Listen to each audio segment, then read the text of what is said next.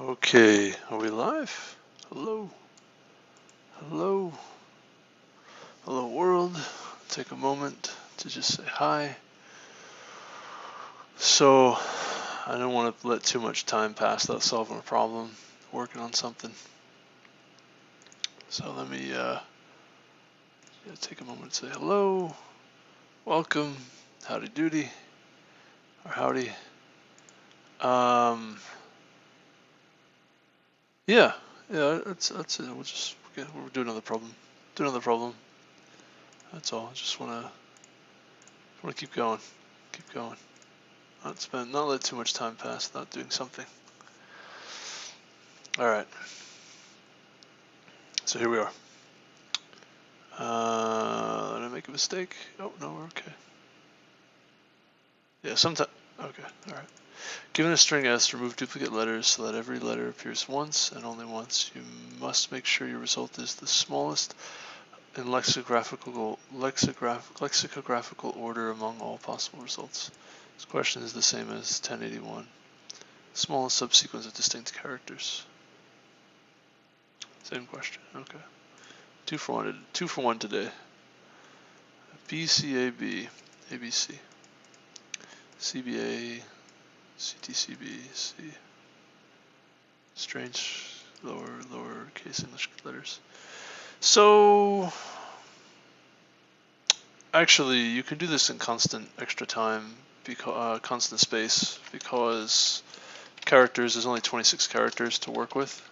So technically, this is constant space. So this is kind of a very easy question. Yeah.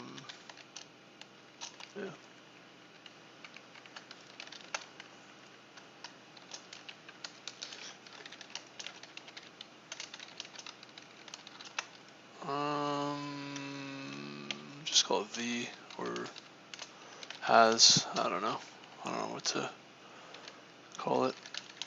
It's not size. It's what do you call that?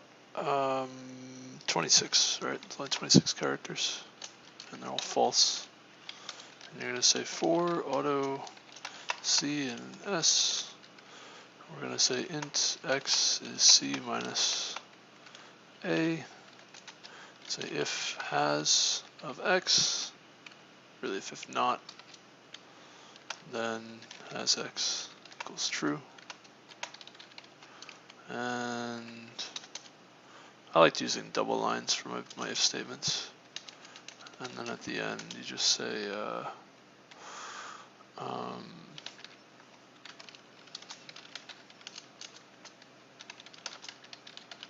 use a string stream at the end here.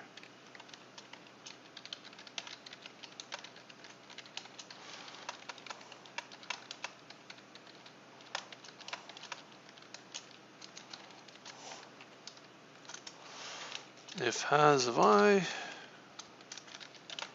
string stream I, it's going to be a character of I plus A,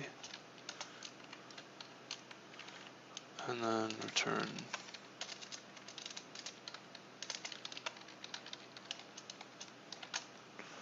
something like this. Yeah. And this is non-empty. Let's try a couple test cases. I think we could just submit this one. We'll be on our way.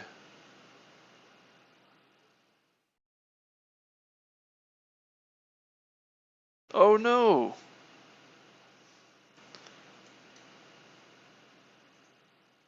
Wait.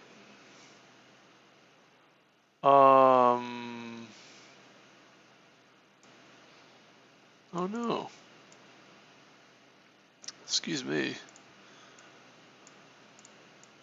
Oh, okay. Never mind. Oh, I see. Alright. Interesting. Okay. It works a little differently then. I see.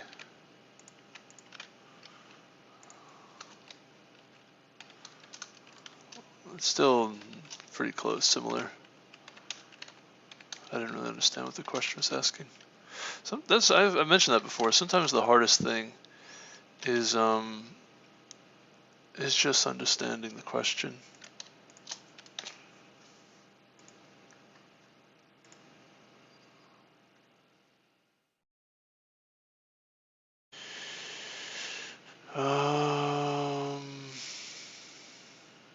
Oh no. Oh, excuse me. Oh, this is a little bit harder than I thought, huh? Uh-oh.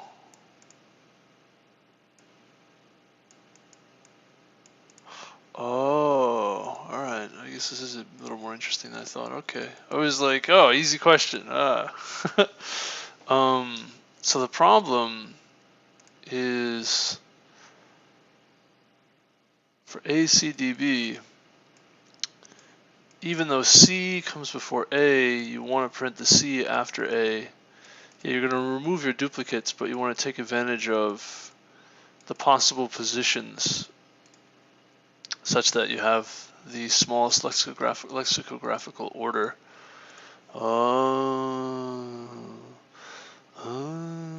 Interesting. So even though you have one, alright. So really, yeah, you have a lot of different choices to pick from, and you want to order them. Now that's interesting. I still think there's a way to do this in constant time and constant space. Well, since the frequency map can be built with constant space, I'm fairly certain that this can be done with constant space. But linear time, that could be tricky, huh?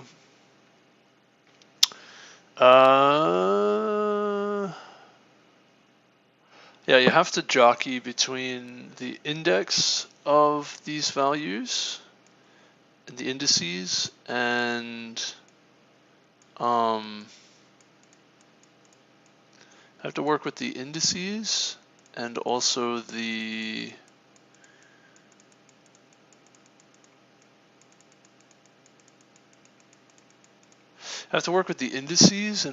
with the values themselves. So like even though you see C before you see B and A, you see C after A, and so you actually want to use A first. But you don't see, and you don't see, you see B before C, but you see D before C and B. So you'd want to have, D has to come before B. Well, that's very interesting. So you kind of have to sort things too a little bit. Sort based off of index and value, right? You have a kind of a double sort going on here. You have to sort by, so really you have to consider each of these individually as a pair of numbers. Oh, this is a really interesting question. Pair of numbers of a character and an index. And you don't want to use the character more than once.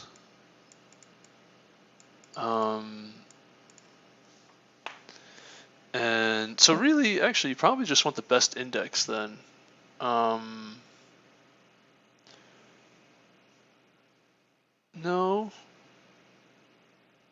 not necessarily.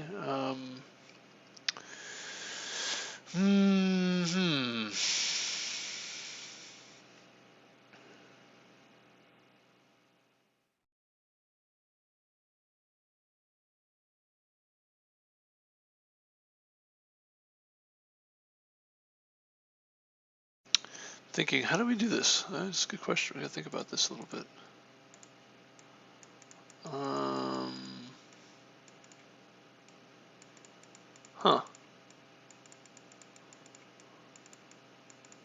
Well, can we do this naively? Let's start with that. Let's start with, like, not the best approach that solves the problem, and then to see if we can think up an approach that's better.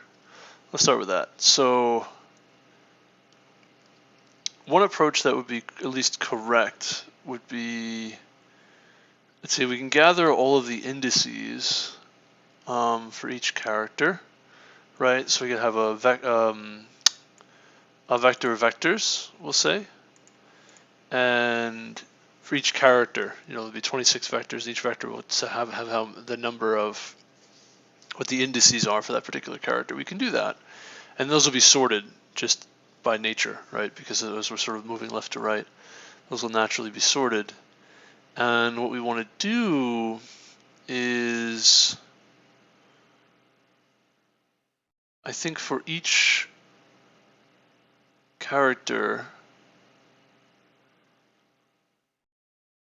we want to pick probably the smallest index that we can from top to bottom, right? So, but also bounded by, so from A, for the characters for A, we would pick, this is the smallest A, so everything to the right of that is usable. We need to include every character, so we must, from the first character we see, pick, so necessarily you're going to want to pick the smallest index, that way you can maximize. So we want to be with a greedy algorithm then, to use that data from there. I think that's correct, right? Because it has to be correct, because you have to use every character, and the first character will always be lexicographically. Now, well, there's a problem with that, isn't there? Where you need to use every character.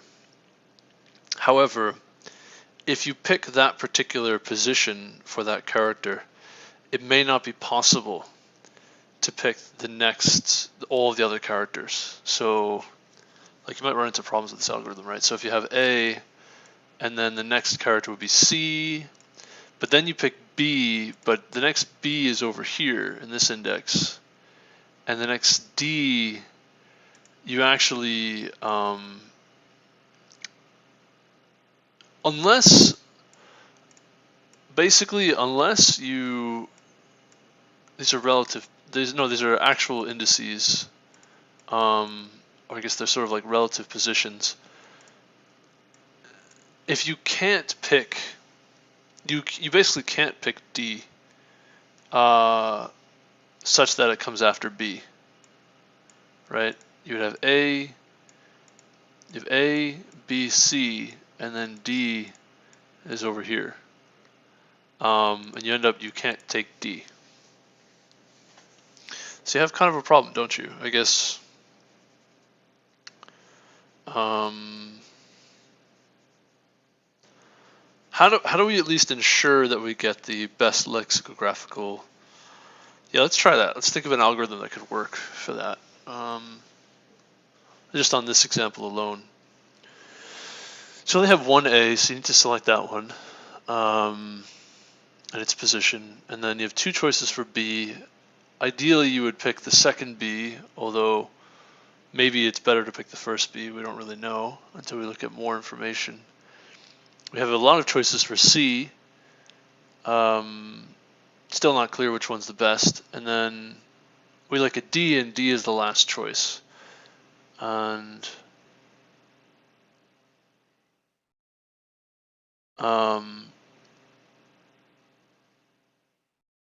we need.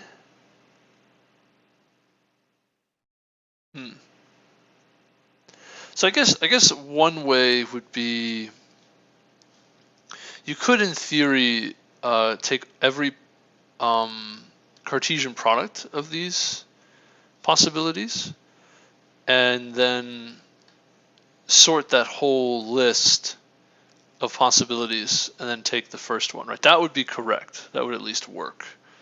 Kind of just randomly select these indices, and obviously they would be relative values. You basically would, what do they call that? You would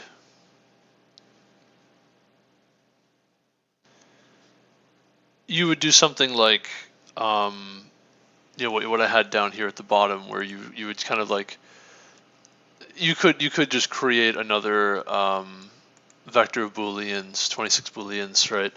And then in each case, build the string out of whatever index, set that index to true or false, or they're all false, and then just set it to true, and then just build the string at the end using the 26 characters.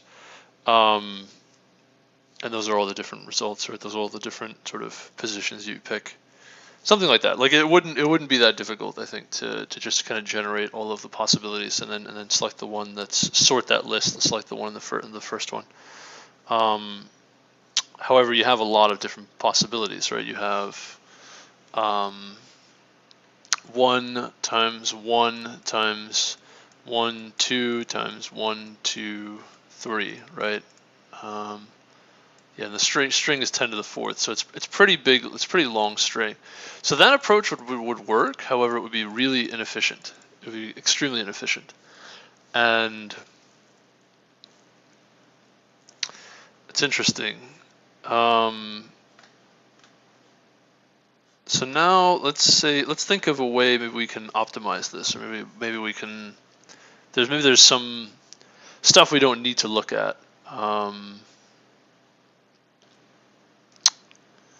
Well, it's kind of like doing that approach is kind of like a tree, right? You have like all the different, or like a forest, I guess, all the different possibilities for A, and then each of those, and each of those possibilities have branches to every possibility for B, and they're all different. They're all different from each other. The indices, so they're all mutually exclusive. So you're not like stepping on toe. You're not like eliminating branches depending on what you pick.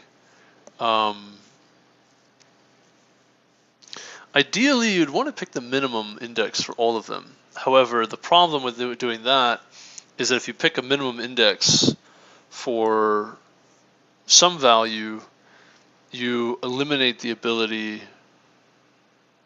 It may not actually be the best lexicographically, because one of these values might be smaller than something that came before it, something like that. Like in other words, A and C, you could have A follow C or C follow A. Well, it's always better to have A follow C if you can. So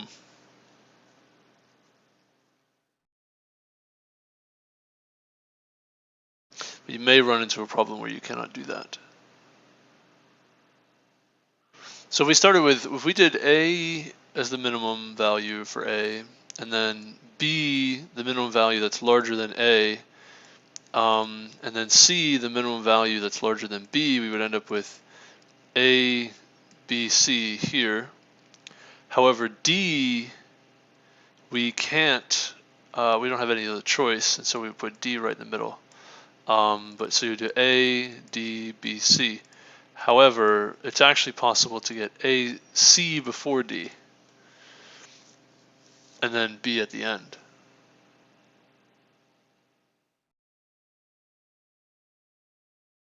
So that's really interesting.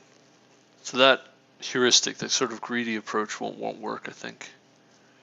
How do we... I want to do a kind of bucket sort, I guess, but it's a little challenging because the sorting is really on all the different permutations, and so bucket sorting all these different permutations is challenging.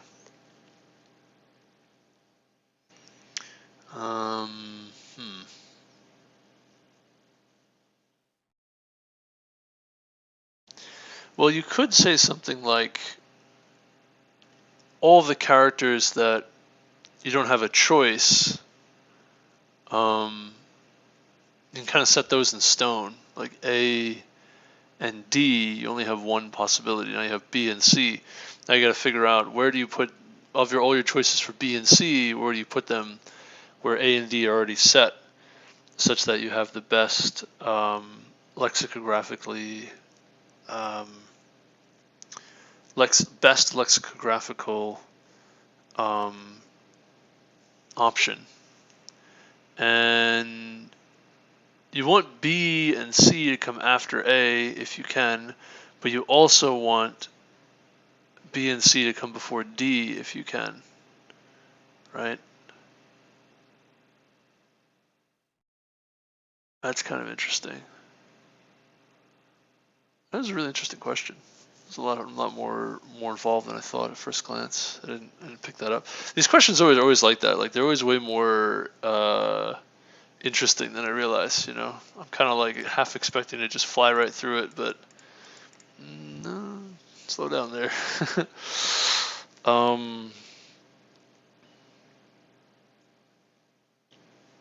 want to use some kind of dynamic programming approach to this, something.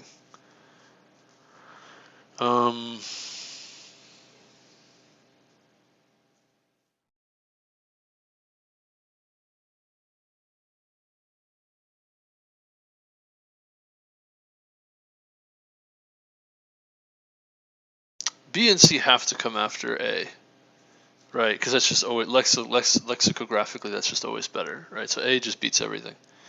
However,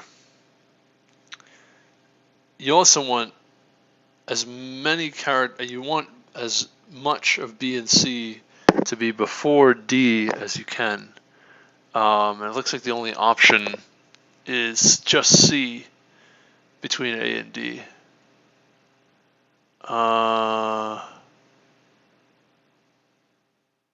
Yeah.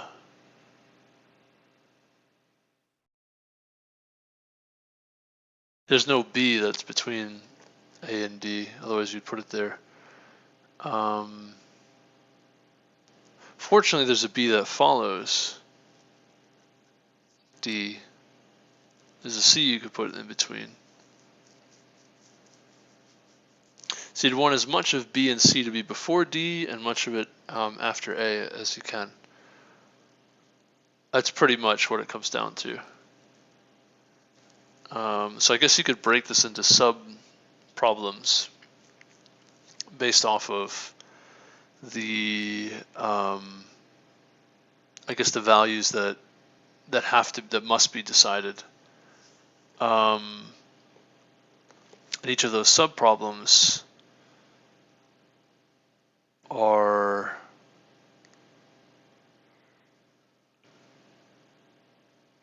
I guess you want as much of the character set in sort of a greedy approach in between those two characters as you can. That's for the characters that are, you know, there's only one of each, right?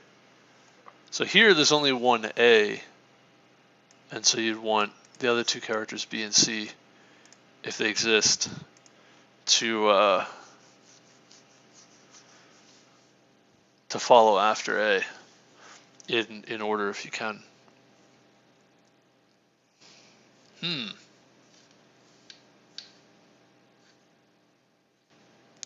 You want to do a kind of a greedy approach if you can.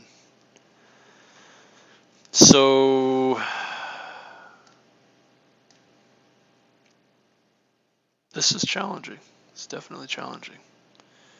You could start by breaking up the problem into based off of characters that only have, in order, that only have one character present. And then you have these sub-problems of the character sets where you want to try to fit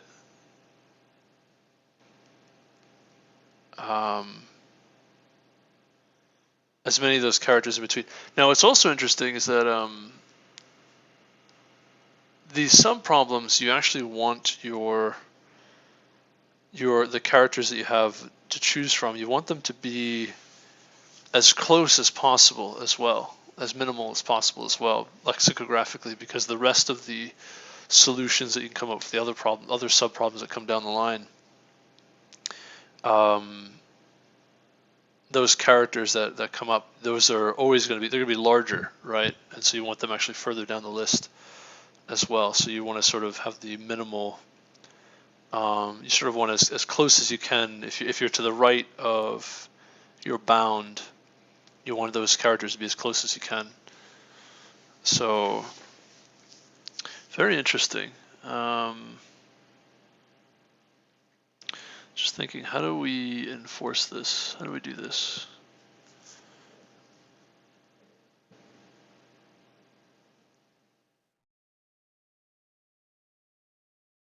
Yeah, the characters that are above, as much as you can, you want them to be sort of sorted and above.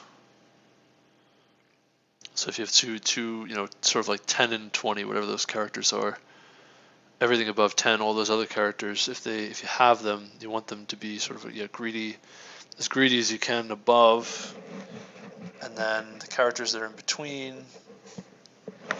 as greedy as you can in sorted order in between, and then from below, as greedy as you can in sorted order, the ones that are below.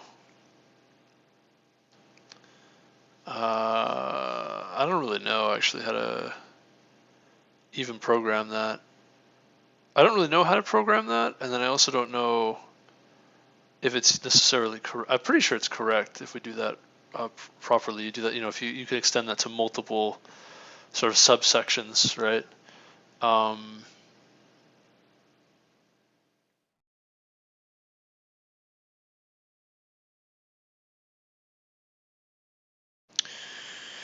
me think. There's different cases though, aren't there? Aren't there? You really only want to consider for each section. You only want to consider the characters that would otherwise fit in that section. So, so for instance, we have like A was our sort of initial. That breaks into two sections: the things that come before A and the things that come after A. Nothing comes before A, so we don't bother with that. We're done. The things that come after A would be everything else in the list, and so you just want to be as greedy as possible from there on out.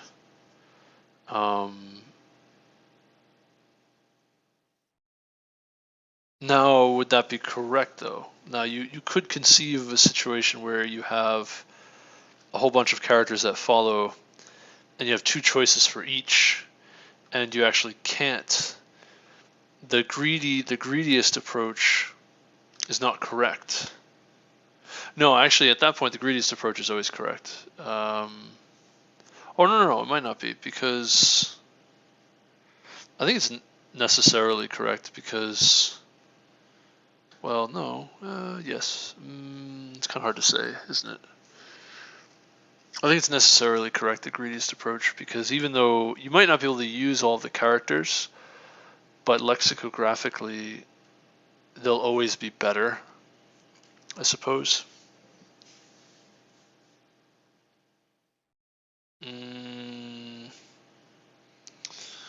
No, no.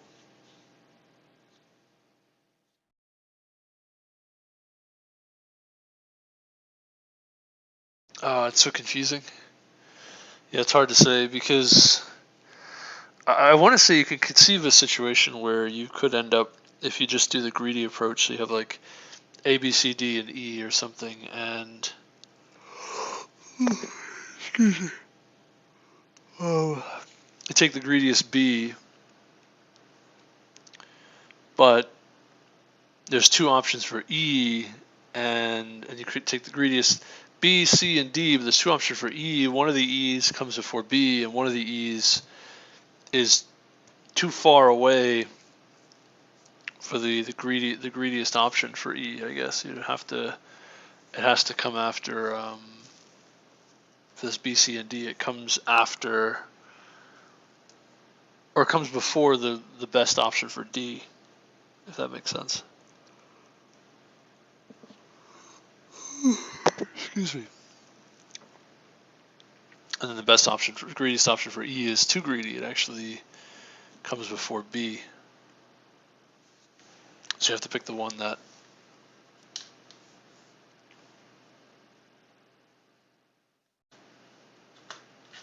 it's furthest away, but it's also before the second D. Well, I guess you get to a point where you can't pick either of the E's because they both come before. I guess D.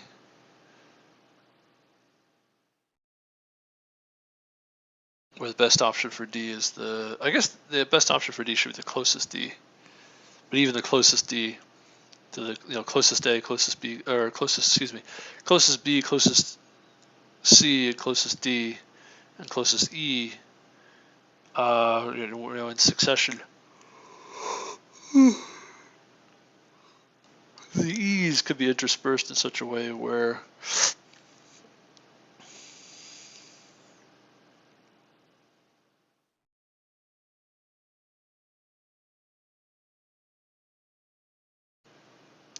they're both to the left of the closest D.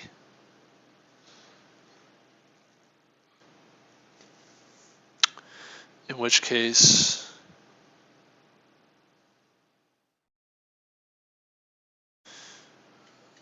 you have a question, right? Depending on where D is, the other D is.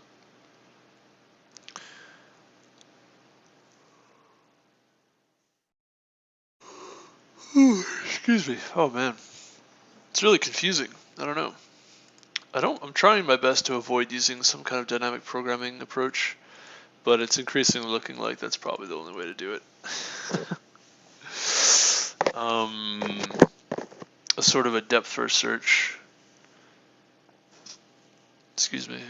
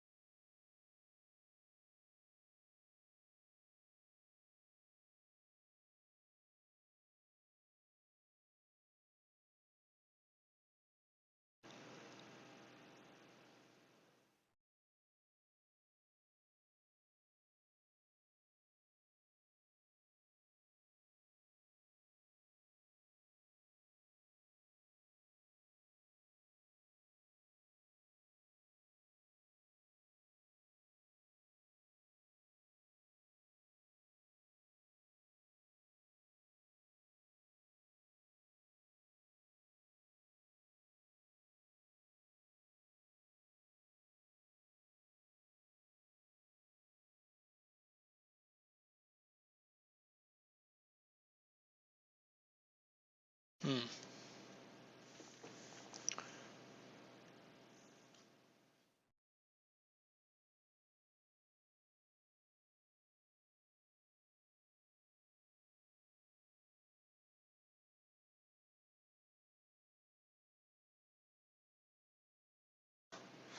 I'm wondering if I can create like a hash function or something to sort, I guess on the fly. I don't know.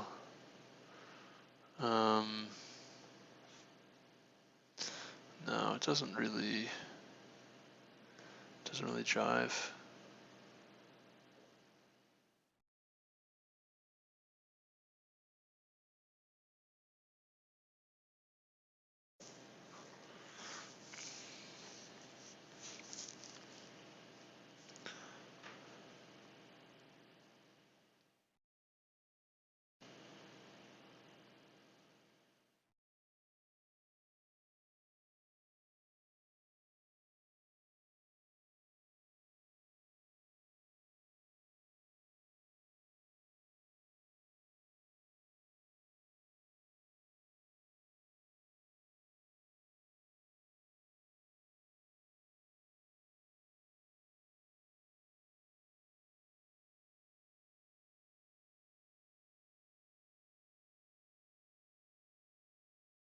I mean, kind of. You can like,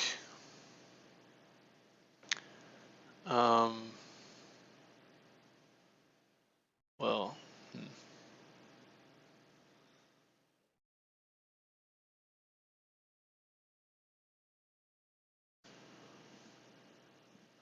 this is really interesting question.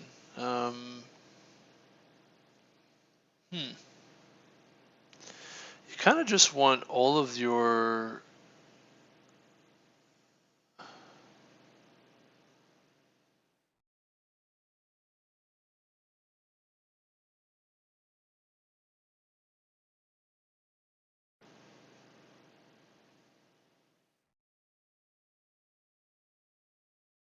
Huh.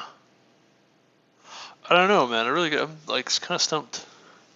Gotta really think about it. like it seems way too inefficient to just kind of go through all of the possibilities.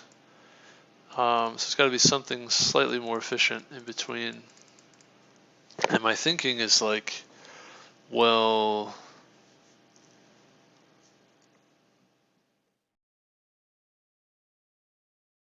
you can kind of score each index and each value. I wanted to say something like, 10 raised to the character position, so 10 raised to the 0, 10 raised to the 26, and the positioning matters a lot, right? So A has, so I guess if we're scoring it that way, we want the smallest number, we'll say, and A has the largest value, right? Or A, we want A closest to the front on the left side. We could say the other way around. We want to say we want to maximize our score. So A has the most weight, and then each character down from there has less weight. And so you want it to be as far to the left as possible. Right, so A would have 10 to the 26th weight, and then or it has weight 26. It's actually 2 digits, right? It'd be like 100 times raised to some power times 26. So that'd be like 100 times 26. I want it to be the most power, right? So it's like 100 raised to the whatever the. There's only 26 characters, so it's like 100 raised to 26 times 26. That's sort of where you would want A to be. And it's really, I guess, N would be the most significant. It's like the size of the number of characters total in the string would be sort of the largest significant value that we multiply it by. We put it in that position. So you want A to be as far over as you can. I guess the thing that's kind of tricky and or confusing about this is that there are like relative positions involved. There's sort of like absolute positions and relative positions. Something like that makes it kind of tricky to think about. There's like some hashing that you have to do a little bit, I guess. Excuse me.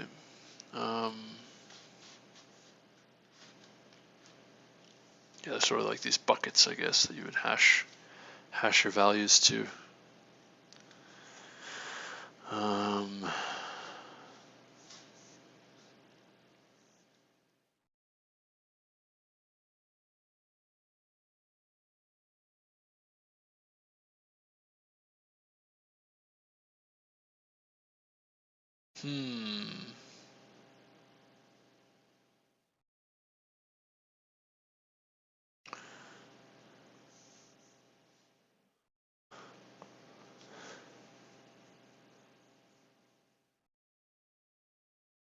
Yeah, really interesting question. Really interesting question.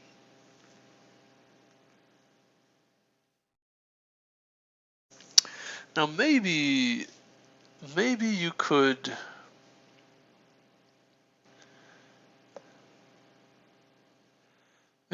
remove duplicates from left to right, and each time you do that you get a new string, and if you sort that string appropriately, or you select the lexicographically smallest string each time, greedy algorithm that way. So in other words, you have a greedy algorithm that's deletes one character at a time from the string, and sort of you have a bunch of choices for each character. Excuse me. That should give you a much better runtime. Something like that, maybe.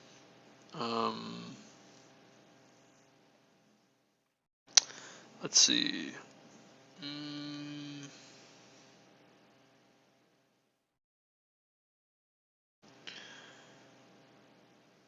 Yeah, huh. Well, the problem with that is,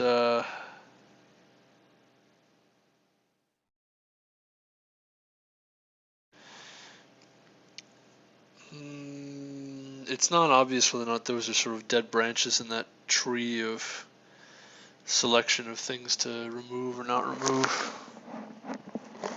That's sort of like a deconstructive kind of approach rather than a constructive approach, or constructing the possible strings that we would want and taking and then sorting at the end, or sort of deconstructing as we go and kind of keep resorting as we go. That's sort of the one other way to do it, maybe going the other direction.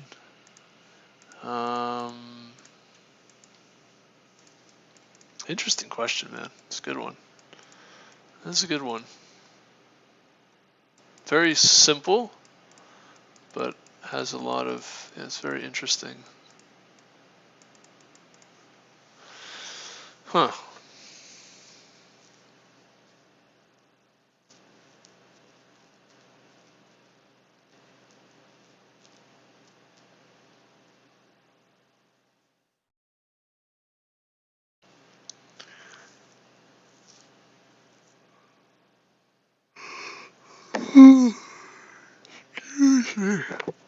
Excuse me.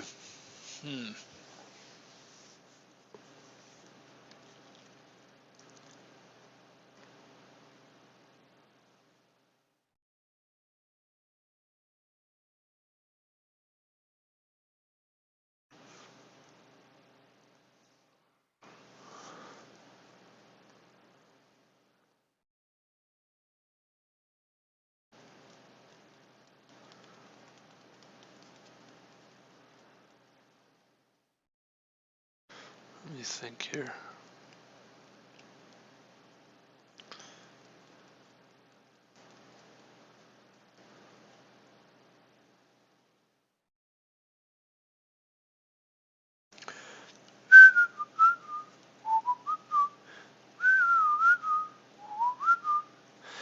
Millions of peaches, peaches for me.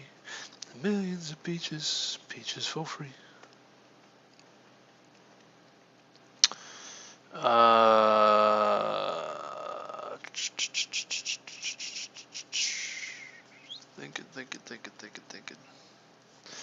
Thinking. Okay, can we remove a duplicated character? Which one would we pick if we did that? Let's see. Well, we probably want to remove the least significant characters. So D, we only see one of D. We see 1, 2, 3, 4 options for C.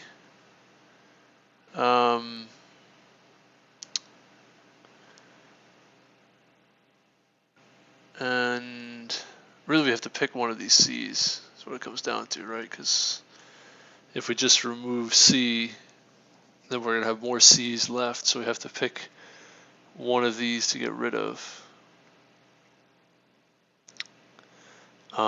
If we get rid of the first C, that's definitely an improvement.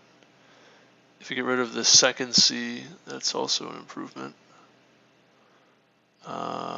Well, yeah, we have to select one of these. Probably would end up picking the C all the way at the end, right? So D and then C at the end.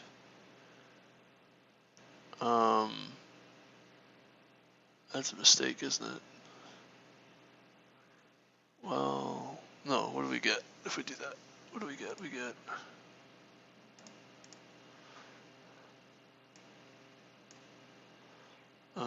C, B, A, C, D, C, B, C. Alright.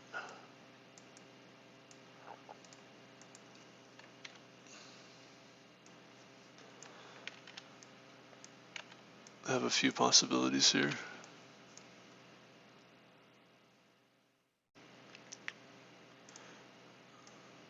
No, wrong.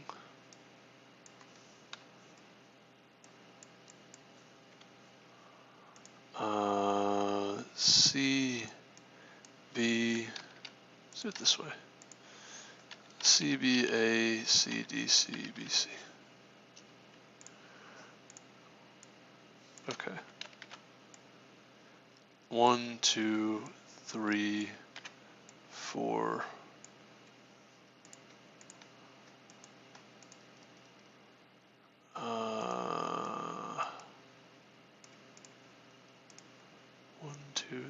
One, two, three, 4 of these possibilities. Or we'll do one more. We'll do one more.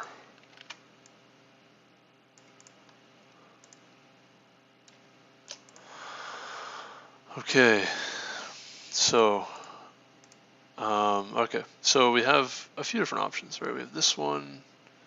We have this one. Oh, no, I'm sorry. It's the other way around. We eliminate everything else, right? So we select the one all the way on the right. Select the one between.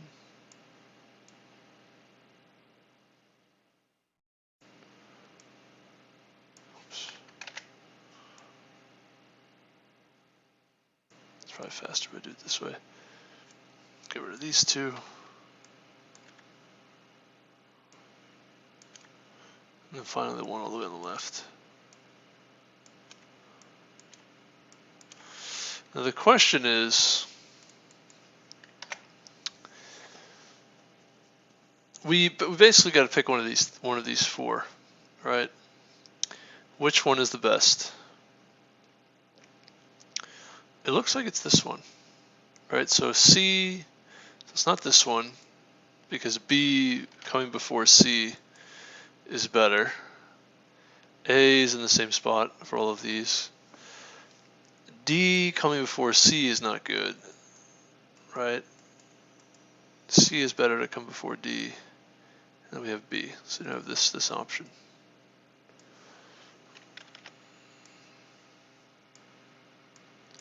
Just thinking if we were to do a kind of a greedy algorithm.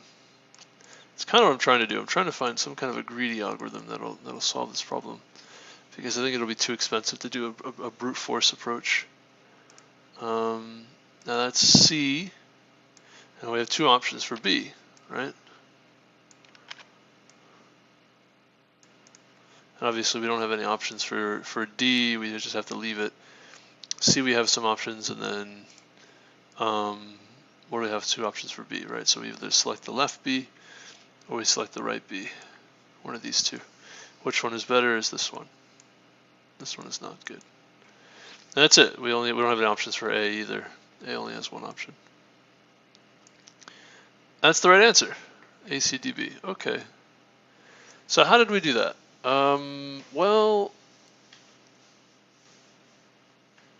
we could say we eliminated C 1 character at a time. Could do it that way too. Which character do we select first?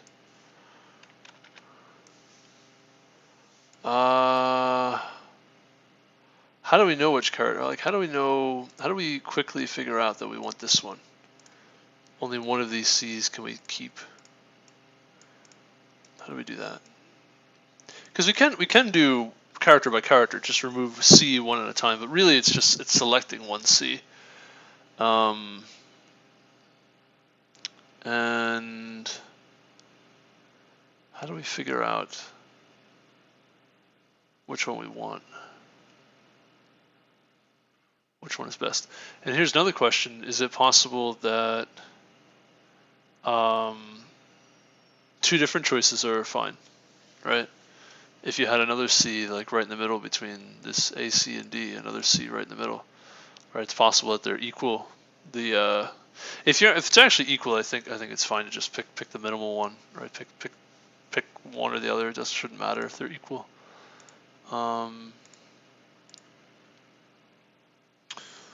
CBACDC. So really, you would say removing that value or not, what that does to the string lexicographically.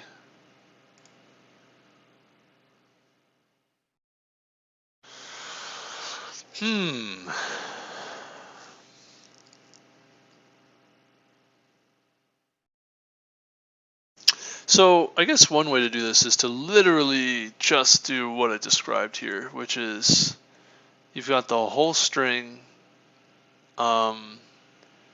you delete these characters from the string, rebuild the string, and then compare lexicographically where each of these strings, right? So that would take quite a bit of, that would be pretty expensive, right? Because that would be 4 times O of n. Now, I guess what's interesting about this is technically this could be quadratic time, because you could have one character that shows up O of n over 2 times, roughly n over 2 times, and then you have O of n times O of n over 2, which is roughly O of n squared. So you could have asymptotically quadratic time if you were to do it this way, which you don't want that, right? You want better than quadratic. Quadratic's pretty expensive. Quadratic can be done, but it's too expensive for 10 to the 4th. That'll time out here. I want to do this in constant time, basically. I want to make this linear time. You just do for each character, you remove one at a time.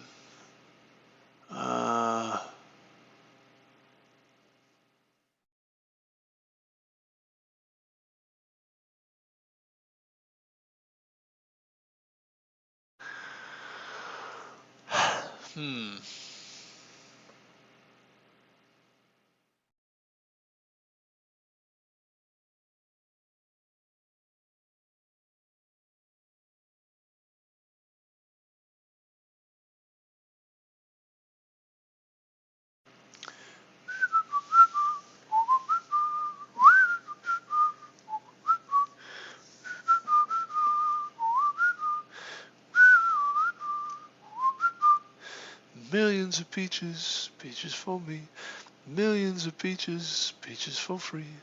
Bum, bum, bum, bum, bum, bum, bum, bum, bum. All right, so we maybe have a correct quadratic time algorithm. Possibly haven't really proved that it's correct either, but it just seems to be like it's probably correct. How can we do it more efficiently, though? I think there's got to be a way.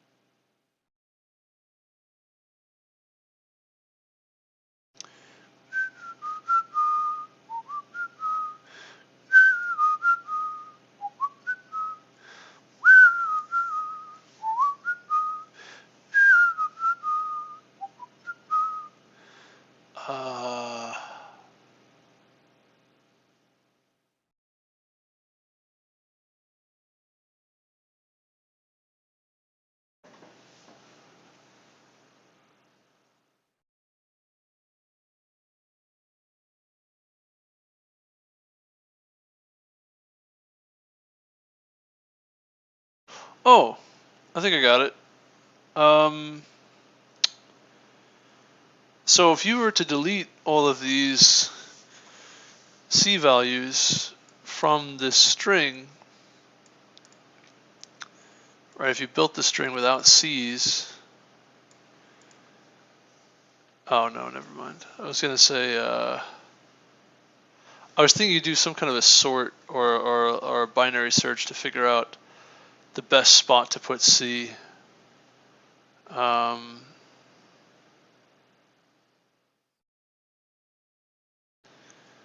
That's really what it is. You're trying to find the best place to put C.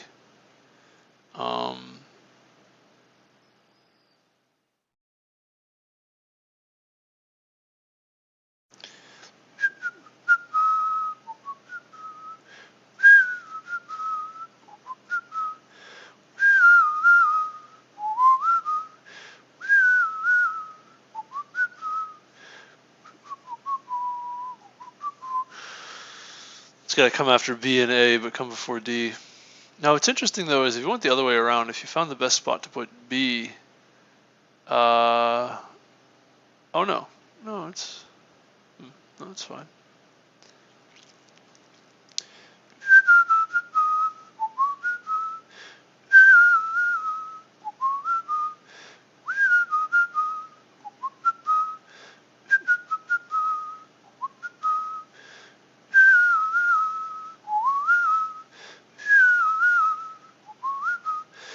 Actually, this is still kind of a greedy algorithm, I think. You could say, so you have these different indices for A. So A is only one spot to put A. So you put it there. And you say, okay, what's the best spot to put B given these two options? That would be B is here, right after A. What's the best spot to put C given these options? Well, you want it to come after A and after B. So you put C here. And you say, what's the best spot to put D? There's only one option. So you put D. I think it just kind of happens to be that. I think it's just by chance that this works out. I think this is the right answer because we could have gotten ADBC, which would have been wrong, right?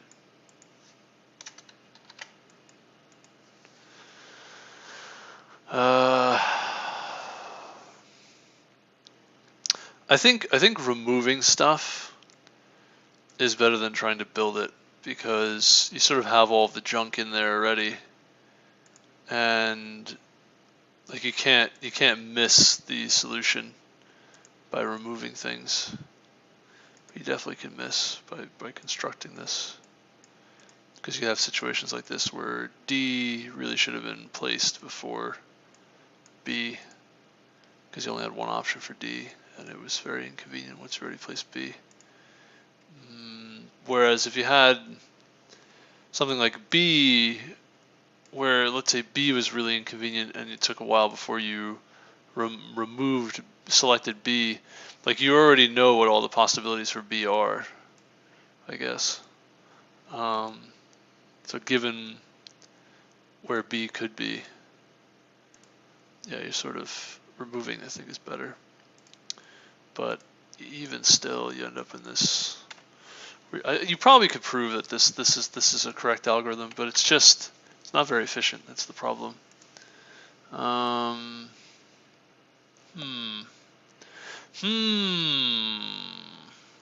What's an efficient way? Could there be an efficient way to do this?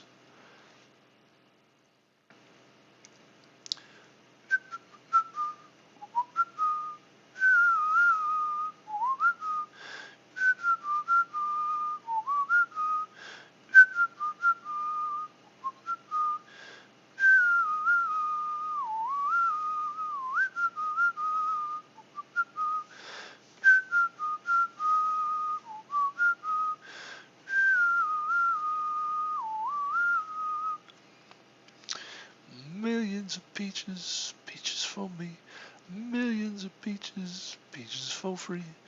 Bum, bum, bum, bum, bum, bum, bum, bum. Bum, bum, bum, bum, bum, bum, bum, bum, bum.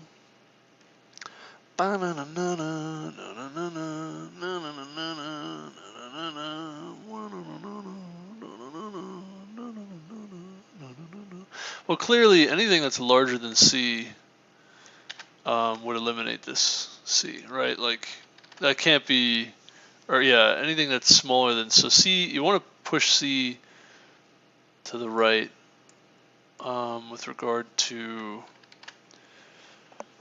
if there's anything in front of, if there's anything to the right of C that's smaller or that has higher value, higher priority, then you want to push C as far past those to the right. Something like that. I'm trying to think if there's like some way we can do this efficiently. And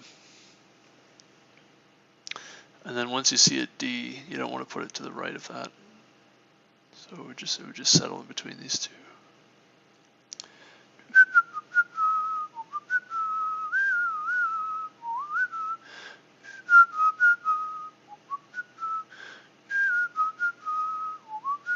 Again, it would take linear time because we're checking C at every position against every character here. How do we do this? How do we do this? How do we do this? But actually, linear time is fine because there's only 26 characters to work with. So it's actually fine if we do linear time. Yeah. Yes.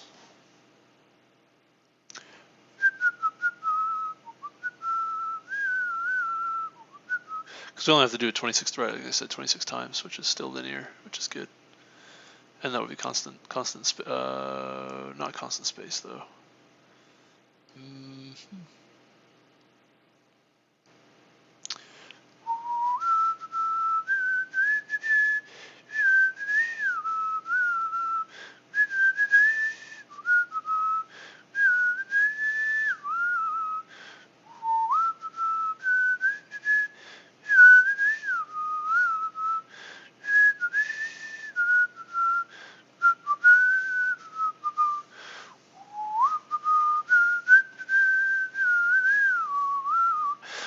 All right, I want to say this. We're going to take for each character, we're going to loop left to right through the string. When you find that character, we're going to go backwards. So we're going to go starting with the largest characters, which is Z. The ones we want to eliminate first from back to front. Starting from Z going up to A, we pick this character. So we loop 26 times to do this.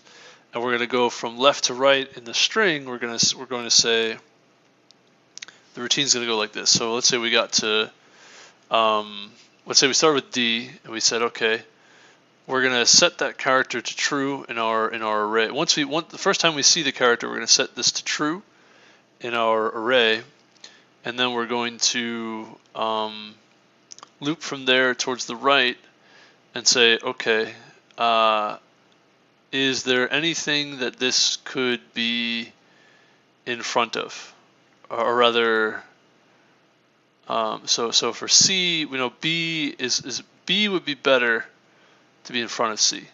So we probably want to delete C and pick up the next C. We have a toggle that we'll set. So we'll set some toggle, and we see C would be better in front of D. So we set this toggle, and then once we see the next value for D, we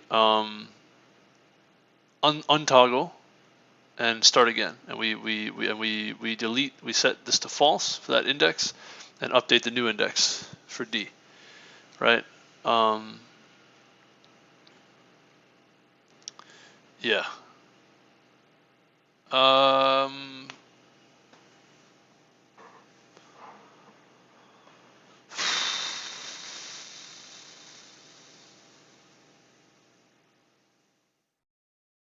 Yeah, actually, I think this would be.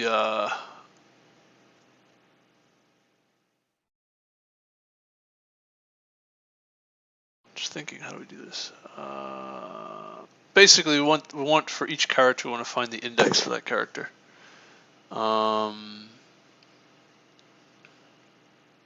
You can do an array of characters. I think that's probably the best way to do it. So at each index, we'll know where that character should be. Then we can build the string at the end.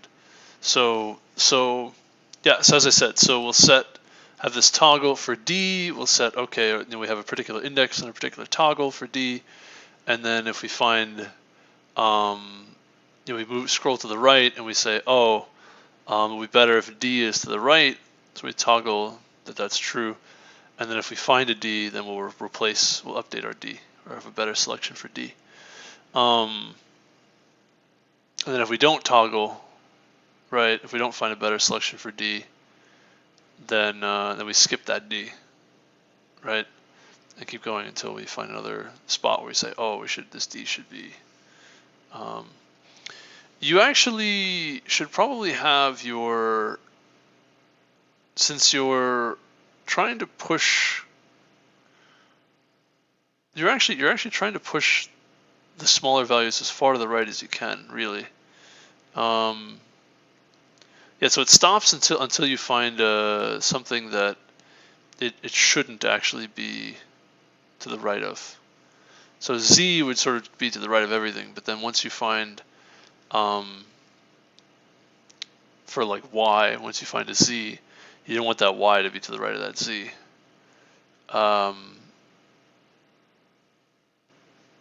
So it would actually stop there, I think. I think it just outright stops at that point. Like you don't want to put C past D, really ever. And you'll already have picked the best spot for D. So you'll know that C, that is got to be the best spot for C. Because you're going right back to front. Right, that's sort of the induction part. I think that's the proof.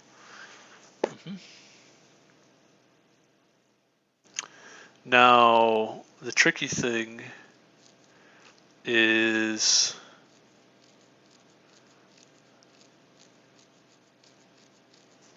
we want to we basically want to skip over spots that we've already kind of made a decision on. So characters that are, yeah, so characters that are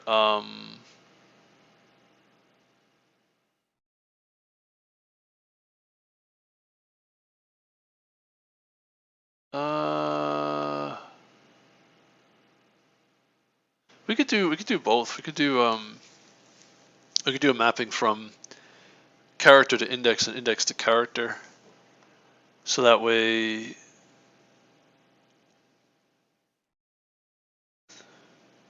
we know whether or not we should skip that particular character as we're deleting things. Like I'm trying to not copy the whole string again as we loop through it. In other words, you could create a whole another string and then delete the characters from that string, something like that, as you go, or rebuild the string as you pick things up. But the whole point is to not do that many operations. So you might like, so for instance, if there's like a Z, we take some random string, you know, Z X W Y Z, or yeah, Y Z X W Z Y X Z. Excuse me, something like this. What you would do is say, okay, we're going to start with Z, and we say, basically Z's got to go furthest to the right. However, because there's nothing to worry about with Z. However, so we let's just say we process Z first. Let's just say we do that. All these Z values are not relevant because Z is just always going to be the furthest to the right. Nothing really should come in front of Z if you can help it. Now you have Y, and you say X, Y, Z, right? So Y, you look at it and you say, okay, I don't even want to consider this Z value for Y. In fact, I haven't even seen a Y yet. So we see this Y value, we set the index for that, we set the toggle, we say, all right, or no, we don't set the toggle, we just say we set the index for Y, and we say, if we see something to the right of Y that we think, actually basically we want to keep pushing Y as far to the right as we can, until we see something that we should not push Y past, right? Which is really just Z at this point. So we would update Y here. We could push it past X, push it past W, belongs past X, belongs past W. We see Y again, we update again our index. We see X, then we see Z, and we say, oh, we shouldn't have Y past Z. And basically it stops there, right?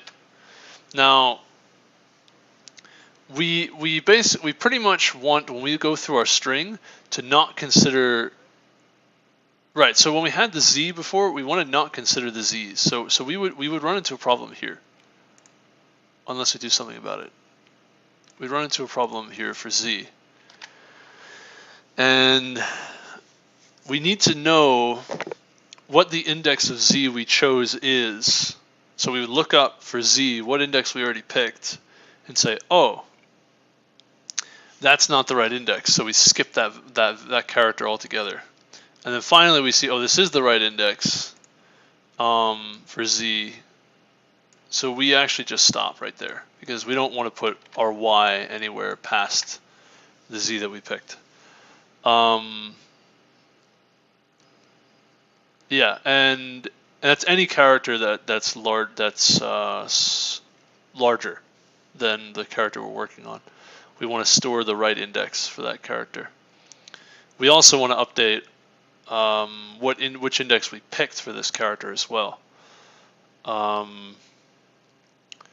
So we'd have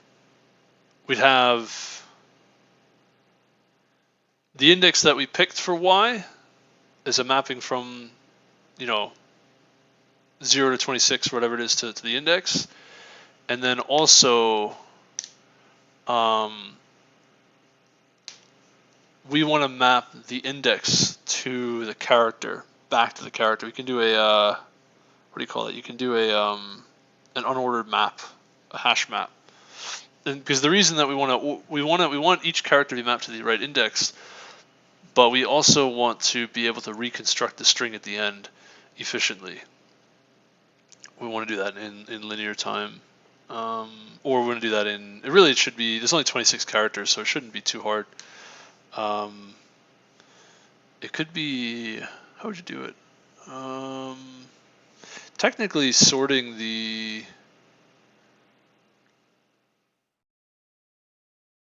characters by their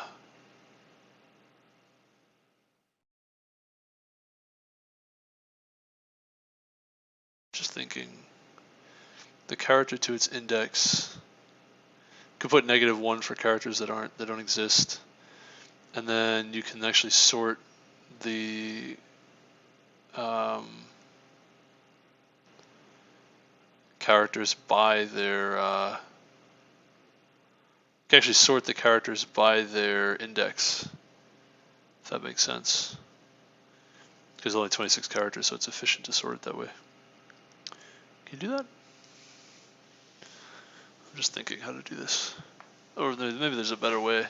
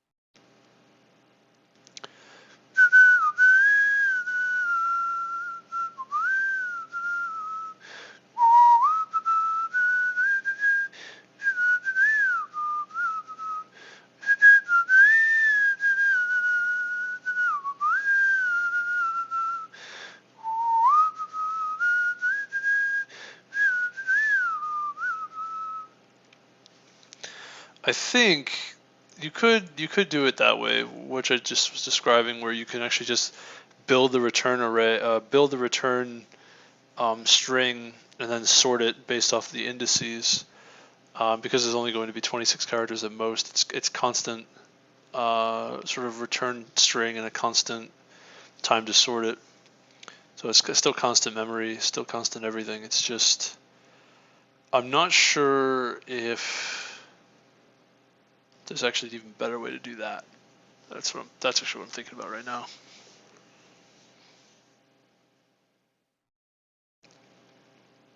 Technically, you could even do like a round robin type of thing, like a kind of like a sort, where you just loop through all of the indices and just take the smallest index each time, the character with the smallest index each time. Just think if there's got to be a better way to do all of that.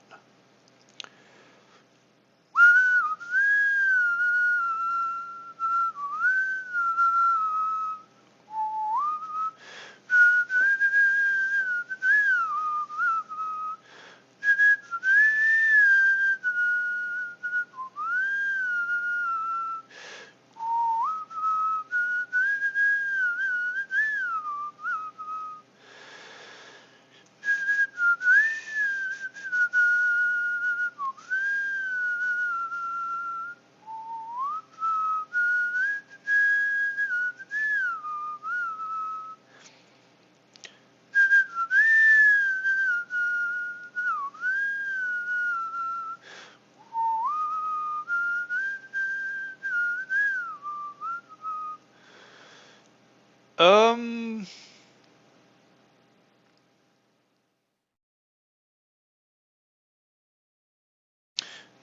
I mean, I guess we'll just build a vector of characters, and then right, if their index is greater than -1, build this vector of characters and then sort it using. Yeah, I think I'll just use custom sort function. We'll try that. We'll give that a shot and see how that goes. But yeah, so the algorithm, so it's pretty neat. Should be linear time altogether. But we should do a. We'll try that. We'll try that as described.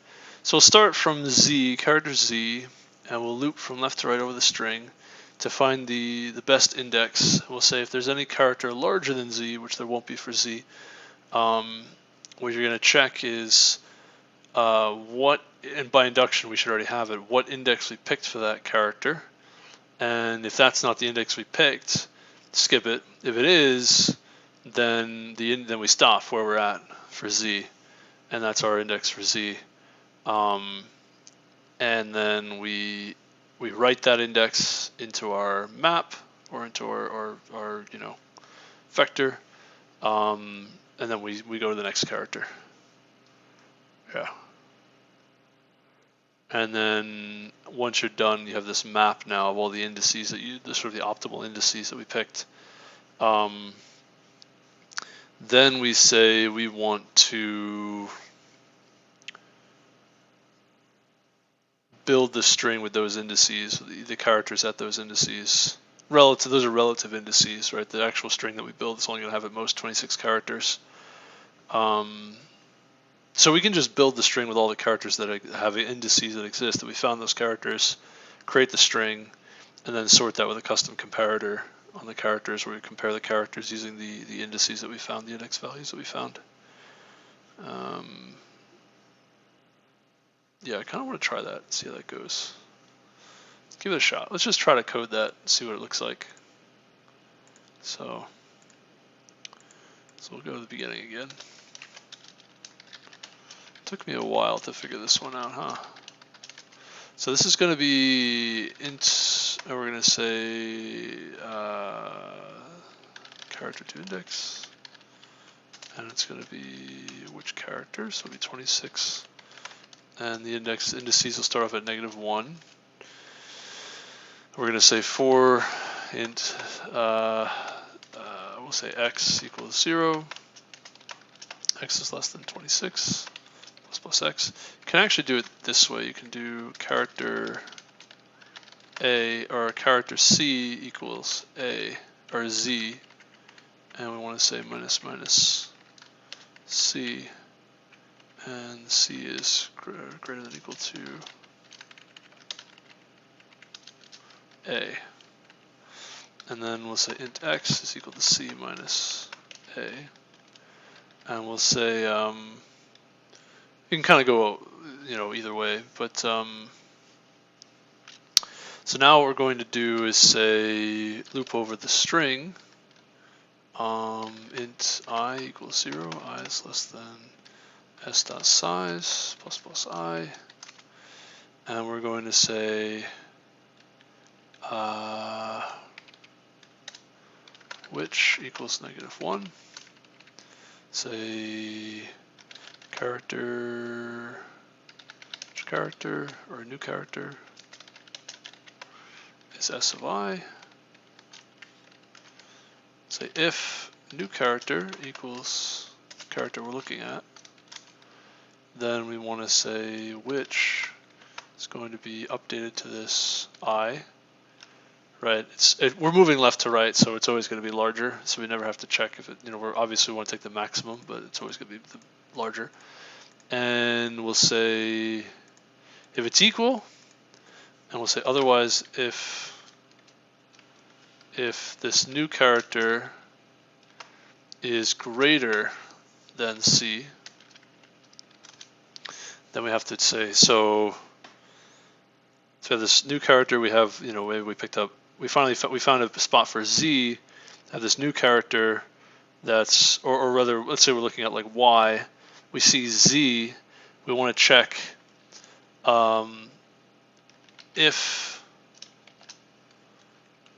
if that's true, now we have to check this character to index of this new character, if that's equal to the index that we're looking at right now, which is I. If that character to index, if that's the index we selected for that character, that means that we're done, right? That means that we actually break this loop here. Otherwise, we keep going.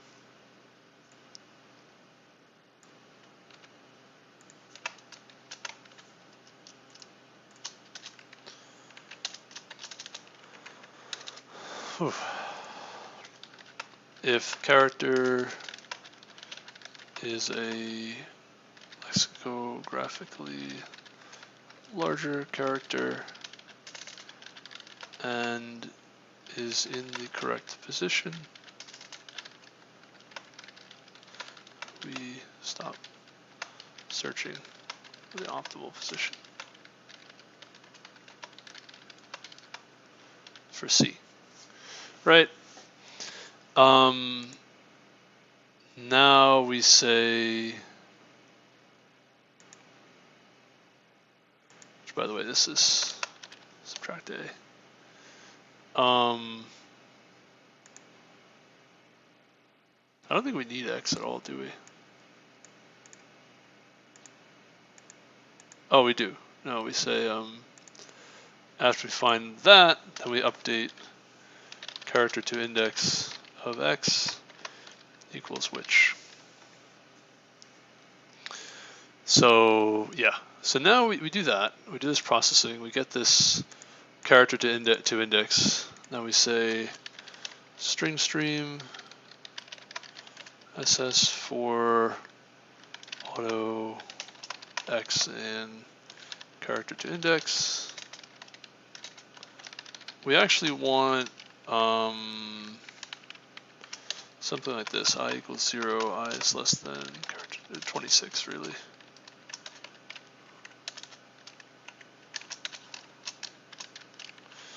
And we're going to say if character to index of I is not equal to -1, then we are going to input in the string stream this character of I plus A, right? We're going to add these characters, and then we're going to do a custom sort on using a custom comparator of const character A to const character B. Return, it's going to be A minus A, B minus A of character to index.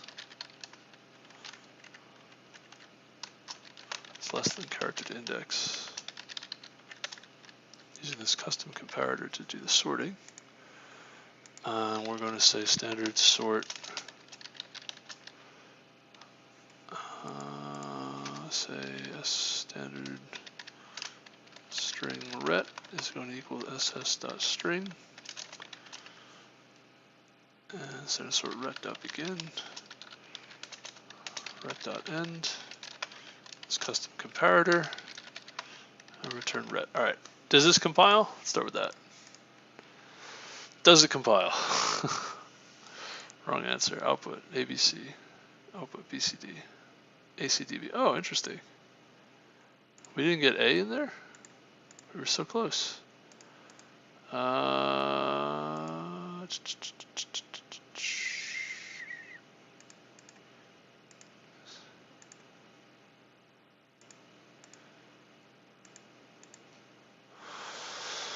What happened? Pretty interesting. What was the result? ABC, that's good. ACDB, we missed, we got BCD, which is interesting. Okay, so we picked D, we picked C,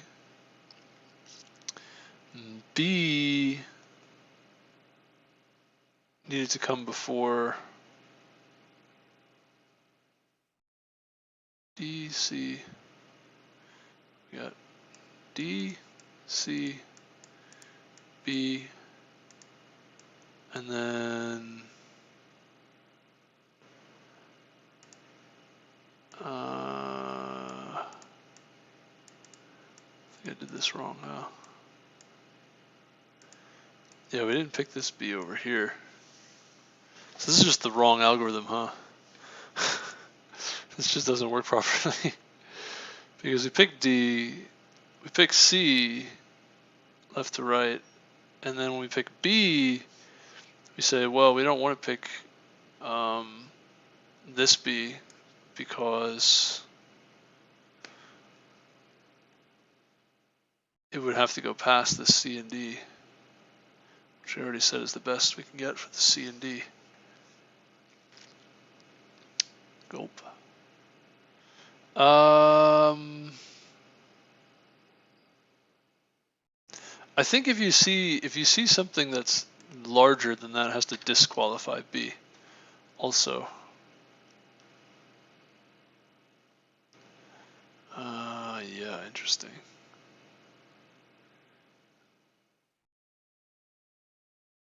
If you see something smaller, you gotta keep going. If you see something larger,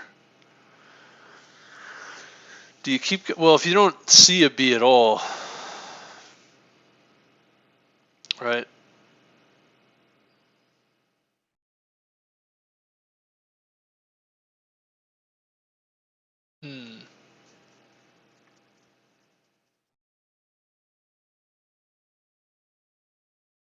Let's do it this way.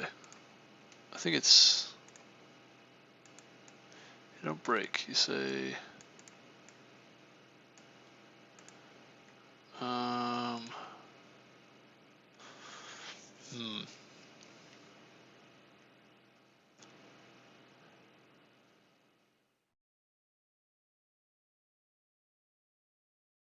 huh. What are the rules, man? What are the rules? Trying to find the right position. It's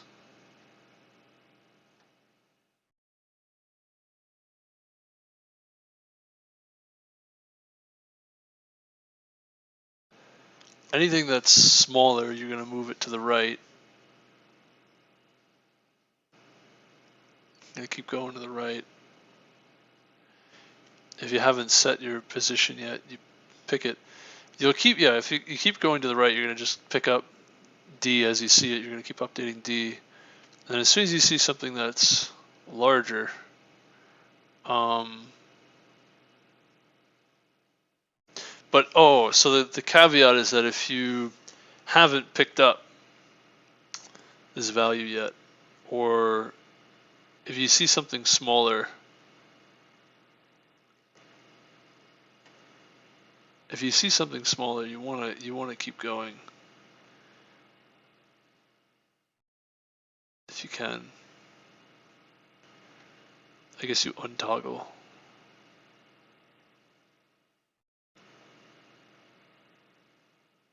I don't know, man. It's hard to tell. Where do you stop? If you see something larger, you don't want to. I don't know, man. This is hard. This is. I don't know. This doesn't make sense. I don't think this works. I don't think this works the way I'd like it to. No, it doesn't. No, definitely not. Excuse me. No.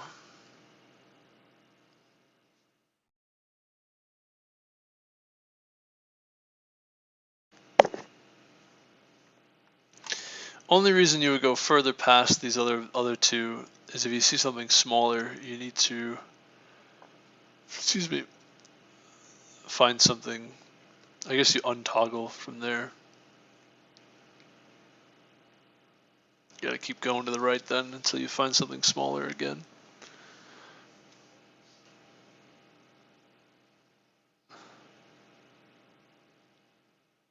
Skip the ones that are not in the right position. The larger ones that are not in the right position you ignore.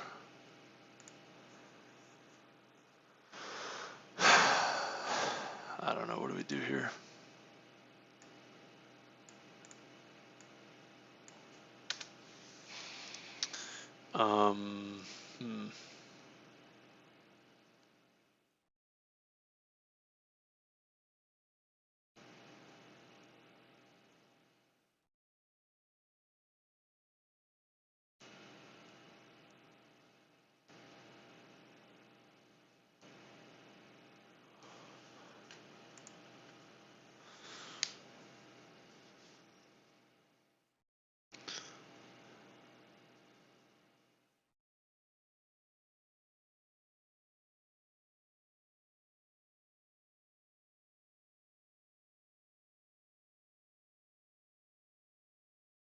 Yeah, basically you say if this new character is less than C, you're going to keep going.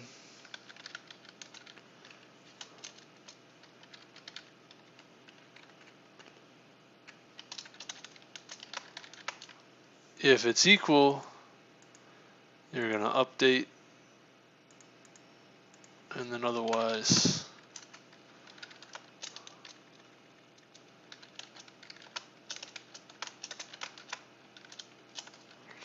it's greater than what you're looking for. Only really have 3 options here.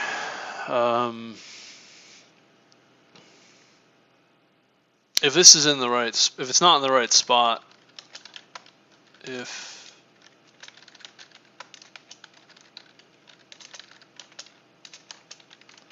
that's not in the right spot, you're going to keep going.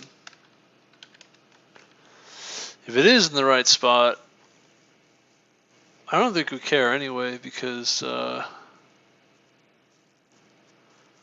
if there's something smaller in front of what we're looking at, then we got to find another one at the end.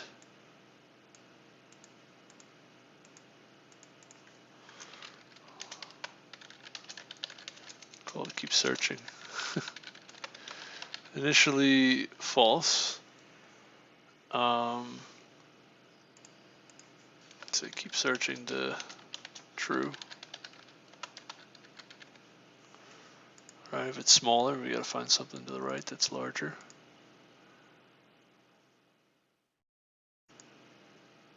If update this.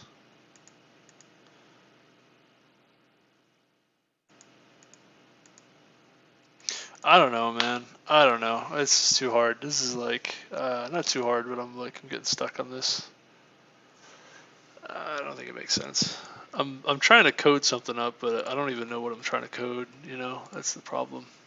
Because really, it's the context, right? It's like it's the best. We're trying to get the best of these choices, but we're trying to finagle that into like a character by character kind of a thing.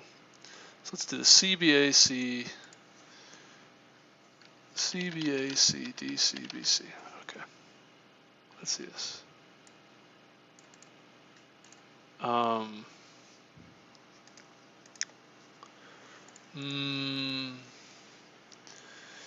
You pick D for somehow. Then you pick C. You don't want C to go past D. Now, the thing that's weird about this is so we pick C, we see B is less than C, so we want to find another C. That's kind of what it is, right? That's kind of what it is.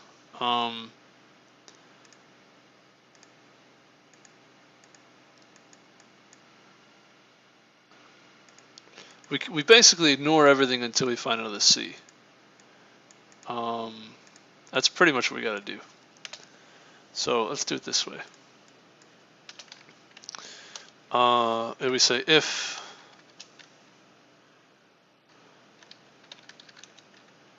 if this new character is equal to C, I think every time we just update this to I.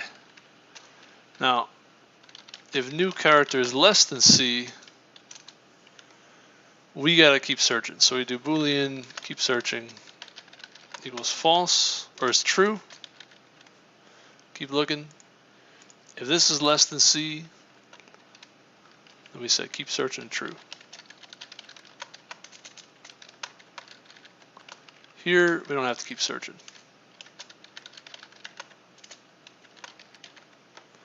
Right? We found a character. Well, we'll keep searching.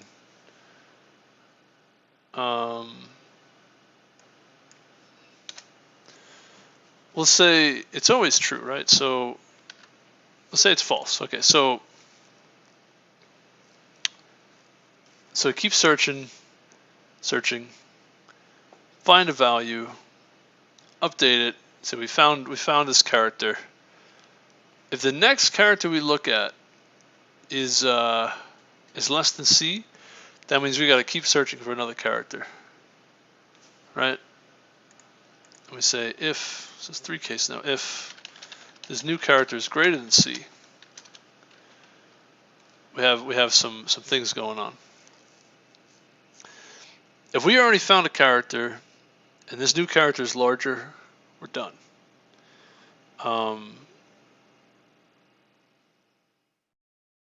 There's a couple things. We also, if this new character is in the right spot,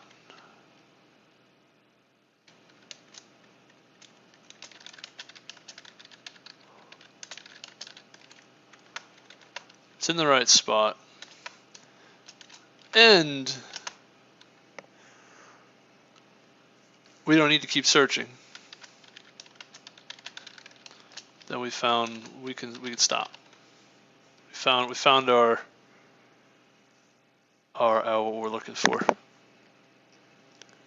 Something like this. I don't know. What does this do? Runtime error. Nice. Perfect. Great. What? How'd that happen? How did we get a runtime error? Huh?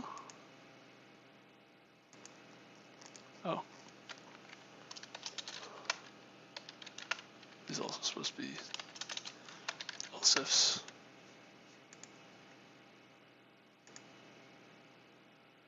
Oh, I know why. I know why we got a runtime error. It's my mistake. Oh, we're correct now. No kidding. Is that it, Matt? Brother. Brother. You gotta be kidding me. Is this right? I don't want to go crazy, but it's quite the algorithm. This is correct.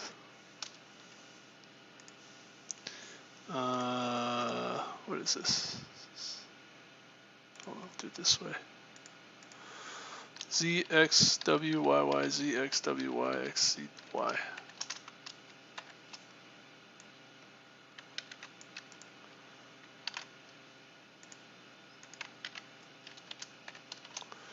What does that look like?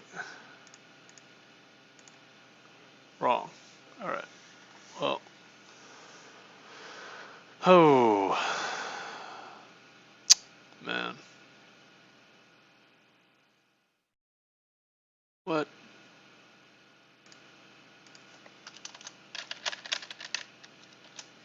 So by the way, you just do a bunch of random characters.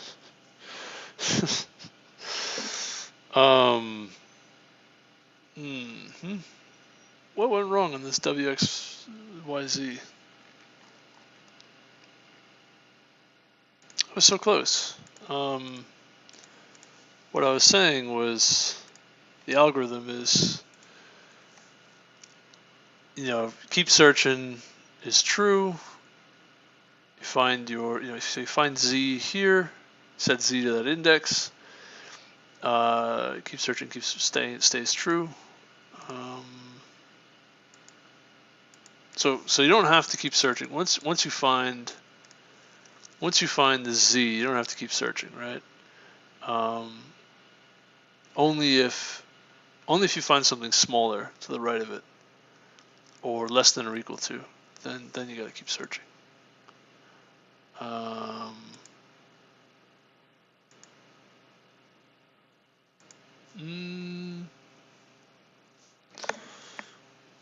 The thing is wrong. I think you're just always searching until, right? Even if it's equal, you don't say keep searching to false.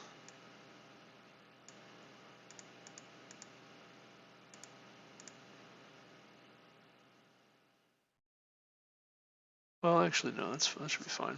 You know, if you say a ZZ, it'll be keep searching false, keep searching false. See X. X is less than Z. Now you gotta keep looking for another Z. So you do, right?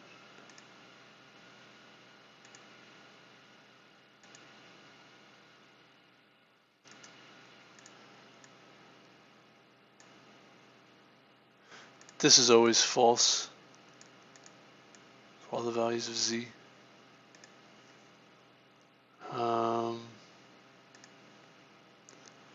So really, we don't really break ever. We just go all the way. We go all the way for Z.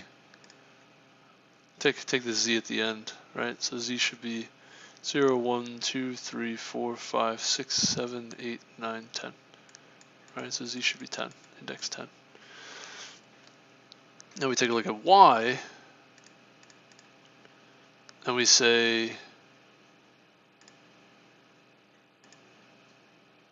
right? C goes to Y. We say Y, 0, 1, 2, 3, right? So Y is here. Keep searching to false, set Y again, update to this, keep searching as false. We say this new character.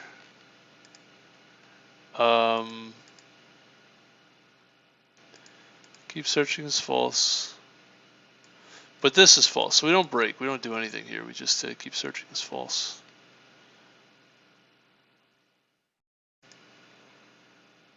Now we see X, and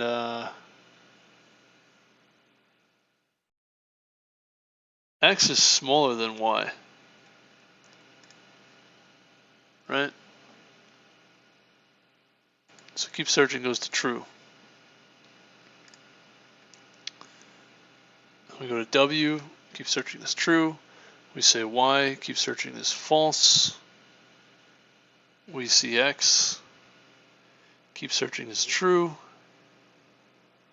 And now we see Z.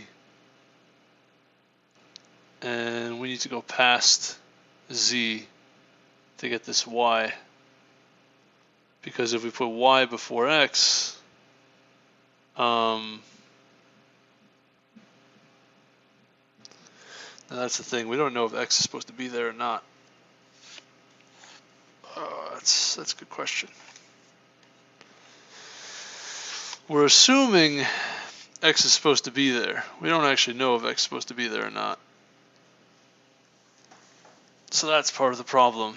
So this algorithm is just wrong, right? Because if we know X is supposed to be there, then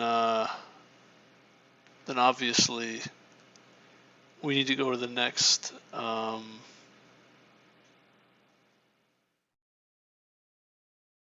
value for Y. But if we don't know that X is supposed to be there, it doesn't matter. So that's wrong. This whole keep searching idea is incorrect. Yeah.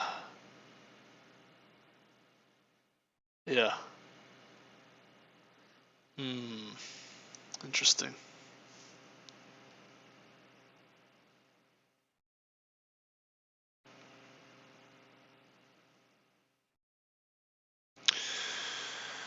Oh no.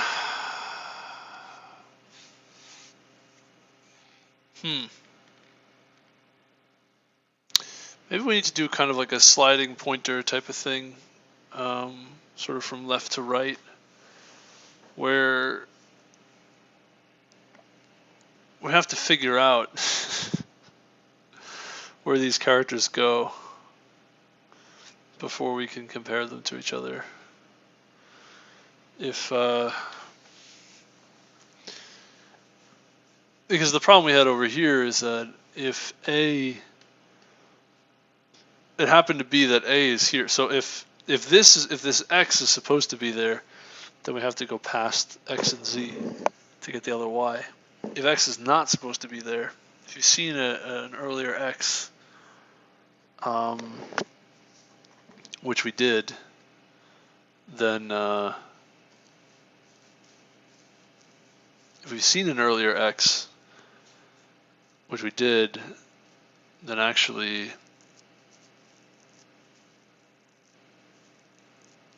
that X should come before this Y.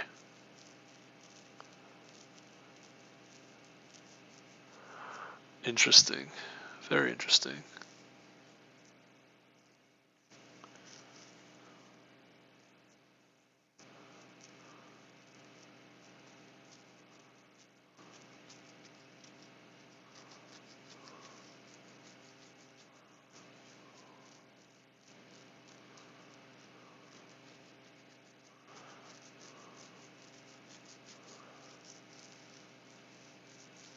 So really, we only care about the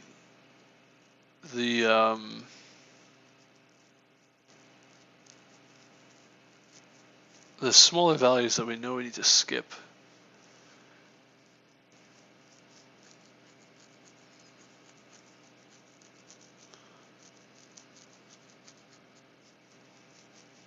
Don't need to skip X. There's an X that comes before Y. Interesting.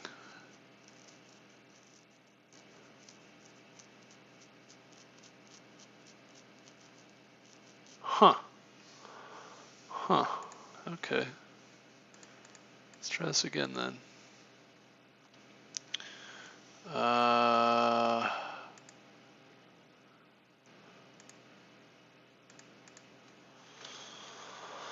Something like this.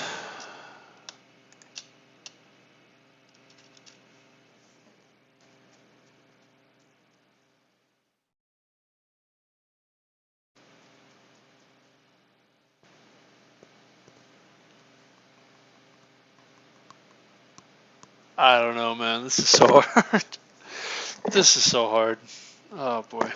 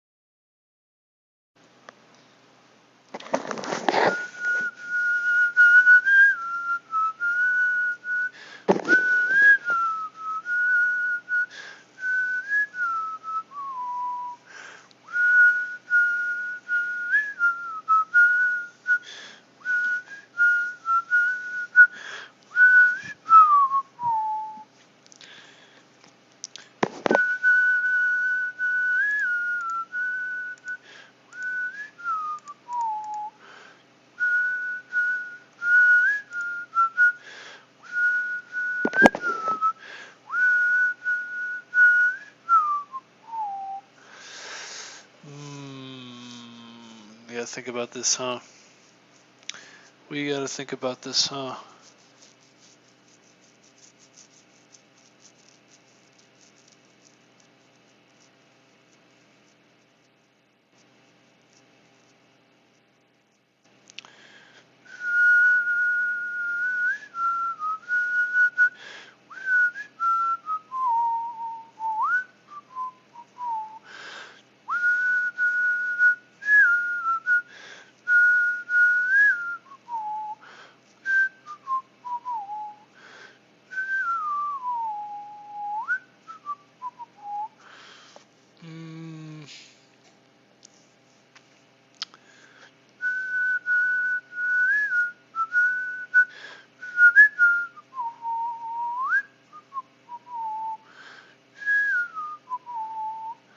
I want to say something like we could do one pass with a frequency map and say,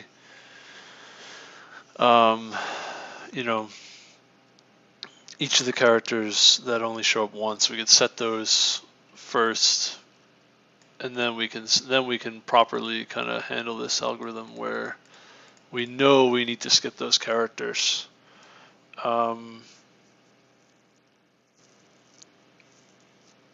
But if we don't know that we need to skip them, we just assume that we don't need to skip them.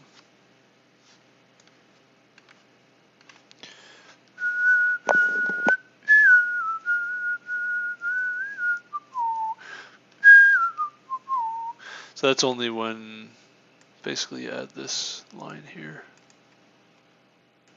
Sort of a skip, I guess. Sort of a skip.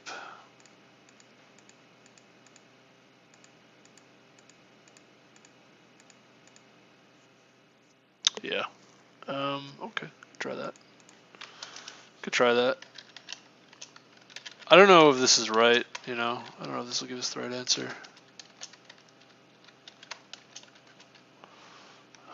Yeah.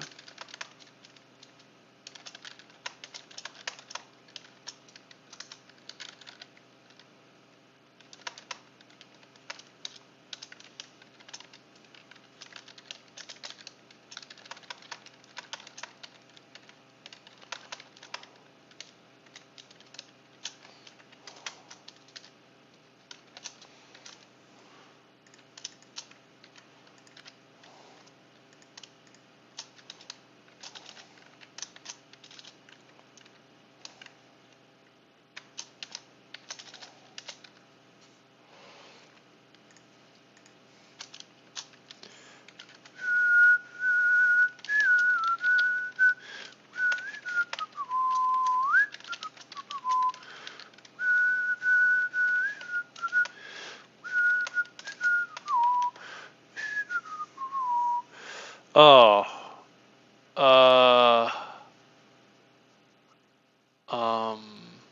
No kidding. Oh no.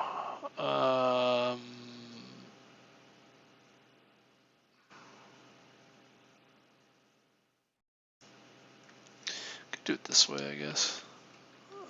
It's super awkward.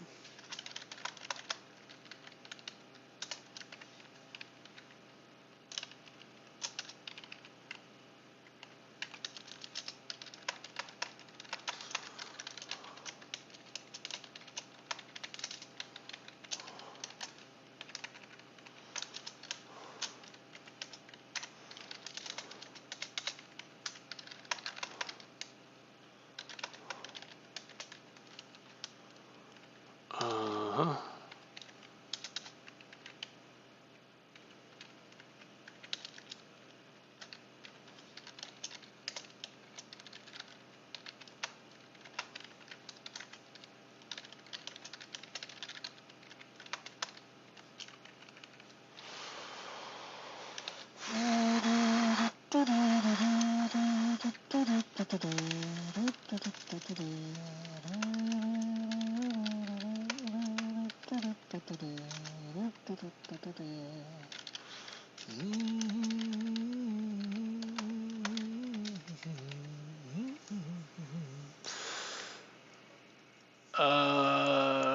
Really, you could do things. You could even do better than that. You could say you don't need the frequency map anymore, really.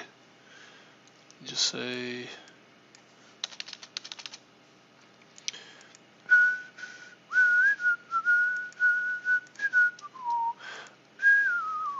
actually no, you do need that. I'm sorry. Yeah, you want item potency. I was gonna say if it's -1, then you set it to something else, but actually that'll create a toggling, which is not what you want. You want item potency. You want this to, once you exceed a frequency of 1, then you just want to keep this as -1. Okay. Now you can address this or try this again. And you say if it's less than end character to index of this new character minus a equals I. Now if you know with certainty, then you'll keep searching. Something like this. Oh, and we're still wrong. We're a lot closer though. Are these incorrect? Yeah, these are wrong. Nice. The last one that's wrong. Yeah, this algorithm is just not right, I think. I think there's gotta be some other way to do this. It's just wrong. It's just wrong. It's too many. Yeah, I thought maybe that was the case. I thought, because this just seems too complicated what I'm doing here to be right, you know? I'm kind of just trying different things because I really don't know what the right answer is. Truth be told. Truth be told, I don't know. I don't know. I don't see an easy way to do this. What would be the right answer for this guy? Kind of just trying different things, really.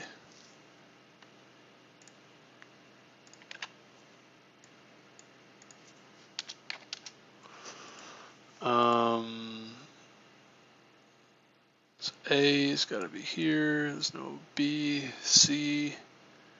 There's only one C. D. Oh, there's a few D's. What are the right answers? Well, okay, let's see. A, no B, one C, a couple D's, a couple of E's, F, one F, I think, A, B, C, D, E, F. G is one G. B, C, D, F, G, H, a few H's. I, no I's. J, a couple of J's. K, a few K's. A, B, C, D, F, G, H, I, J, K, L, one L. M, N, O, P, Q, R, S,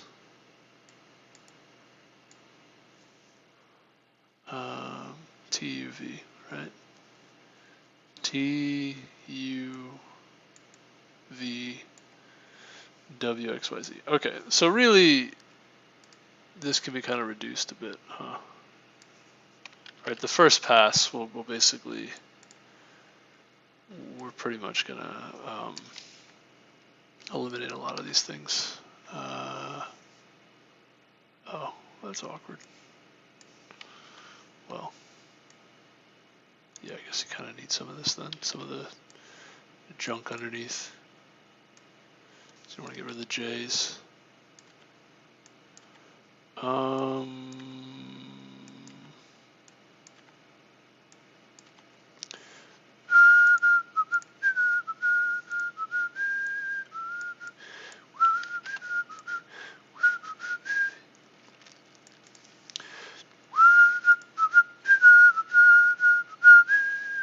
So these, basically these we can get rid of.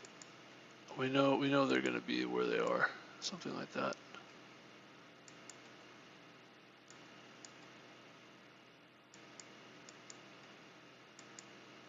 So really we're left with this.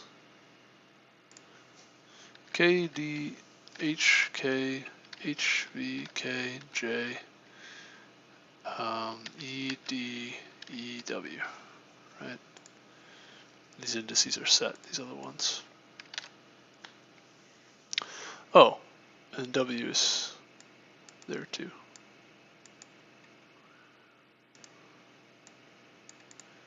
It's really where all the decision making is going to happen here. Right? These are all the duplicates. And the V, I guess. I missed that.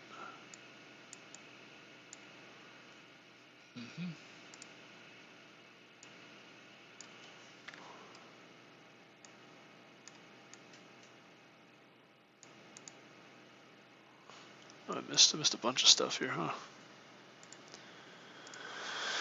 K, D, H, K, J, H, K, J, E, D, E. Okay. So really this is just wrong, right? Somehow I got this one wrong.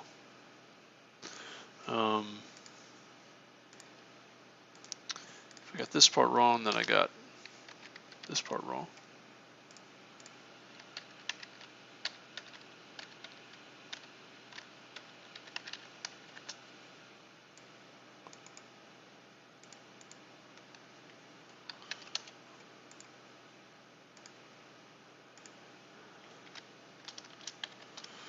Somehow we're handling that wrong too, right? Okay, we're not handling that wrong. What? What do you mean? Somehow we get that one right, but we get this other thing wrong? Excuse me? Excuse me? What? What? What do you mean? What do you mean?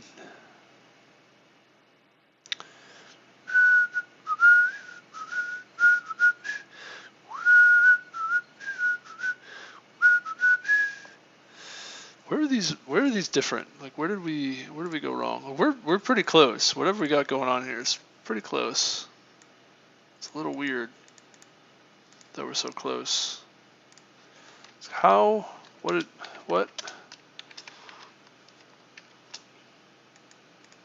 It's one and the other one.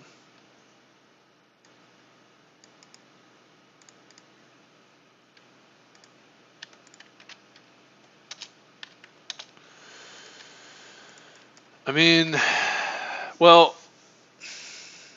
that's the whole point, is that of course it's easy to get the right character set. The hard part is getting the right order at the end of what the characters are supposed to be. Huh.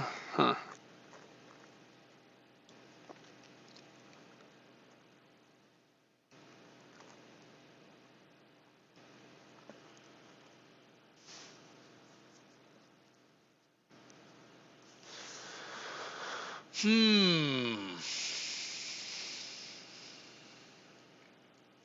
get this feeling like this is supposed to be a lot easier than I'm making it out to be. I don't know. I guess we'll have to read the discussion afterwards because I just got totally I didn't make it with this question. I didn't make it. I didn't get there. Yeah.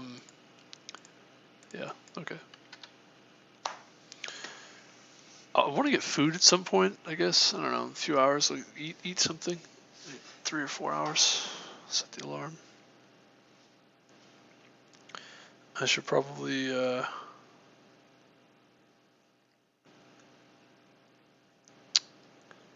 time are we looking at here?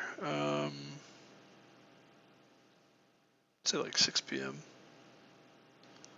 Make myself some food. I want to give my mom a call, say hi, because she's been trying to get in contact.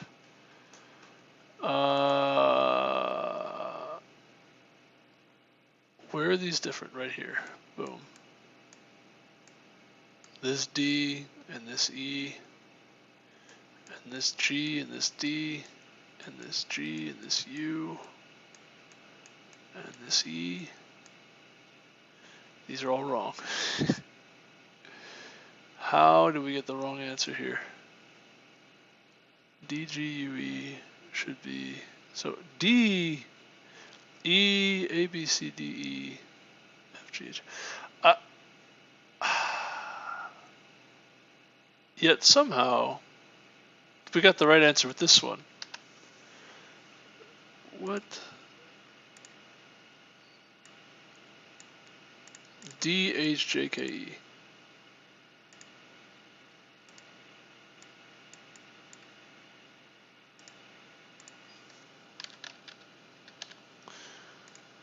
Okay, somehow D, H, J, K, E Came out right.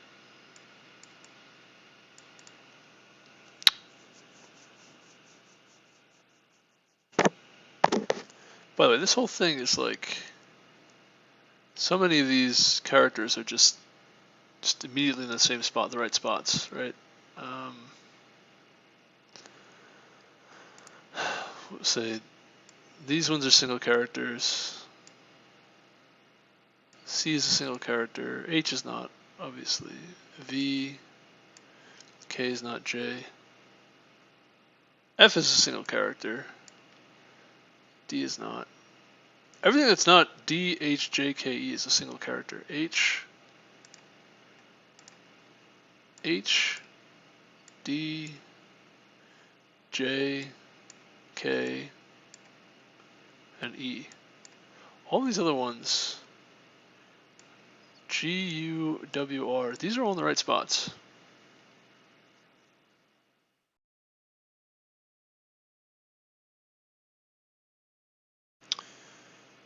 Now, what's interesting, so this is H, K, J, D, E. Okay, this is super weird. Look at that. Check that out.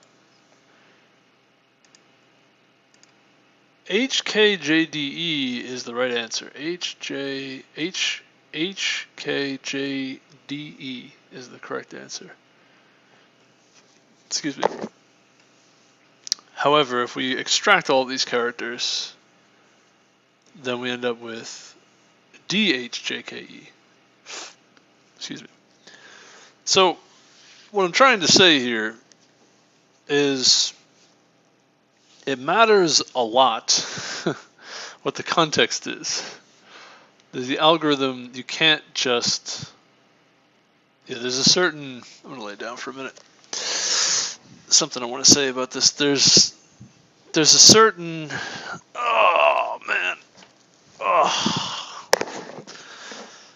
like, I don't even know what the property is, but there's a certain characteristic about this problem where the other characters that are not duplicates matter a lot. It kind of shapes and molds and pushes the result. I guess I want to say you can't really segment this problem as much as you might like to, something like that. Like there's a certain property that this problem doesn't have, and I don't really know how to articulate it or describe it, but basically simply removing all of the characters that are duplicated once. Excuse me, the characters that show up once and trying to solve the sub problem is not going to work. You need to take those into consideration, those values. Actually modifies the answer. So I don't have a solution. Just gonna go ahead and admit that I don't actually have a solution. A naive approach would be, as I said, to basically just collect for each character the indices. Collect for each character the indices that character shows up at, and then perform like a Cartesian product over all of these different indices for these characters, and build the strings, resulting strings for each one, and then which there's a lot. Obviously, there are a lot of different possibilities. Technically, there's at most 26 factorial, right? Possibilities. And then from there you want to, actually it's not that much, it's just quadratic. I think the worst case is quadratic. And then you want to sort all of that into one, sort that whole list. These are strings. Sort that whole list of strings and then take the smallest one. Now the problem that you end up with, the problem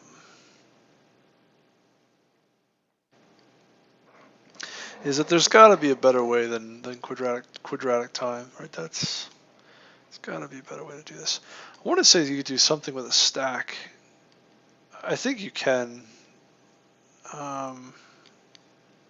Trying not to use any extra complexity as well, space. Trying not to use any extra space, but actually I should use extra space. I need a solution first, right? I could figure out using less space after I actually solve it. I want to say there's got to be a solution that's at least linear time or n log n time. And obviously you saw me messing around with different things, but I didn't really know. I didn't really have a solution. It's kind of a bad habit when you don't have an idea for the solution, you just start programming stuff. It's like kind of a really bad waste of time. You really got to keep thinking about the problem some more.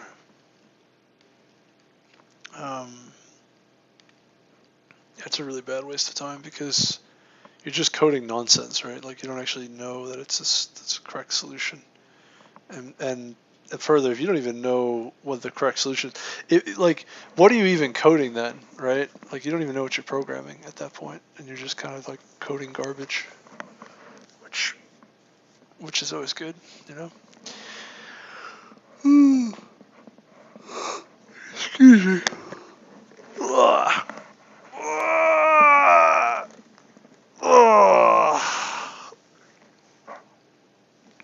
So,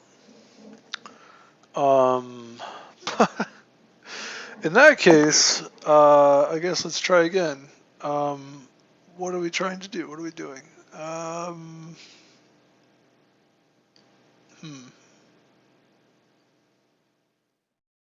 What are we doing?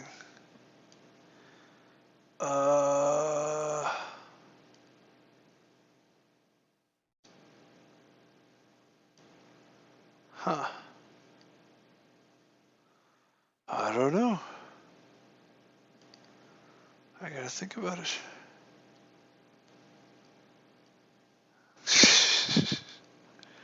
Getting distracted, that's what we're doing.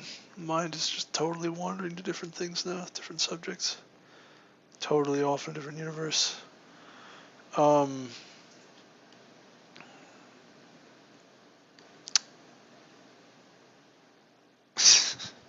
Just thinking, I have some candy I could eat right now. Let's try to stay focused. Okay, alright, focus. What? Excuse me. Can I use a stack somehow to solve this problem?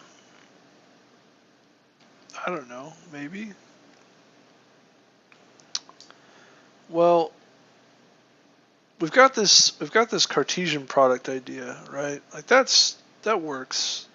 It's just we probably can eliminate a lot of these possibilities, like a little, like there must be another way to eliminate possibilities, right? There's got to be something, some approach.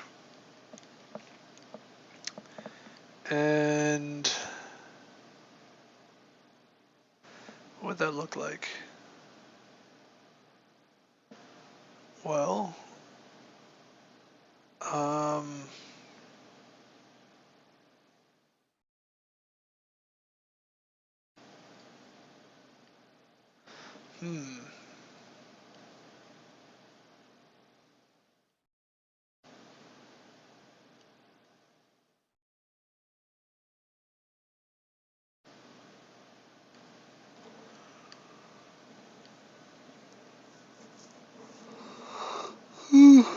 excuse me.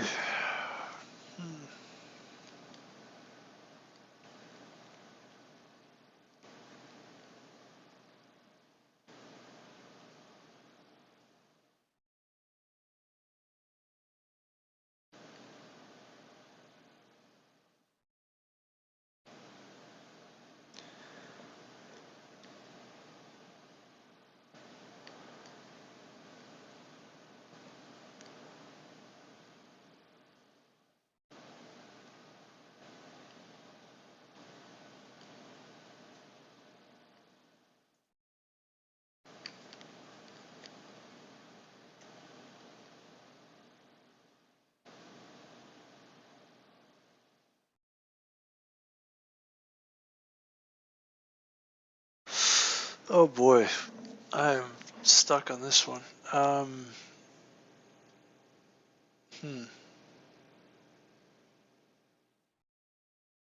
Well, if we're starting with the first character, probably want the leftmost index for that character. But the problem with that is that there might be,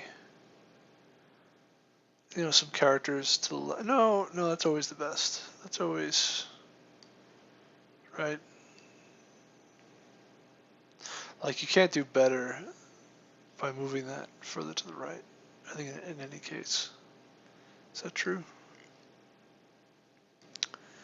Well, there's characters to the left and characters to the right, and is it possible that that you would want A to be somewhere further down? Is that ever true? You want A to be further down? I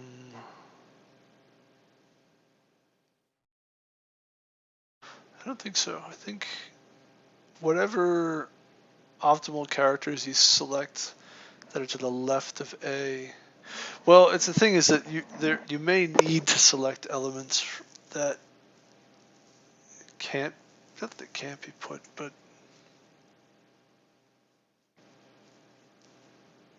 everything to the right of A is going to be the right of A. Like everything that you place to the right of A is always going to be less than A, right?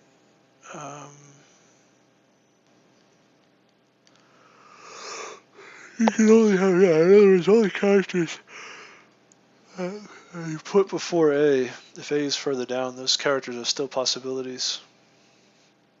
So whatever characters need to come before A are going to be there anyway. It's just, yeah. So A is always going to be the leftmost value. That makes sense. What about B? Is B always going to be in the leftmost position?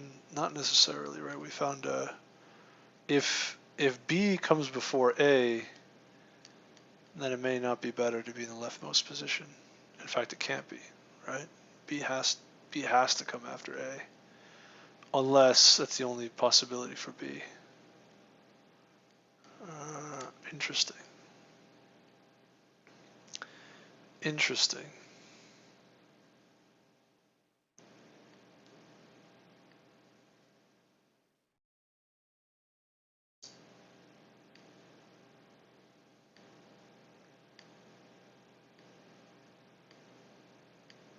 Yeah, that's pretty much it.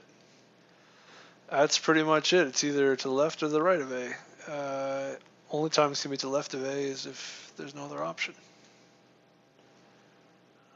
Interesting. So do that. So you pick B such that B is the minimum of these indices, where it's also the smallest index that's to the right of A.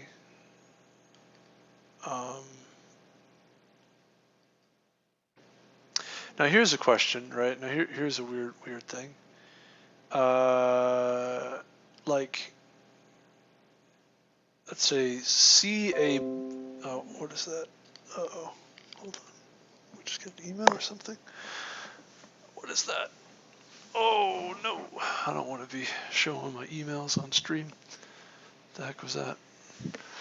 Oh, hold on a second. Problems with live streaming, man. Oh, it's a threat. Okay. Thinks we're safe. Microsoft says we're safe. We're never safe. Always under strict scrutiny from the big brother. Well, now that we're up, we can get some candies. Candies and milk. So, get a handful of these. Can't really talk when I'm chewing on this. I'll just put like a few in my mouth and kind of just leave them there.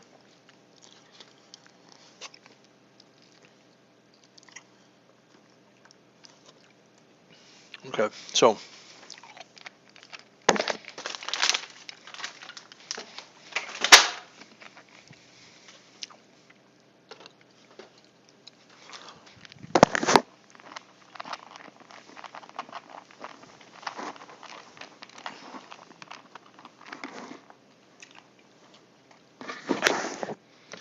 Yeah, so my thinking is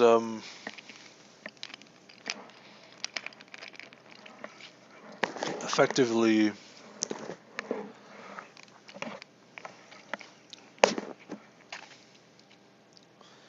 we don't have a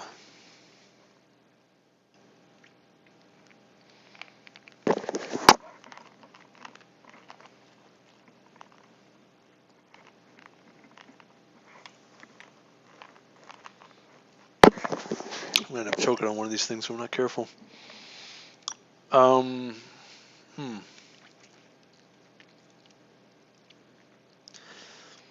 We don't have a. So okay, so let's say CAB, right? B would you want to put B after A. If you do this, BCAB, think about that, right?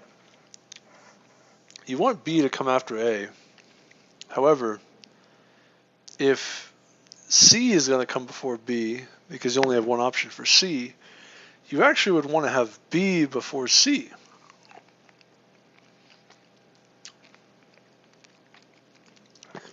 Because B is, even though B is not as good as A, B is better than C.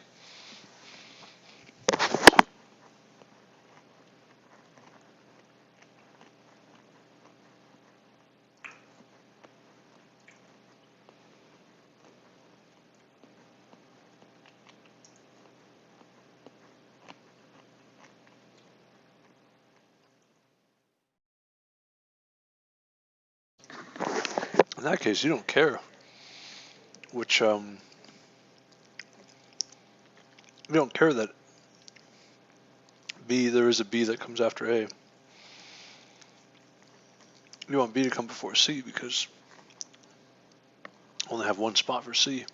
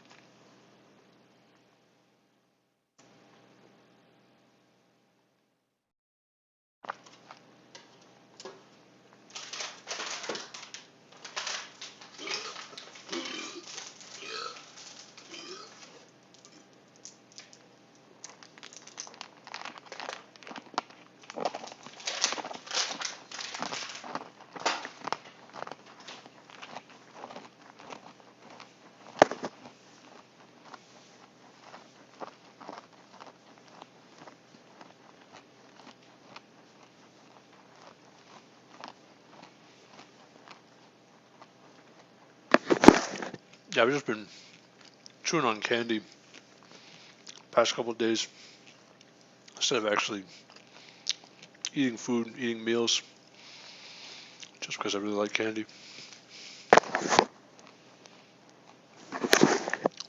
I don't eat very much, but lately I've been trying peanut butter M&Ms. They're so tasty.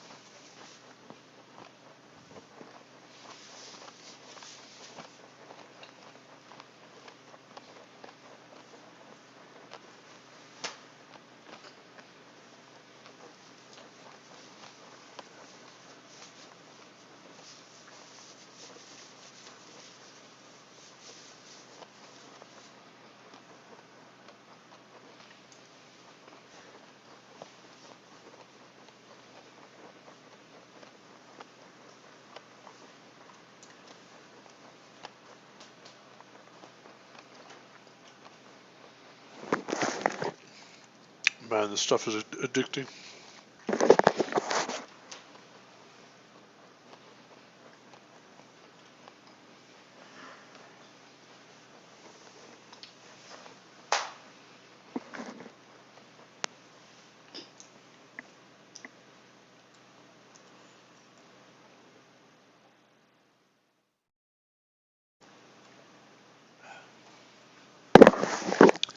So the question is, how do we solve this then without using backtracking?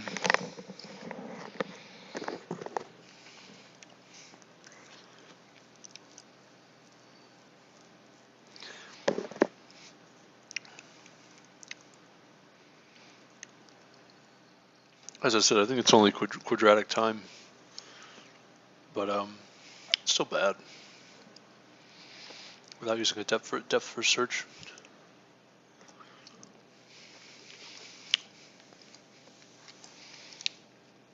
Why do I think it's only quadratic? Yeah, because in the worst case, it's O of n for one of these lines.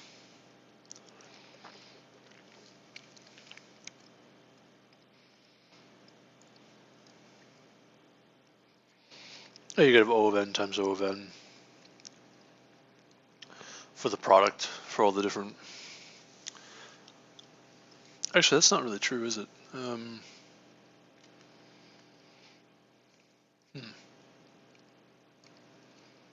I don't know if that's even true. It's quadratic time. It might actually be linear.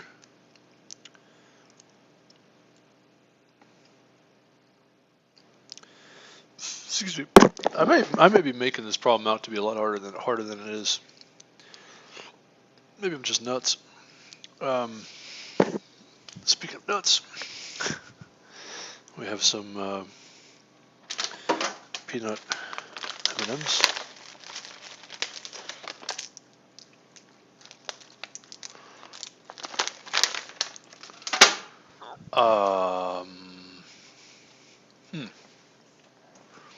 I really gotta think about this. I think actually maybe it is that easy, and I'm just making it a lot harder than it needs to be. Maybe the runtime is a lot easier than I thought, a lot simpler.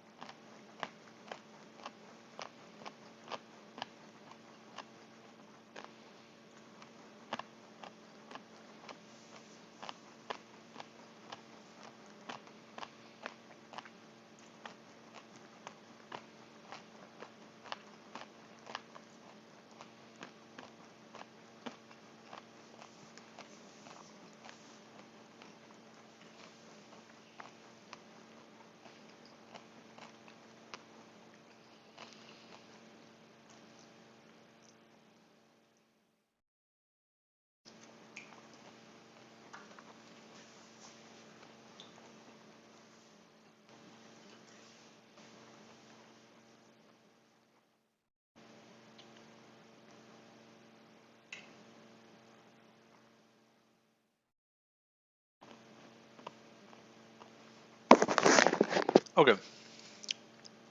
Let's say every character shows up n over 26 times, right? N over 26. And then you have 26 of these n over 26 sort of arrays. Now, if you take the Cartesian product, 26 times n over 26, that's n over 26 raised to the 26. That's roughly O of n to the 26th. What's interesting about that, though, is there's only 26 permutations in the first place, 26 factorial, which means it's not really O of n to the 26th, because really, actually, all the set of possibilities is actually a constant. It's just a very large constant to begin with, which is kind of weird aspect of this problem. It's a very large and expensive constant, but technically the solution to this problem is constant time, even if you go through all the possible permutations, which is weird because I think it's still really expensive if you do that.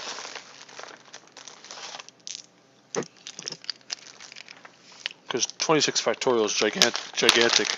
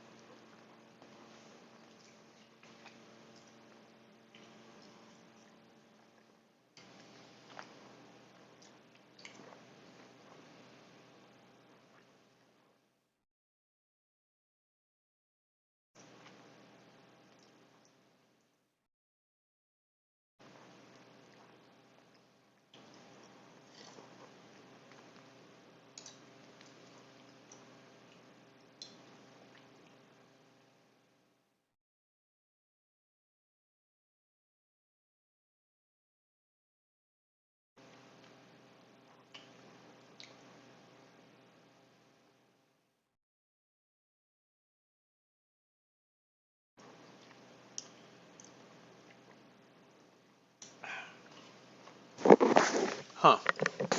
Thinking about A, B, and C and the different variations you can have. Like BCAB, you'd actually want BCA, or BACB, BAC you want, CBABC, you just don't want BAC, excuse me. Or no, CBABC, you'd want ABC.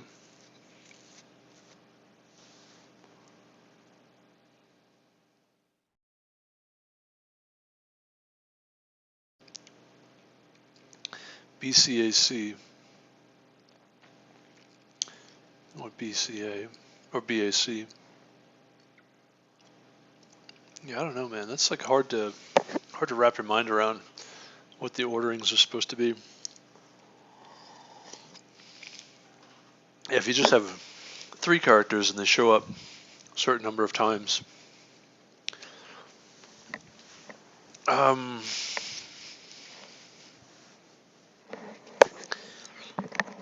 it's not the longest increasing subsequence either. Like it's not related to that, or it might be somewhat related to that, but it's not that. It's unique numbers. That's what you're looking for. Unique values.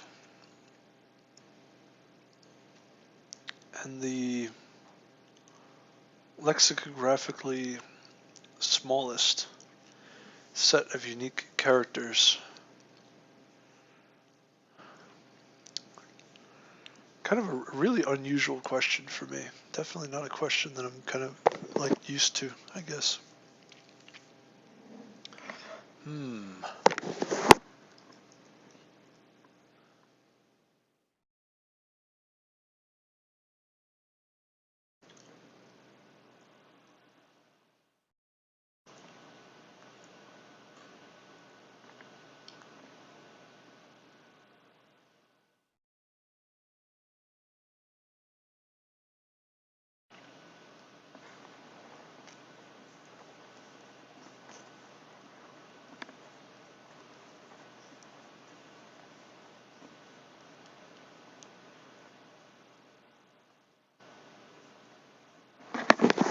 I want to say something like,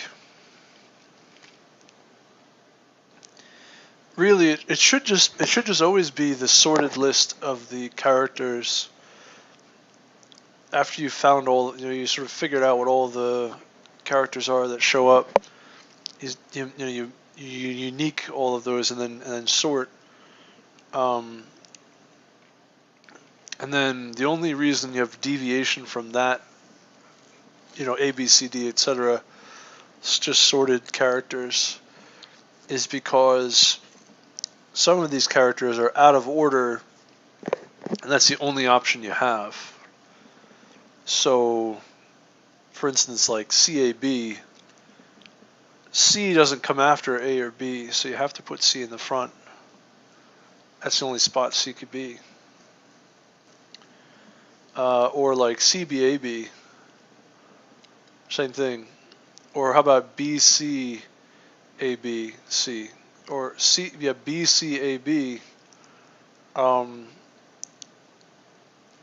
Even though the only spot you can have for, even though you have 2 different spots for B, because C can only be in one spot, it's actually better to put B before C.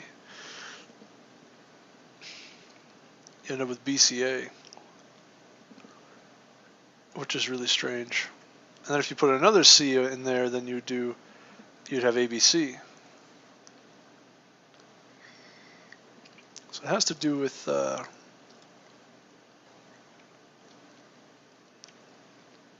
having characters kind of out of order, I guess. That's kind of why I'm thinking there's got to be some way to do this with a stack where we can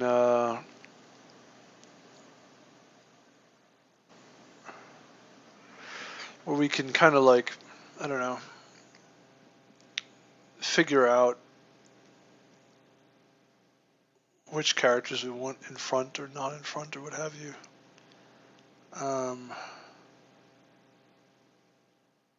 I don't know, man. It's hard for me to think about, hard for me to gauge.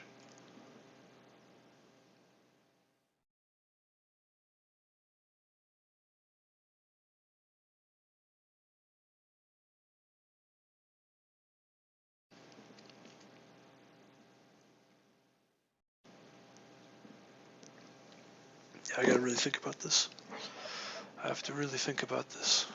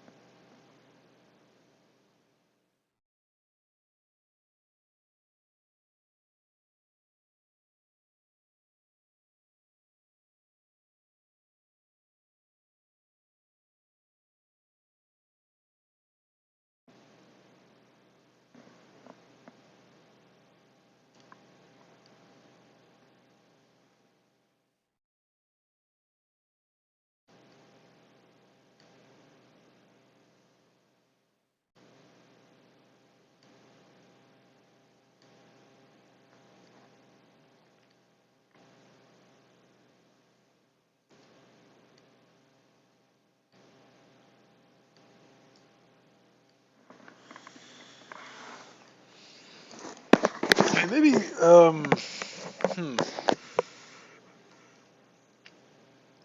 maybe I'm looking at this problem the wrong way. Like maybe I should do like character by character with what the first character should be. You got like a set of choices, I guess. So if you have BCAB, right, the first character could be B.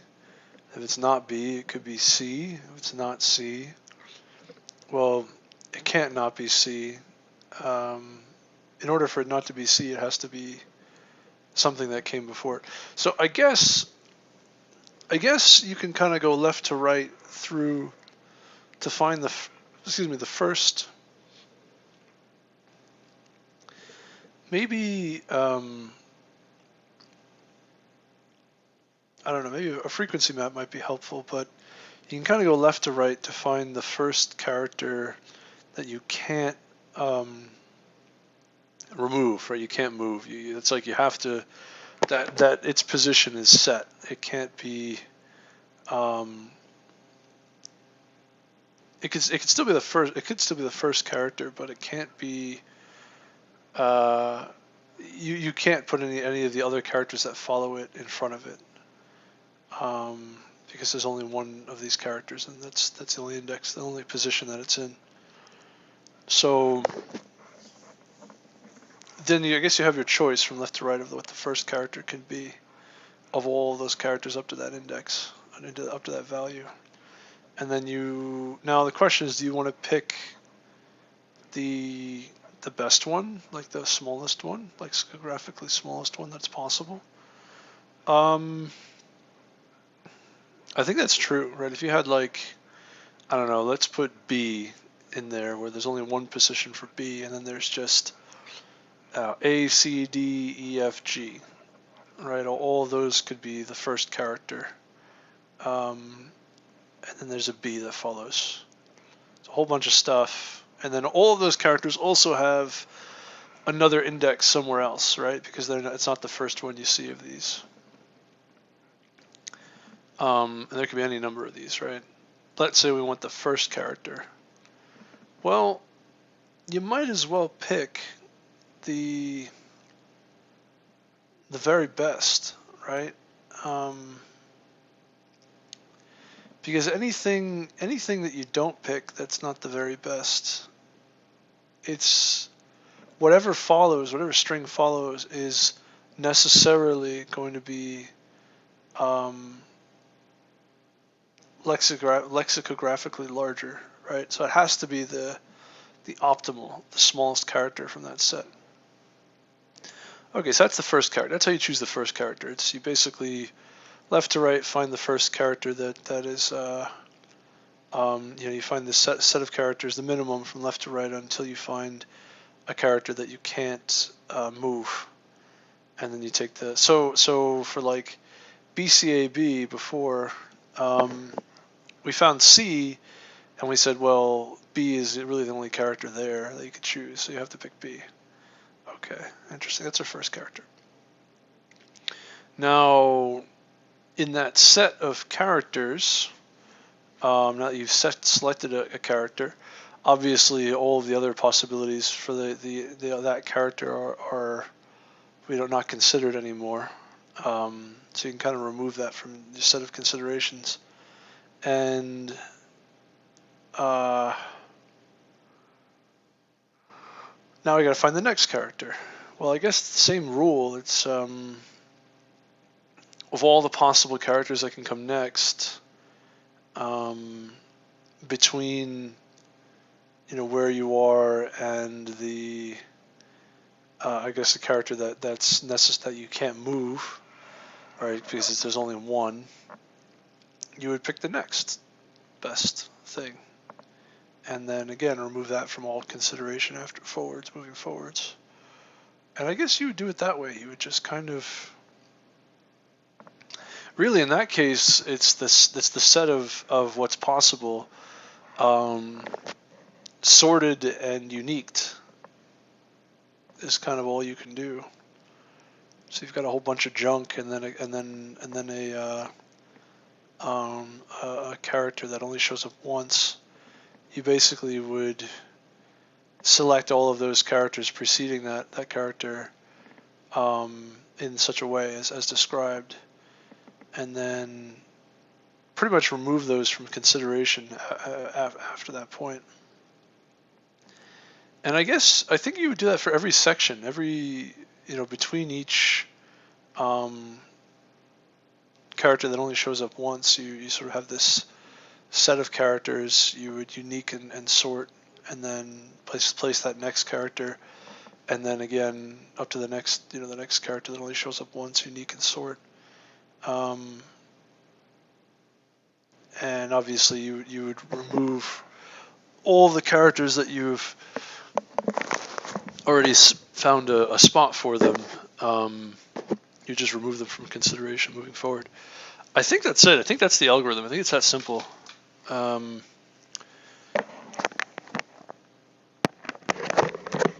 Which makes me feel like a bit of a dunce here because it took me so long to figure that out.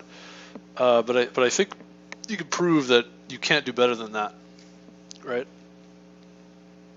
It's character by character, right? It's like whatever, the character that you can't move. Obviously, you can't. You only have so many choices, and then whatever can come before it. There's a certain set of characters that are possible, and then for the first character, it's got to be the best from that set. And then once you've removed that value from that set, then obviously the next value from that set has got to be the next best. And so that's how you choose the. That's how you choose. Now, oh no, I'm wrong. Actually, that doesn't work. Man, this is hard. This is hard. I'm wrong about that. That doesn't work. Doing what I just described. And the reason it doesn't work is the reason that it doesn't work is you have to go character by character because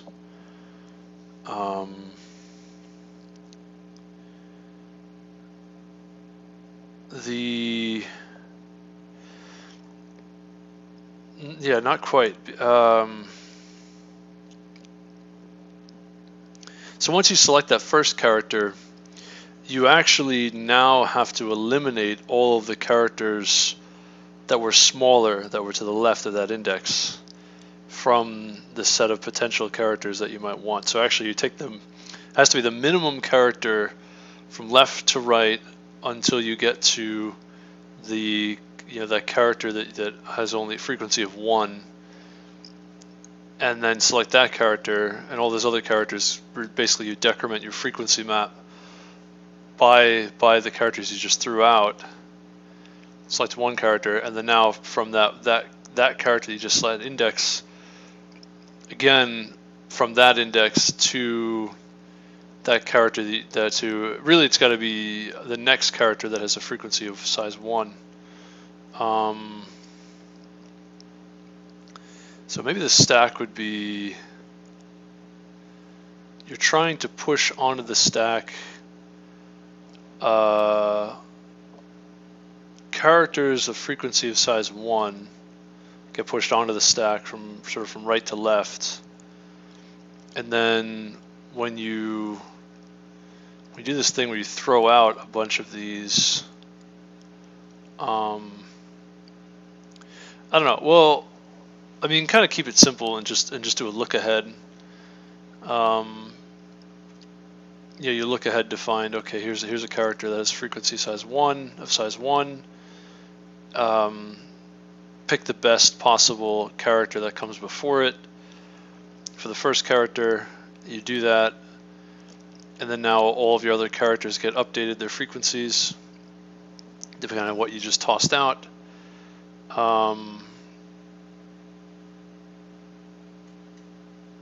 And actually, even that can get you into a problem. No, I take it back. So this is not the right answer yet. Even that can get you into trouble because maybe one of these characters shows up. It has a frequency of 2, but it's not the best possible choice for the first character. but it also, if you throw out all of these other characters for the best possible choice, so if you have like S, B, S, A, C, and then a bunch of other choices to the right of C, but C is the only we only have this one. What do we say? S, B, S, A, C, and you have B and C, but you don't have another S. You have two S's in that one spot. Excuse me. The problem would be actually you need to have one of those S's there. So you can't just pick A for the first character because S has to exist, right? So you actually have to pick one of these S's. One of these S's needs to exist, so you can't pick A. So that's a little weird too. Basically, if you would select an option that would eliminate all these other characters, you can't select that option. Interesting. How does that factor in? Oh man, this is like so much harder than I was expecting. This is like, wow, what did I sign up for? Whoa. I feel like once I actually solve this, I'm going to be like, oh, no kidding. These problems, they've got this little, like, they've always got this, like, subtle, clever insight that once you see it, it's super easy, but before you get there, you're just kind of stuck. Oh, man. Well, shoot. Let's keep thinking then. Let's just keep going then. So, okay. Yeah, that algorithm doesn't work. What I was just describing when you're talking about when you are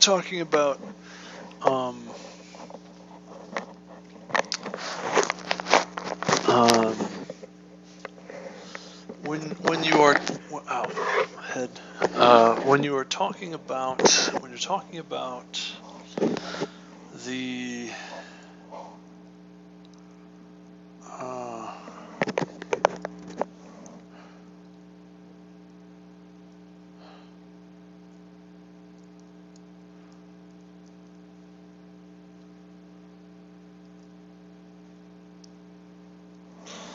something like S, B, S, A, C, and then maybe a B and an A following C.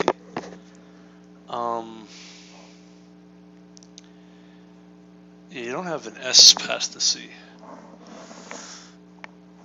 All the things that only exist to the left of C, at least one of them has to show up there. So if you pick A, you remove all of those, but then you can't pick A.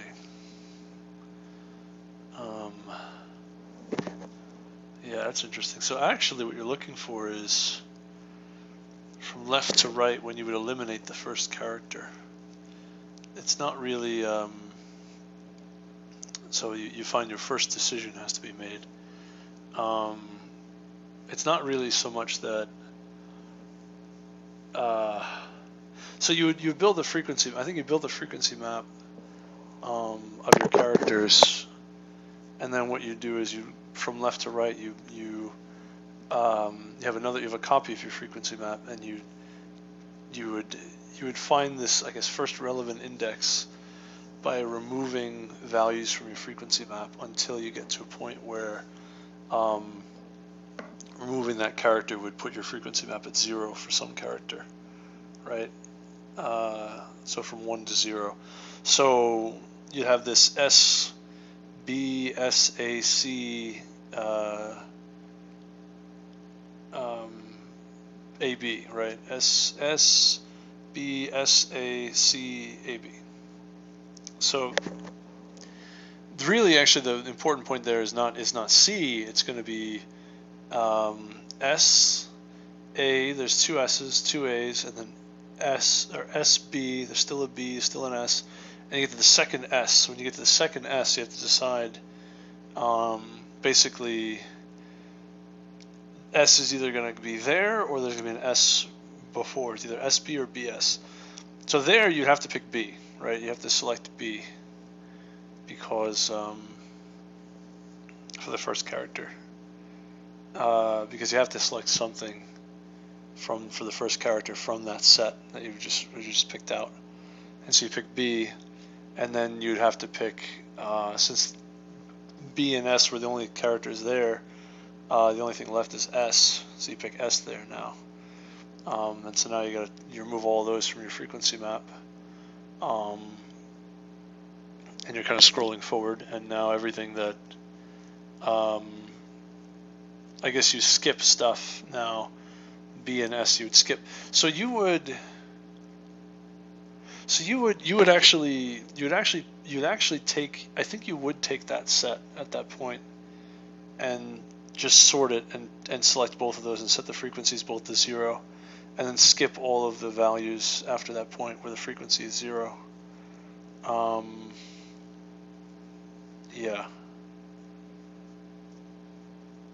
Because now you have B and S. So now you scroll through SBS. Now you have A, C, A, B, right?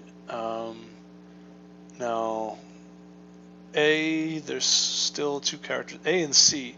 C is the only value of C you have there. So now you just have A and C. Really, it's the characters before C. So you get to A and you say, all right, well, I have to pick A. So now you pick A, frequency map. You set the frequency for A to 0. Skip all the A's you see after that, and then you take a look at C, and you say, okay. I think what you ought to do is, it's a little confusing if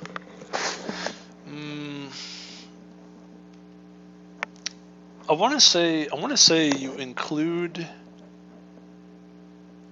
should include that character at that index and then go to the next index. So in other words, because you know this S, so for like when you're looking at SBS, you know that S, even though S is in there, you know you got to make a choice about these characters, and so you do. You get B and S.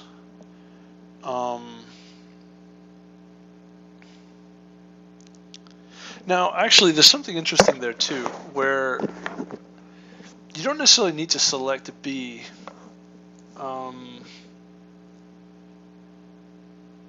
Like if there was another character in there that was B, C, or let's say something that was less than S, A, B, C, D, F, G, H, I, J, K, L, M, N, P, Q, R, S, T. Let's say T. Let's say there was a T in there also. So there's S, B, T, S.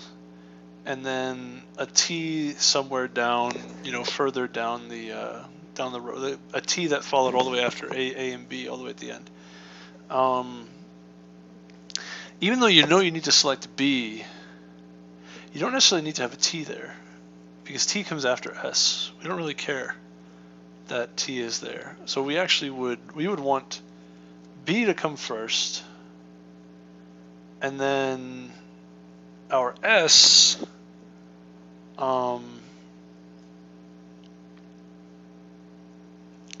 We need to put an S after B, because there's only as we saw that's the only spot, so you can put the S. So you have to have the B before the S. So you have B and S for the next character. See, that's a tricky thing, right? So I don't think we'd group all of those together and just sort them and plug them in. I don't think it works like that. I think you pick one character, and then you've got whatever that index for that character is, you remove all of the values from there and continue processing. So we said SBTS, right? So we selected a B, we removed the S, removed the B. Now we're looking at T. We're still kind of scrolling forward to the this first S where this is like there's only one of them, right? at this point. So T before S is definitely not good. So it can't be T. So it has to be S. So I think what you end up doing is you have this set of characters in the front. We'll call, at index I the point where our frequency map we lose a value. Take all those characters from whatever index you were at to I, whatever. Yeah, I guess there's two indices, right? Sort of A and B, we'll say, or I and J. We'll say J to I, right? Or yeah, I to J. We'll make J the one that's further ahead. So from I to J, all those characters, basically you take all the ones that precede J, sort them, and those are going to be the characters you use. Set all their frequencies to 0, and kind of just remove them from consideration in the future. And then you have to have the character at J also, and then you update I to J plus 1. And that's pretty much it. That's sort of how you build the string. You update the frequency maps accordingly, and then you kind of just continue iterating through what's left. Iterate J until, like I said, until your frequency map drops to somewhere from 1 to 0, drops to 0 for something. X don't consider characters that you've already considered, and then you basically put all these characters that you've got, and you put them into all the characters that you just kind of scrolled across. You want to put them into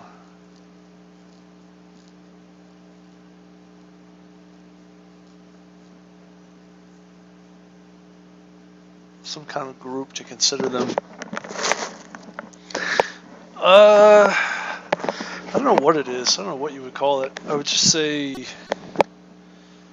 I don't know, you come across these different characters, and by the way, you can't necessarily sort them all. That's the other thing too. Like, there could be a bunch of stuff in front of S. You could have like was it A, B, C, D, E, F, G. You could have D, B, G, F, J. Like, you have so many things in front of S. They all have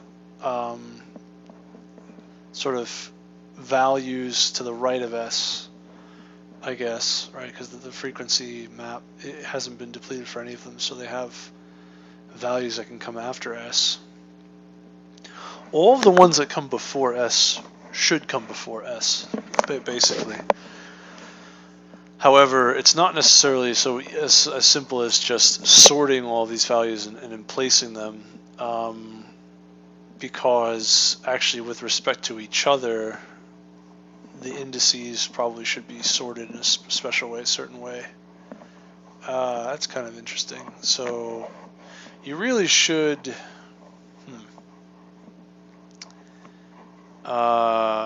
you basically want all of the characters that come before S, you want them to show up before S shows up. Because if S takes the position of any of those, then that's necessarily not lexicographically sorted as appropriate. So pretty much all those characters you want to show up. Now the question is, what order should they show up in? Because those could even have duplicates within that, right? You want to have I think in that case, then you can do a greedy kind of a search. So you would kind of go left to right to find. You would have the. I don't know, man. That's super strange to think about too. How would you even do that? It's kind of like it's kind of like a recursive problem actually at that point. It's kind of like you can recurse on, as if, because you're going to use all of those values that are smaller than s. You want to use every one of them right then and there. So it's as if you just had a recursion on this problem where you removed all of the values that are larger than s, and now you're recursing on this sub problem. That's super interesting. I hadn't really thought about that.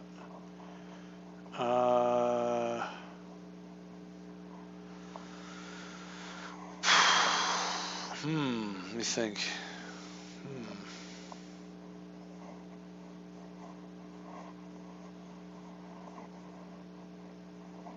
Oh man, I just want to go to sleep now. I think I'm feeling kind of sick because I didn't really eat much today, right? Just had the candy and didn't have like breakfast or anything. Just kind of woke up and started thinking about this problem.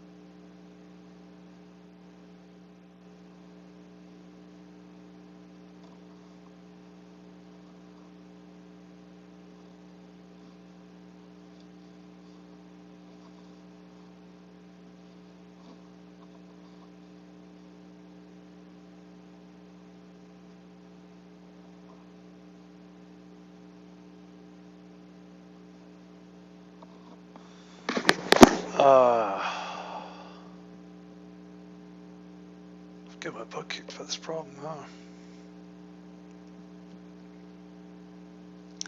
If I could just take a nap.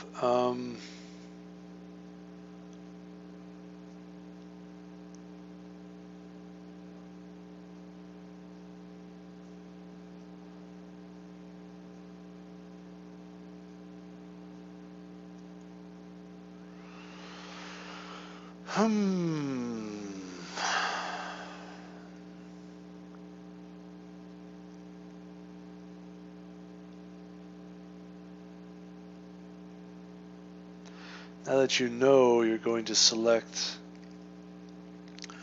all of these characters that are smaller in some fashion than s, then you actually would basically recurse.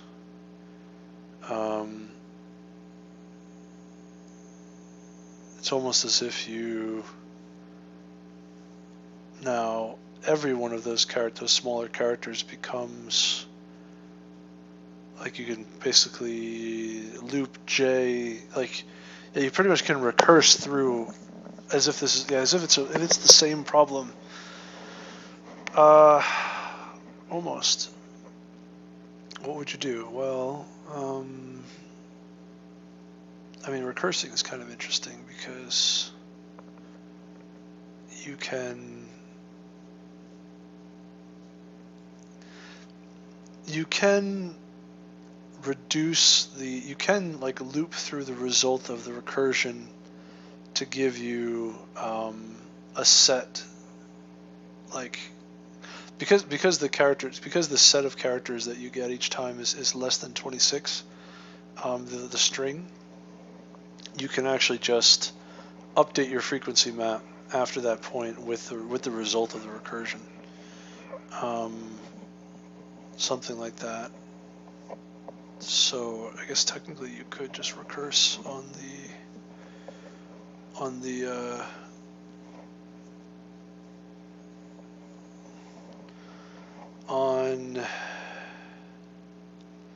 it would be a string built out of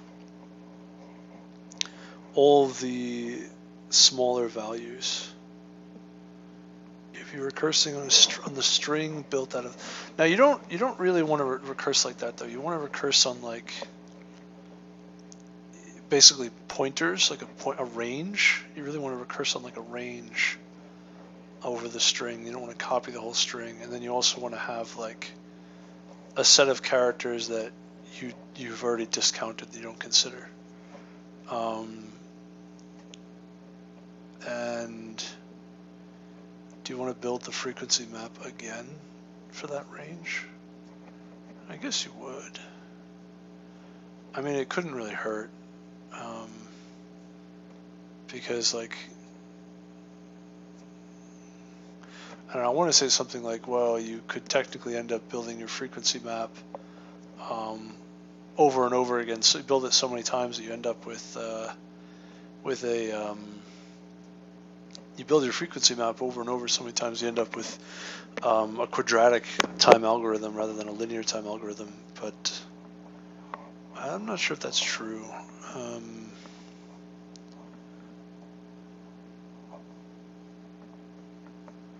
Yeah, I want to say like maybe you could.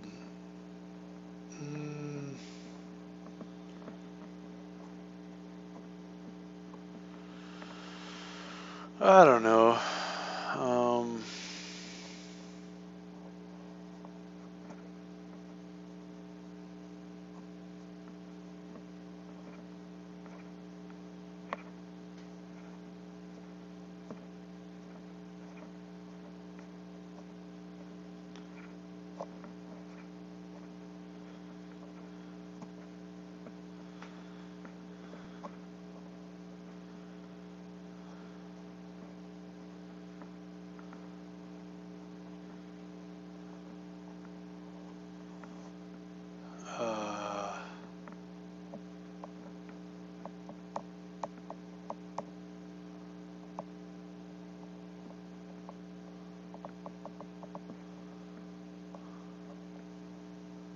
I lost my train of thought. There's so many thoughts I'm having now about like stacks and frequency maps and recursion. And I'm like suddenly wondering, like, wait a minute. Okay, yeah, well you can recurse on these iterators through the, I guess you just provide the frequency map, but no, you do have to recalculate the frequency map to recurse properly, to know kind of where to stop at certain points.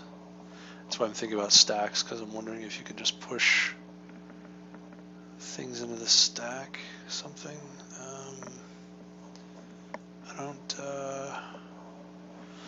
I don't know, man.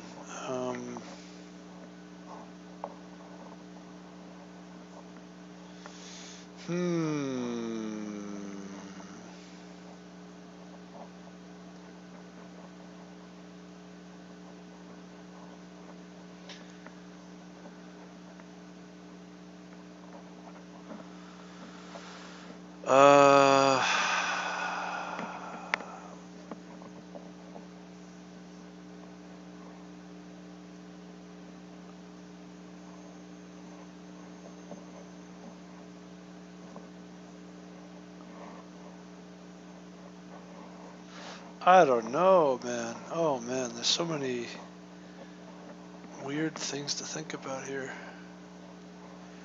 Well, let's say we didn't do it recursively. Like, what would that even look like? Well, like I said, I probably would want to build the frequency map again, because what I'm trying to find is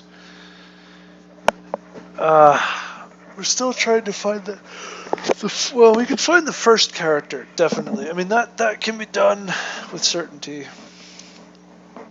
The first character is going to be of all the characters to the left of this point that we found.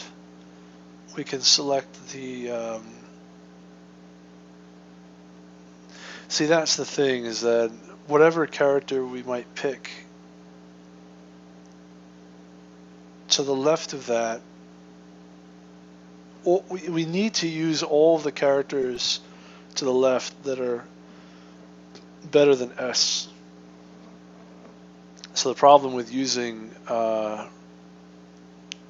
that's not true. You don't need to use all of them if they're better than S. Oh, that's so confusing. Oh no. Dude, this problem is so hard. You don't need to use all of them, because if you don't need to use all of them, because we know that there's at least one of these characters to the right of S, so you don't need to use all of them. However, if you put an A, like A directly to the left of S, and you have like T, and you have like a bunch of other characters that are less than S, you would want as many of those characters to appear before S. However, if you put any of those characters before A, you'd have a problem, right? So actually, you do need to pick the smallest character from that set, and whatever that is, and then you have to make sure.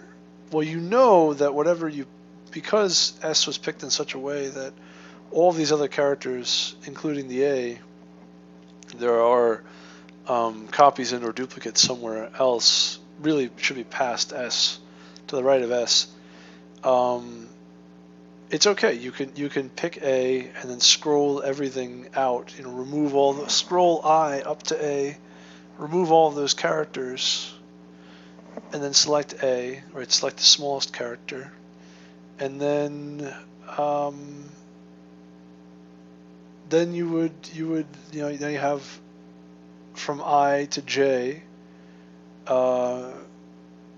whatever's left of your possibilities, so the smallest character, you would pick the next smallest character that exists. That's not A. It's between indices I and J, and also between characters I and between A and S, right? And then you'd scroll again, and you just keep doing that over and over. The next smallest possible, right? Because all of these have copies to the right of S somewhere, so everything that you toss out here is fine. Not a big deal. You just decrement the frequency map, and then for selecting A, you reset your frequency map to 0 for A, character A. So you ignore A, and now what? Oh, so what if you have multiple values of A, right? Multiple possibilities for A. Well, I think you pick the first one to the left, right? I think, or the smallest character you could choose. I think you just pick the smallest value of the smallest index in that range. Yeah, I think you're fine to do that, because if you don't pick the smallest character, then you're not lexicographically smallest with certainty. So it has to be the smallest character. And then the furthest to the left, well, clearly you don't want to throw out characters you don't need to throw out, right? Possible characters. So it's going to be the smallest character, and then also the smallest, and of those possibilities, the one furthest to the left. And then you just kind of shift your I pointer to the right through the string with that, using that greedy metric. I think that's the only way you can do it. That works. I think you can prove it that works, that by induction, right? As I said, if it's not the smallest character, then the answer won't be right. So it has to be the smallest character. And then if it's the not the smallest index of the smallest character, or the most furthest to the left index, then similarly you could end up throwing out characters that that are sort of the next characters that you you should consider. Yeah. So it's got to be the furthest to the left, and it's also got to be the smallest character each time.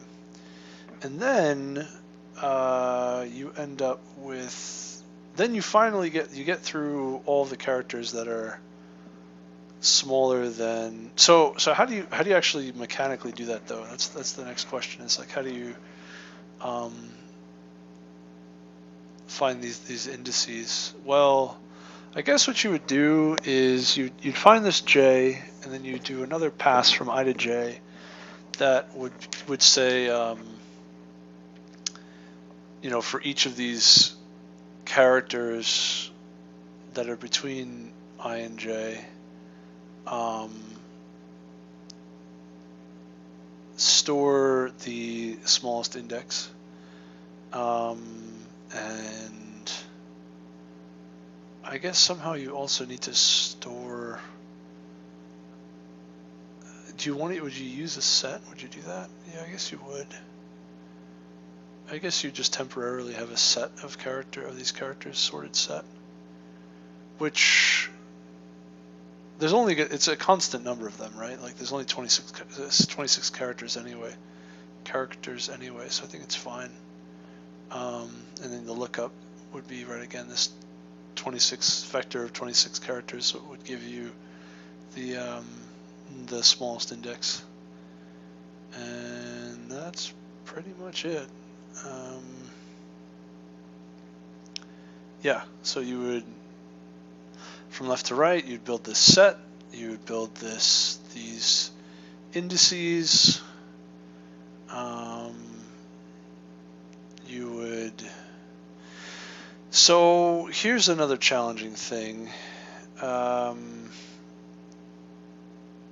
Actually, you have to be careful because, yeah, this is where things technically could get quadratic, because once you pick that smallest value and you scroll things forward and you update your frequency map, the problem you can run into is that some of these smaller values that you would have wanted to use, so you have this set, so you have like ABC that comes before S as described previously, the B and the C might disappear, right? Those actually might get removed from your set. So you should do that, actually. You should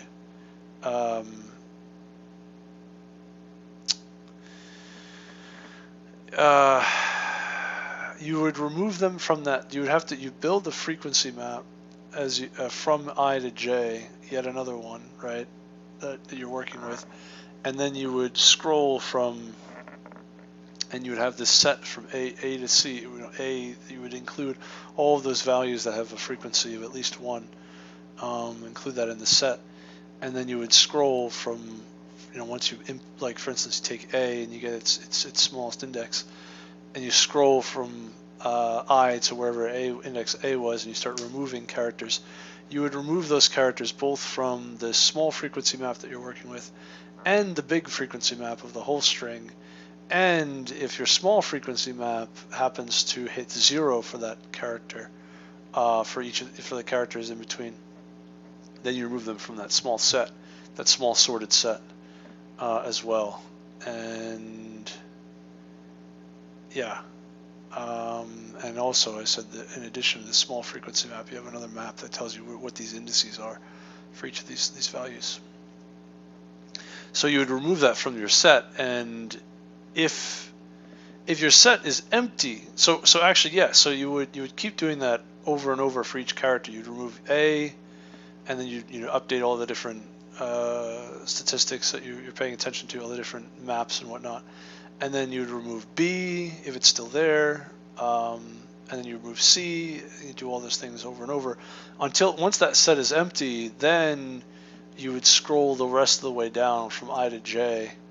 Let's call it K, and you would update all of your other maps. and then finally you get to J, and what you want to do is you actually want to include S in your set, by the way. So it's all the things that are smaller than S are included in this, including S in the set. When you finally get to S, then you scroll everything to J. You add S to your return string in the right position, and then finally that would be you'd be done with that sort of inner loop, and you could throw out your smaller frequency map. Oh man. Oh, let me go use the bathroom. I gotta wow, this problem. I think yeah. Oh, I'm getting a headache. Stood up too quickly. Excuse me. So, right. Basically, I think we can do this in linear time. This problem. In fact, I even think we can solve this in constant memory. Linear time, constant memory, I think it can be done. It's just the algorithm that I've just come up with is really, really involved. There's a lot of stuff going on. Yeah, but I think it works if we get it right. I have to, I think about it some more and try coding it, and I think once I get going, we should start to see something, and I think that'll actually give us the right answer. It definitely really evolved though. Yeah. All right. Okay. Let me put down my headset and go use the bathroom. I'm gonna charge the headset while I'm in there.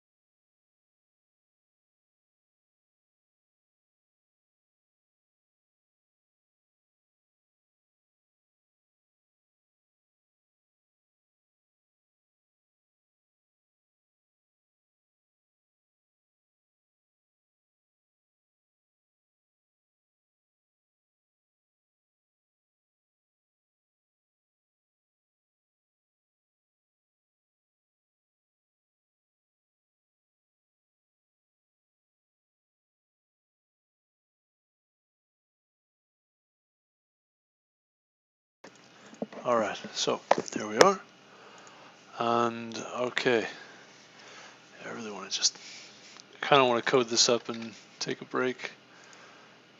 Getting a little bit, I want to say worn out. So let's get rid of all this because this is not right.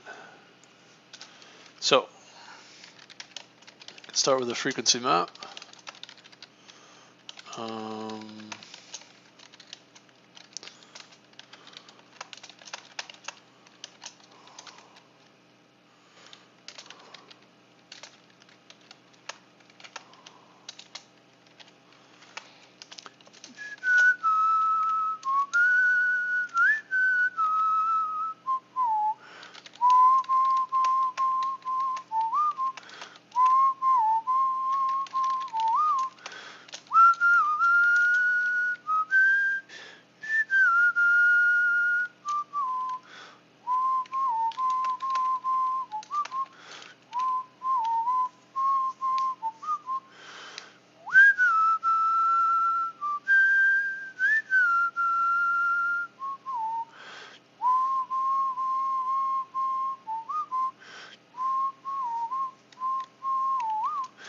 I'm gonna just make this a while loop because I'm not really sure. Not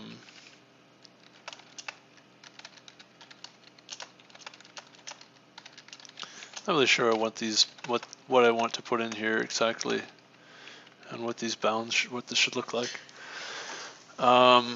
So we're going to say do a while loop from we'll just say true. And we're going to increment j each time, and we're going to say frequency of, I'm going to say character x or c is s of j, frequency of c minus a decrement to if frequency of, I'll say int index equals c minus a.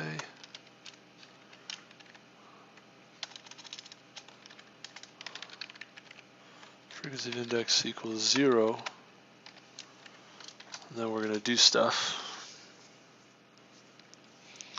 Handle subcase.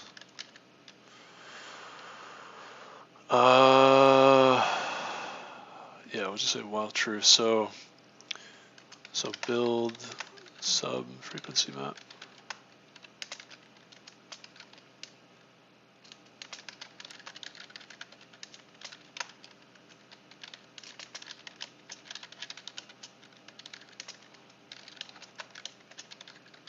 Call it S frequency. For int k equals I, k is less than or equal to j, plus k. We're going to say frequency, we're going to say S frequency of S of k minus a plus plus.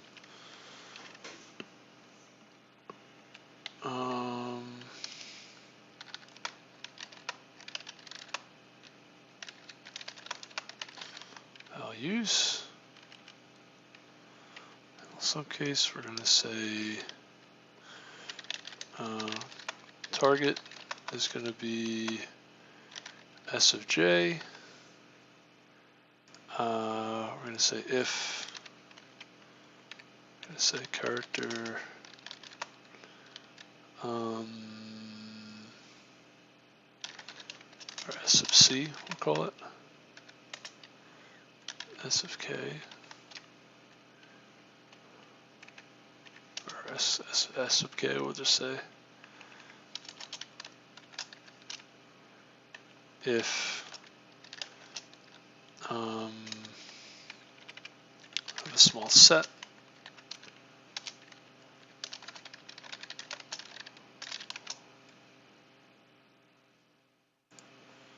this is a set of characters, cset, we'll just call it. If cset.count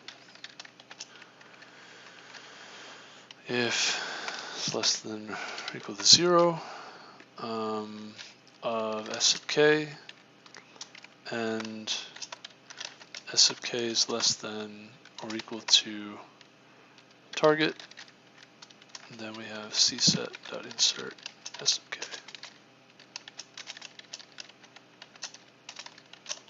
All right, so right, I realize this is like a lot going on here, but handle this subcase. The target's going to be s of j. Create this small frequency map again. We add these values to the character set, and then now we're actually going to loop through and there's one more piece here too. Frequency, there's three statistics that we do: the frequency and the S, we'll call it best index. Yeah, our smallest index, min index. There's all these different statistics that we want to keep track of. And we say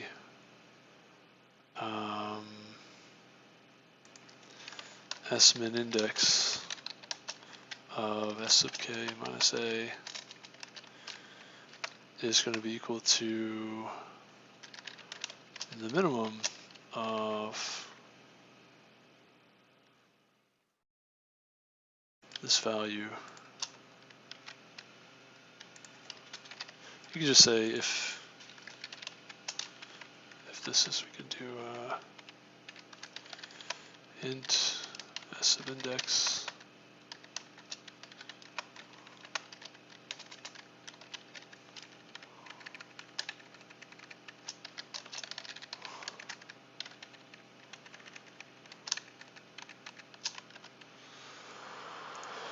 s min index equals -1, and you're going to update it to k, and no more, right? It's the furthest to the left that you find it, the value. Okay, and now we say build the smaller frequency map and smaller set of values. And now we have, also at the end, we have standard string stream SS. So we have this greater frequency map. We build this smaller frequency map. We say we're going to loop from I k to j. Okay, process values from I to j inclusive. So we're going to say while cset.empty, while this is not empty, we're going to say character x equals cset.begin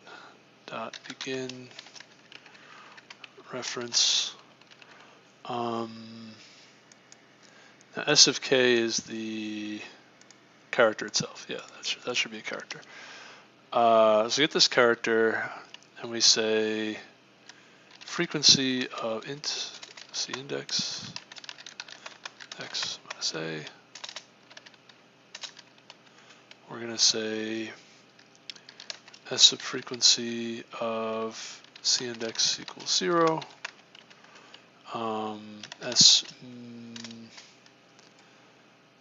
This frequency is going to be set to 0.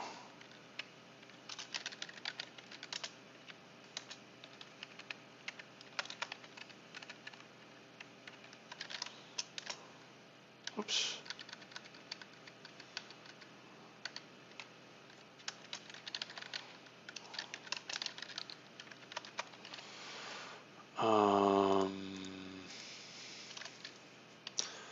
SS, we record this character in our results set. And now we loop this min index of,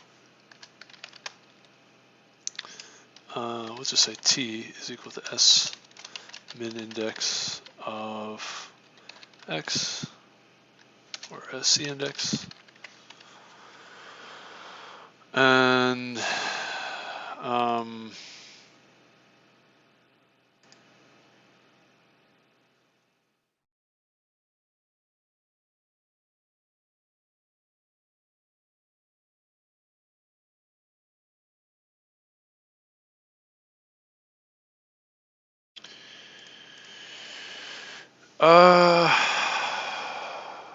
so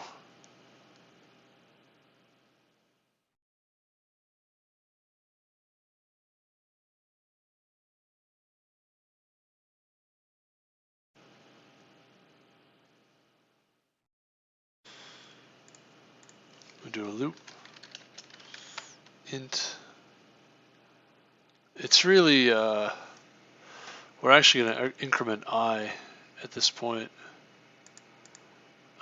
We're actually going to say I is less than or equal to t, increment I, and we're going to say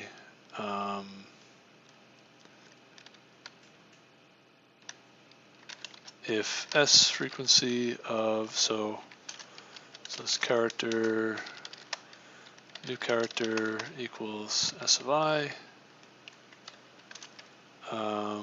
int new index equals s of I, or equals new character minus a. Frequency of new index is greater than 0, and decrement this new frequency.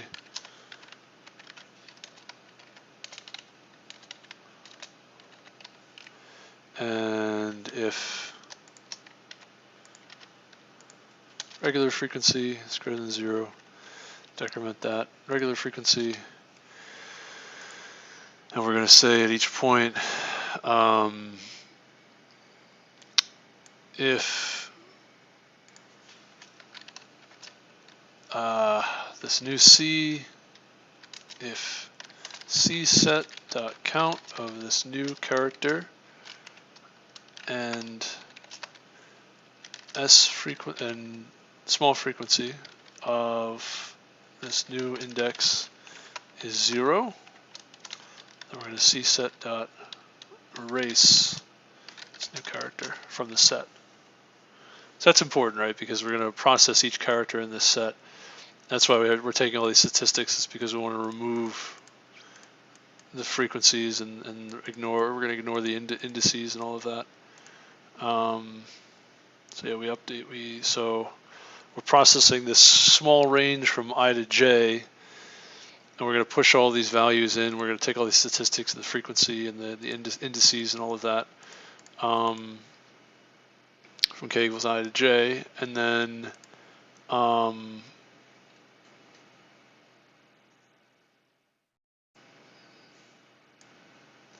this basically gives us, we can actually set this to be the target S of J, index, frequency, handle subcase.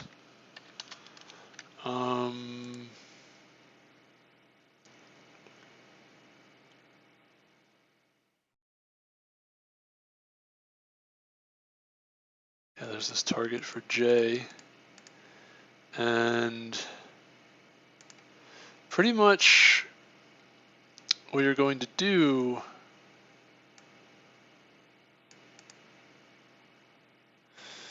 is, I don't know if you need this extra loop here.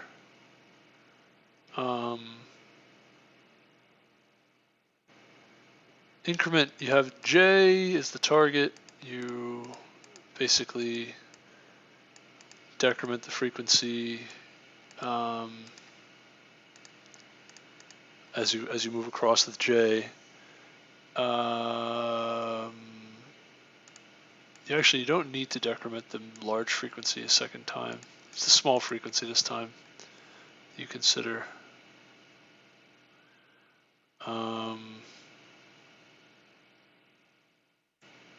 Yeah, you actually don't need to do that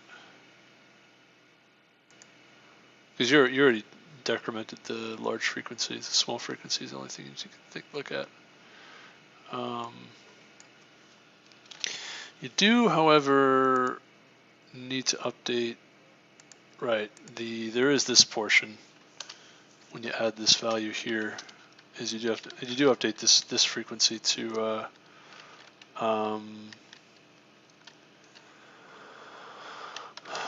this does go to 0 for the rest of the time we're working here. The rest of the time, we say s of j, and we say if frequency of index. So if frequency of index is 0, then we actually are going to just continue. If frequency of index is greater than 0, then we're going to decrement it. And then now after you decrement it, if it's equal to 0, that means we hit a sort of a point to consider. And then we do this subroutine here. And I think we really can just put this over here.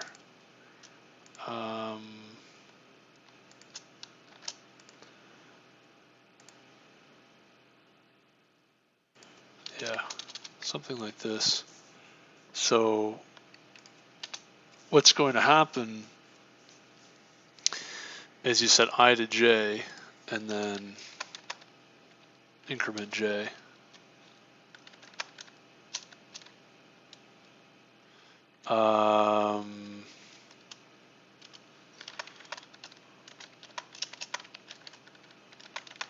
Something like this.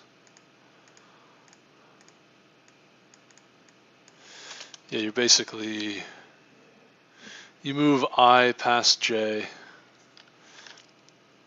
you increment j, and then you set I equals j. Right. That's pretty much. Set them equal to each other and then keep processing again.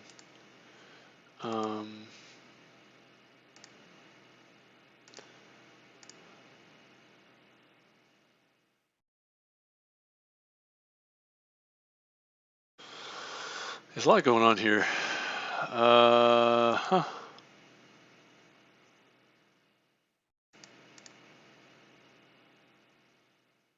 This is all constant memory. It's being used here. And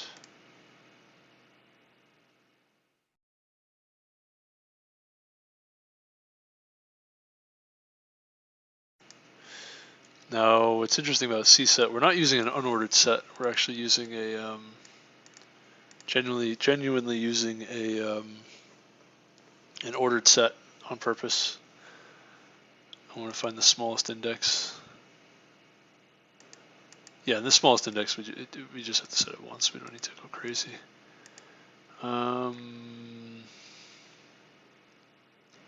Just thinking.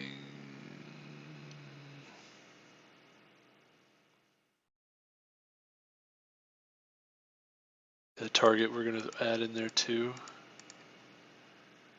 Everything that's less than or equal to target. I think this is all we need. At the end of this, we return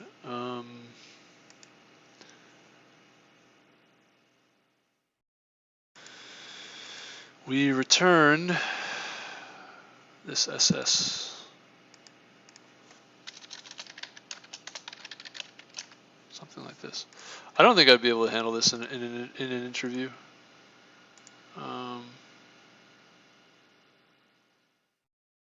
I don't think I'd be able to handle this in an interview. This would be way too much work to try to figure this out and then code it. Even just coding it's like driving me crazy.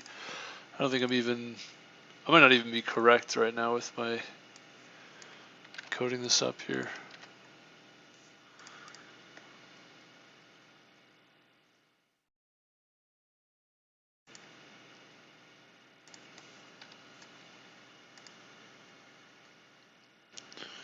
Wrong.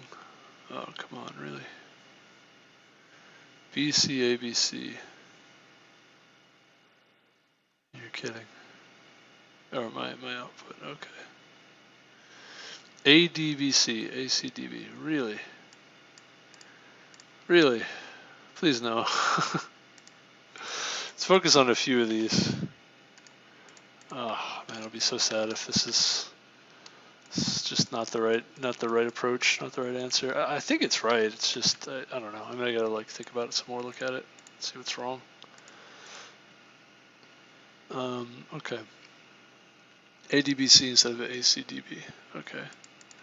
So what do? We say so we have this frequency map that we build, and we say, all right, we're going to loop, I and j are going to start at the same point, start at C. And we're going to loop for j and have this target, right? And if the frequency map is 0, which it's not for C, right? C is 1, 2, 3. We're going to decrement it. So decrement C, B, A, and then finally we get to A. So we get, we just basically just keep looping over and over. Oh, you know what? This is wrong. That's my mistake. Okay. So have this really it's a for loop, I think.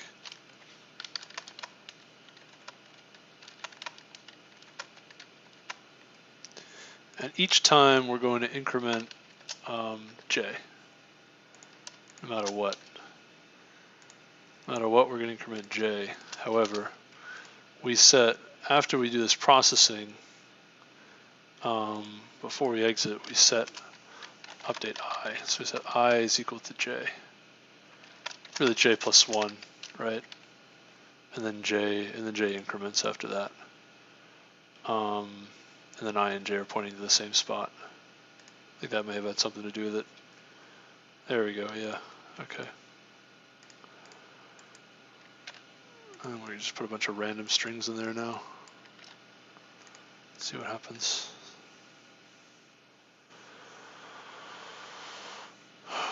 Time limit exceeded. Nice. Really? Which one did that? It's this one? I wasn't expecting that. No, that's the right answer. Is it this one? It's one of these is timing out. It's one of these is timing out. There we go. That's the one. Okay. So what is going on here? Really, it shouldn't time out, right? Because j is increasing no matter what we do. So what happened here? Interesting.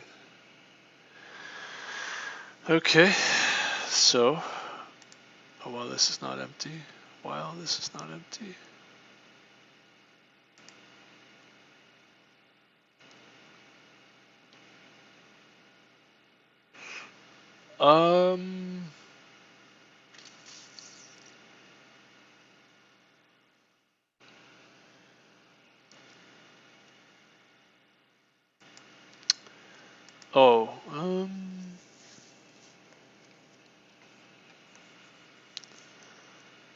huh.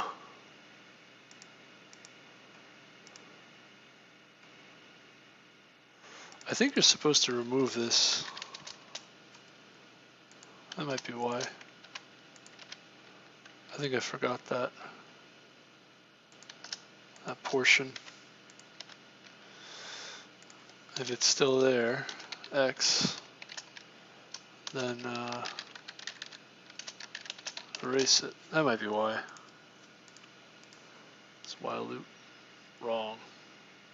Nice. Let's remove this part, actually. I'm not sure that's supposed to be there. So process the values from I to j inclusive. Okay. So we have this X character.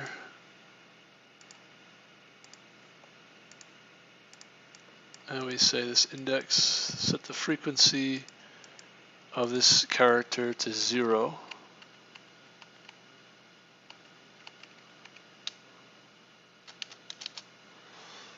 And then we're going to add that character to a set of characters we're considering. Set the total frequency to 0. Definitely, makes sense. Set, put t is the minimum index of this character. First time we see t. And then for I less than or equal to t, increment I.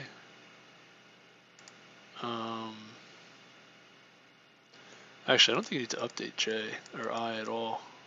I think I just gets updated inside here anyway. I less than or equal to t, less than or equal to t. And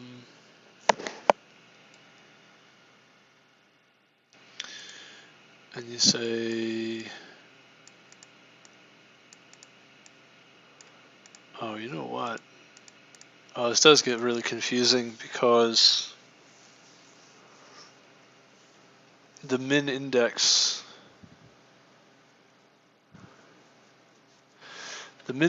for, that's my mistake, actually I have to set this properly. Let's say less than j, and then we'll just say at j,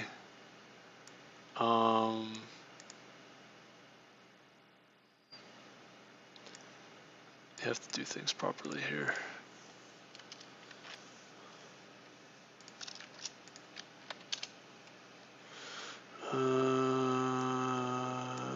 Character,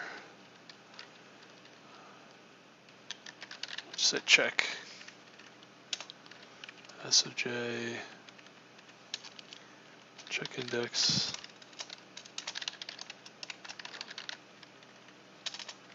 s of j, or just check minus a, s frequency of check index. Oops.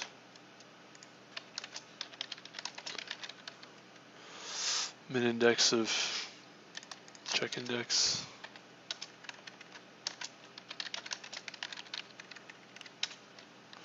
equals j, should be j, and then if the count's less than or equal to 0, this is the target actually. I don't really need this check then. Target index is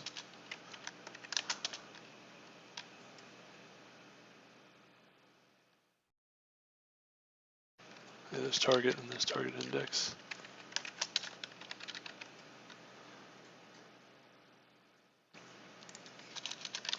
Target's not already in there. Then add it. You could just add it again, doesn't matter if it's already in there, it won't add it twice.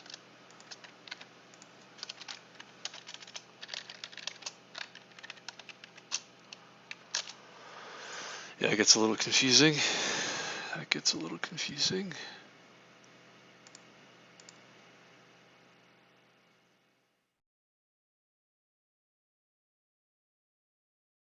Right. Okay, what happens if we do this now? Runtime error, nice. Nice. Let's also get an example that we know works, or that it did work. Who knows what I just did to this program? Okay, actually forget that, I guess. Sweet. Sweet. Oh.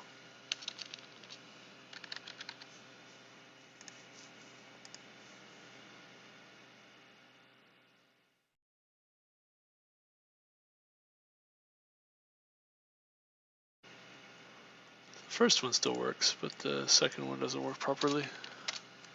What's going on here?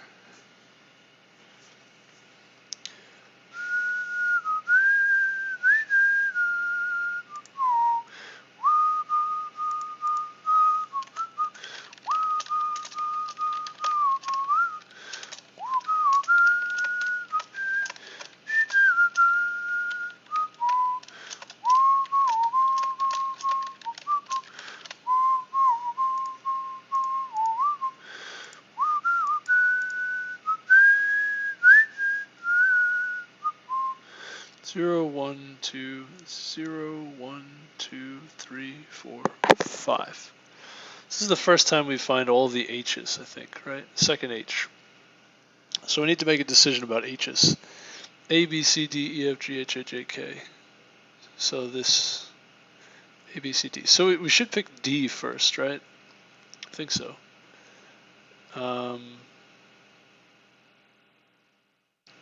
A, B, C, D, E, F, G, H, I, J, K.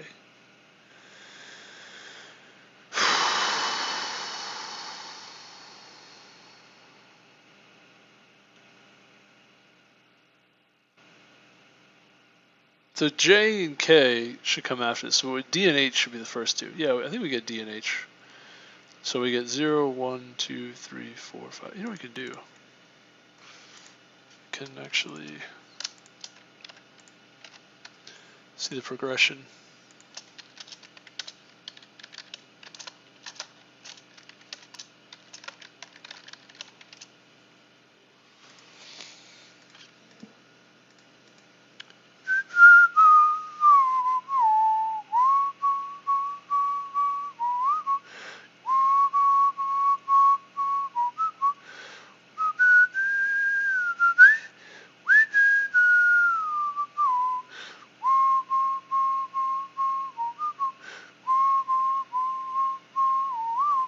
Oh. Oh, wait a second. What?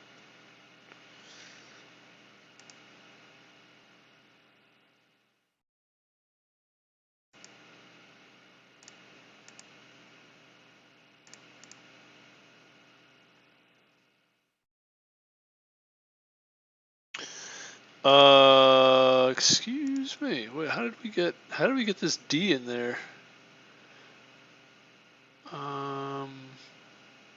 Also, we really messed up here, huh? What the heck happened? Anyway, so this should be DHJ. We got DHK. Why do we get DHK here? We got 6, 0, 1, 2, 3, 4, 5, 6. And A, B, C, D, F, G, H, I, J, K. D, J, and K, right? No. D. A, B, C, D, E, F, G, H. I think it's, wait, 0, 1, 2, 3, 4, 5.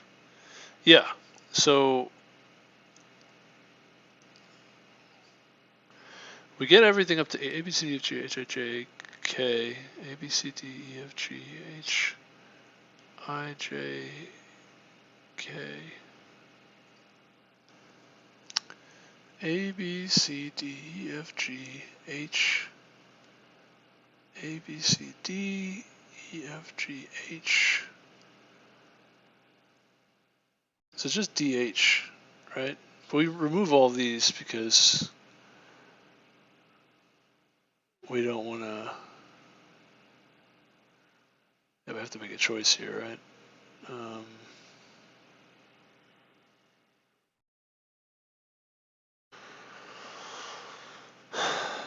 Now,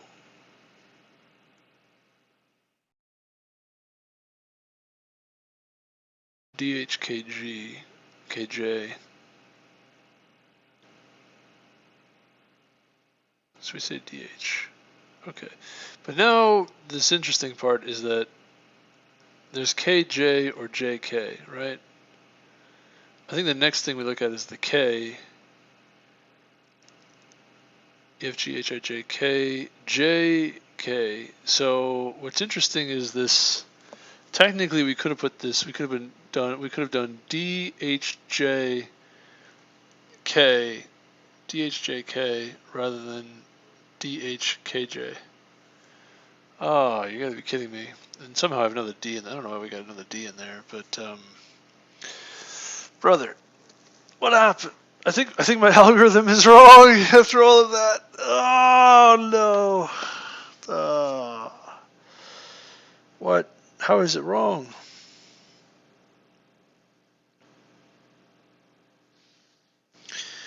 It's got to be the next smallest possible on the left side.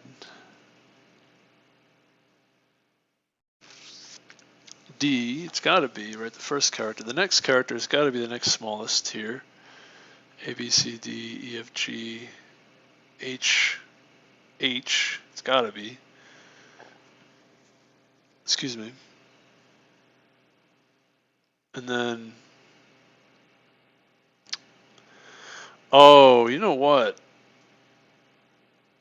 H, I, J, K.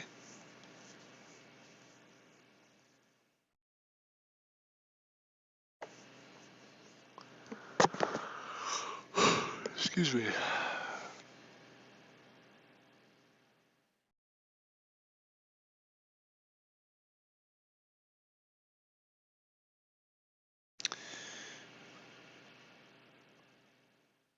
Because this H shows up over here.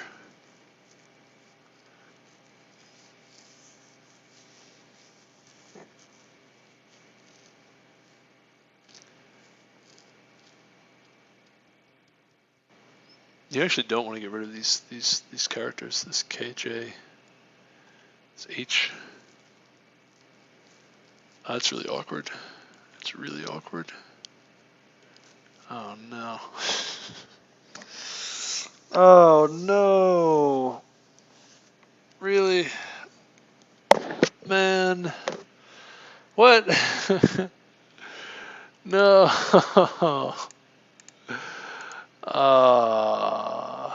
Really?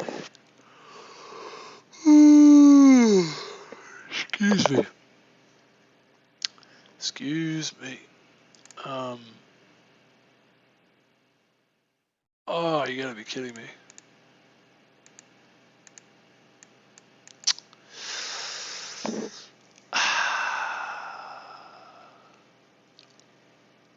Yeah.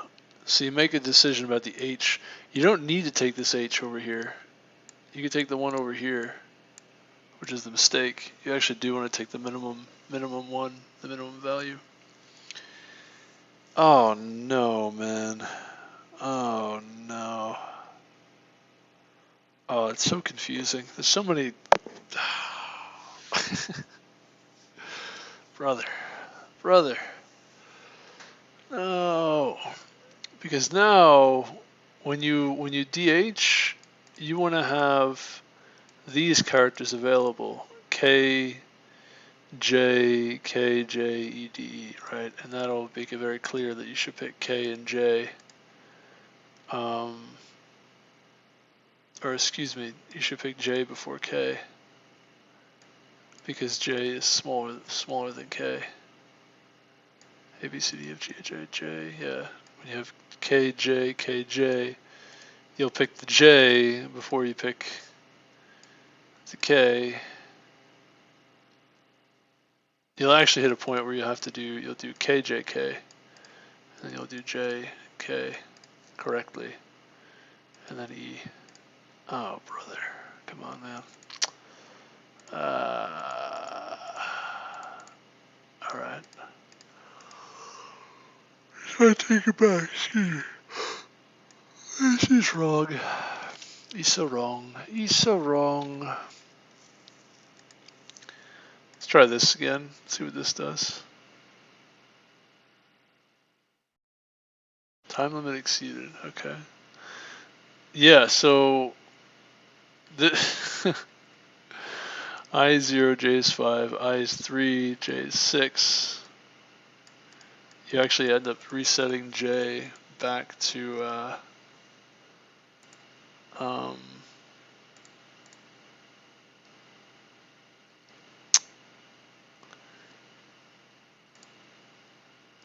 yeah, DH, you end up setting, right, I is 3.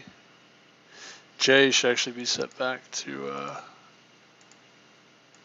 back up J to I. 0, 1, 2, 3. Oh. Not only should you back this up, but you need to re-update to the correct frequency map, which is super awkward too. Basically, all the characters in between, you have to add them back. Yeah.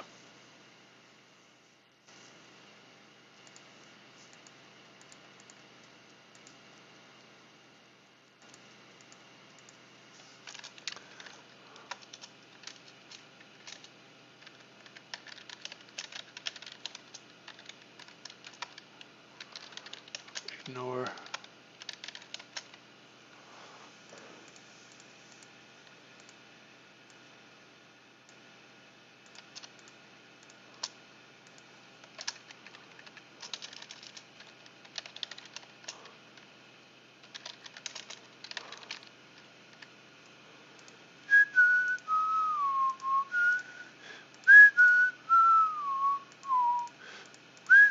Oh, that's why we TLE is because we, yeah, it's confusing too. Okay.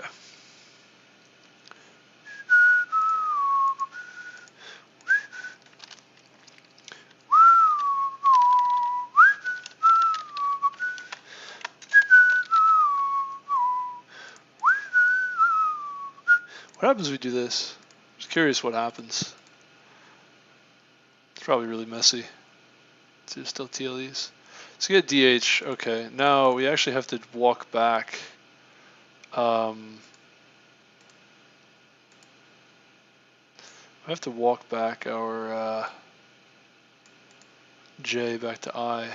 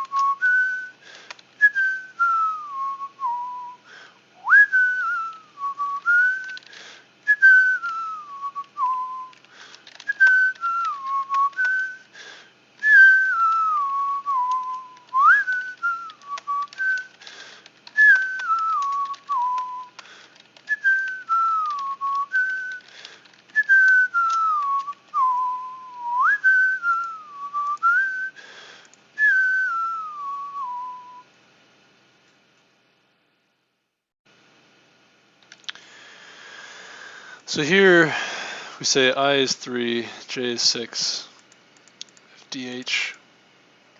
So when I is 0 and J is 5, I is 0, J is 5, we print that and we do this whole thing, shindig. And then I should be 3, so what happens? J J is 5.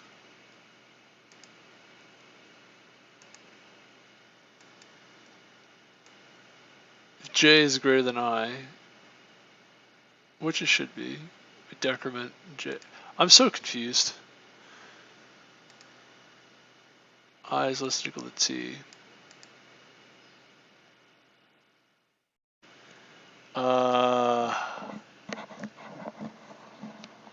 T is this min index. Right.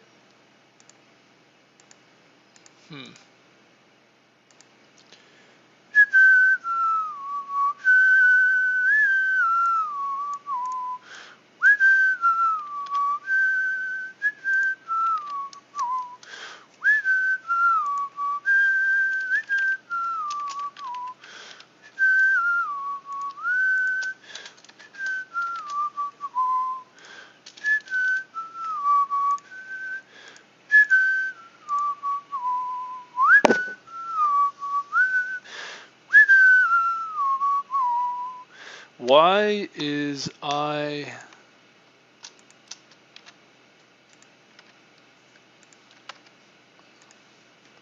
What is even happening? I don't even know anymore. 0 to 5, question mark, question mark, question mark. All these things happen. Now I is updated to 3. We have DH here. Okay, so I is 3, j is 5. Kind of makes sense, right? I is 0, 1, 2, 3. But j is still too far away. We need to update j to I. We need to walk back j to I. Right? Which is kind of what we're doing here. And okay, we're in good shape here. We have I and j are in the same spot now. But now suddenly I and j end up at 6. I is 3, j is 6. Why does that happen? What happens then?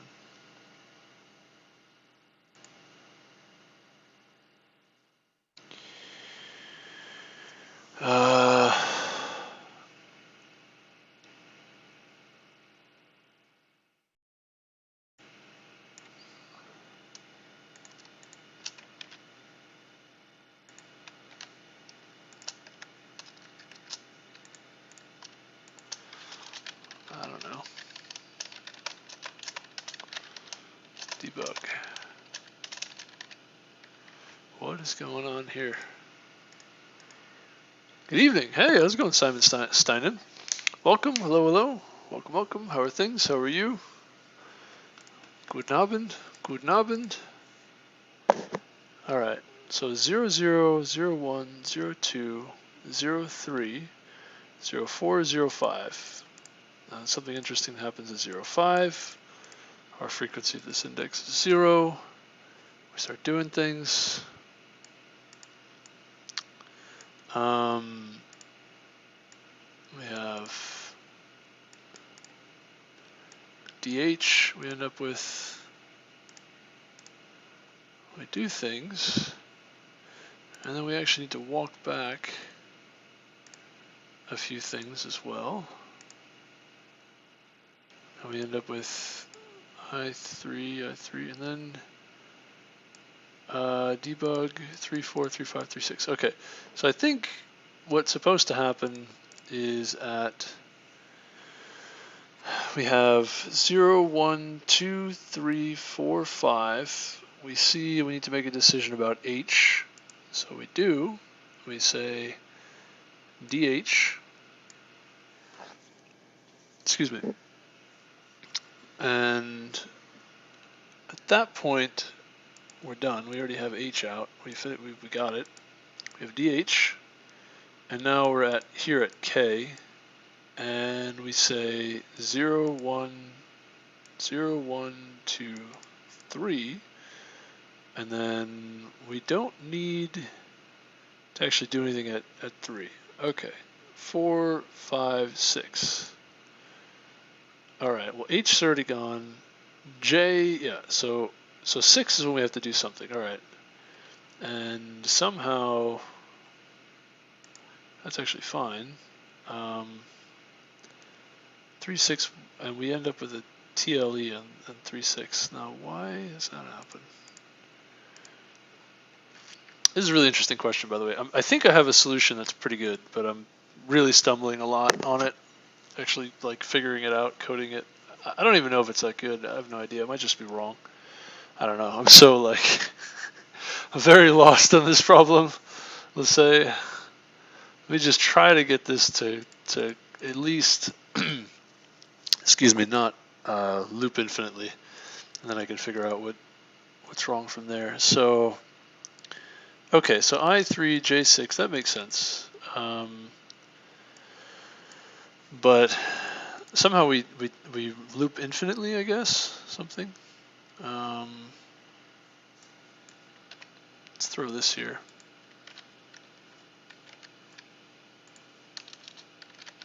Infinite. I think it's looping infinitely here, right? Because there's not too many loops that I have going in the first place.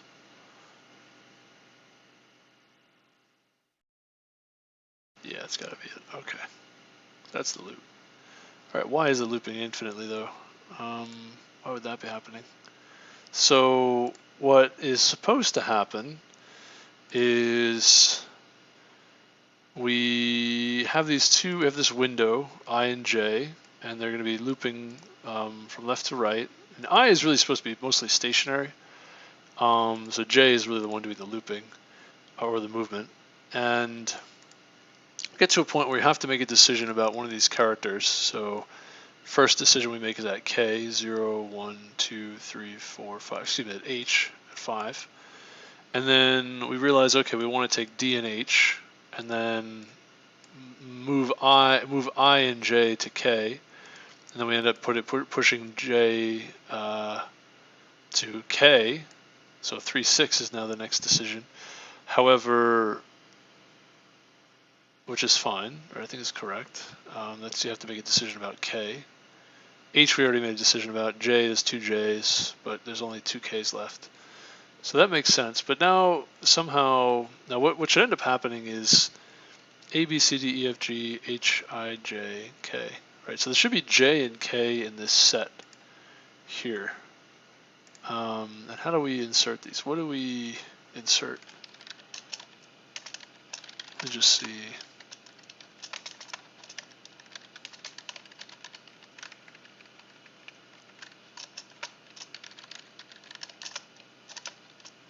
Just see what we ended up inserting here. I'm going to write a bunch of boilerplate, and then I think I have a correct solution, not portable, but the boilerplate will ensure that it will not compile if it doesn't work. Oh, well, that's interesting. Yeah, go for it. Interesting. Wow. Yeah, this problem floored. Like I still don't have the solution, so definitely impressed if you figured it out that quickly. Well done. Well done. So inserted D and H, infinite. That's fine. When you get to 3, 6, that's the part. K, J, and H. Ooh. Oh, that's why. That's what I'm missing. Duh. Of course. Of course. This doesn't really matter. If it's that and not ignore. You're supposed to ignore this character, then ignore it altogether.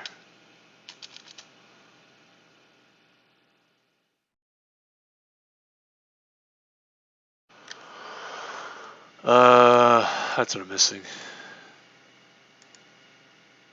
I want to say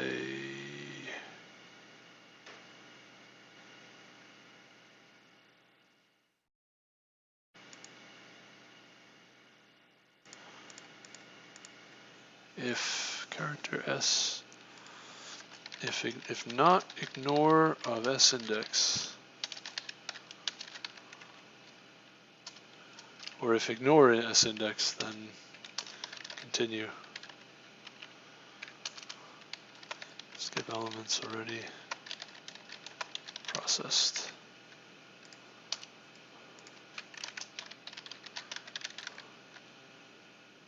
All right, let's try this again. See what this looks like.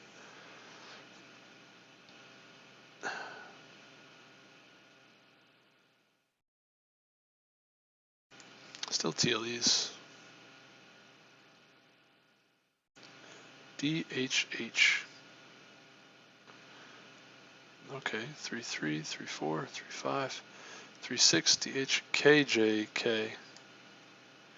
A, B, C, D, E, F, G. So H doesn't get inserted, so you have K and J, and then infinite a whole bunch of times. Now, why is that? It shouldn't happen really at all, because at the end of this we erase the character X, or it should be erased.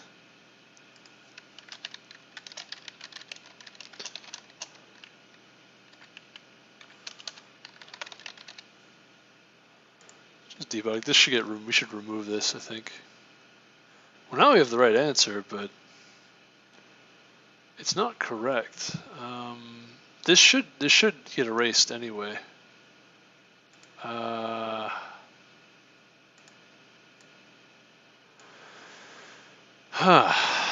Now, how does that happen? What happened?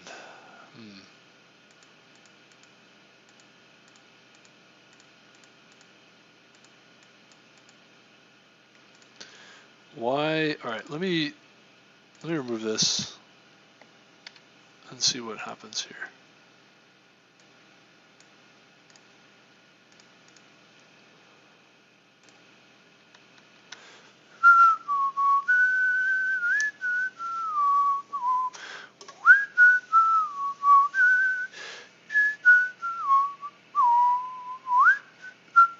Okay, so it's not empty. We have x. X should be the smaller of the two. We have k, j, h, k, right? So minimum value for k. A, B, C, D, E, F, G, H, I, J, K.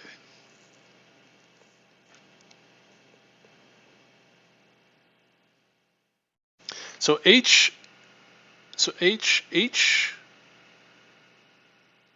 A, B, C, D, E, F, G, H, I, J, K. So H should be processed. J isn't. And K is. No, H is already processed, so it's just K and J. But the thing is, we take this we take this J, but then we do take the K. But the problem, I think, is the min index. Well, this K gets removed. I think the problem is the min index for K. We don't get far enough. We don't actually get to K to remove K.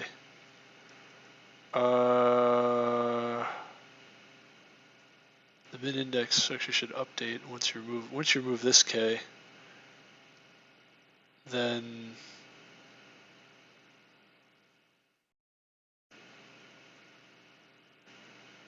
it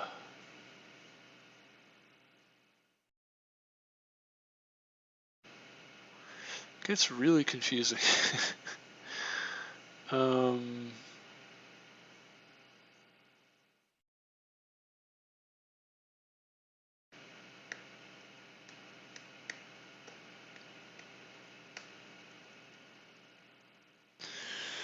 Yeah, you would remove. Oh, I see. Because once you remove this from the min index,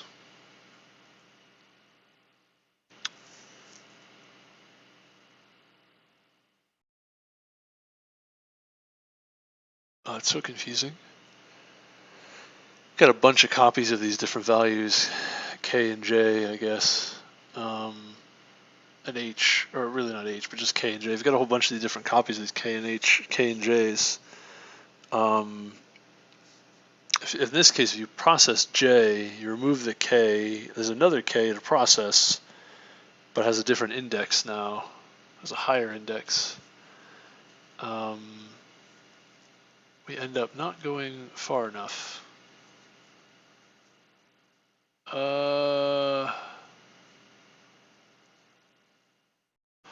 Well, I think that's the problem, is that we don't necessarily know what the index should be for these characters as we remove them.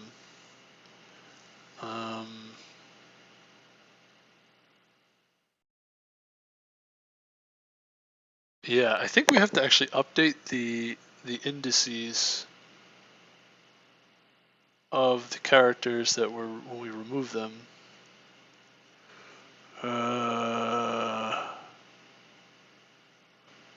That's a little confusing. I mean, we could make stacks for these indices, but I don't want to do that because then we're using too much memory.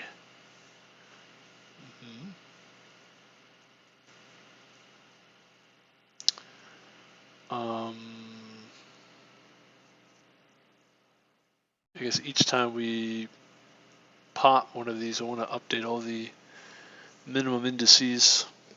I think that seems to be the problem. That's a little awkward. That's a little bit awkward. A little bit awkward.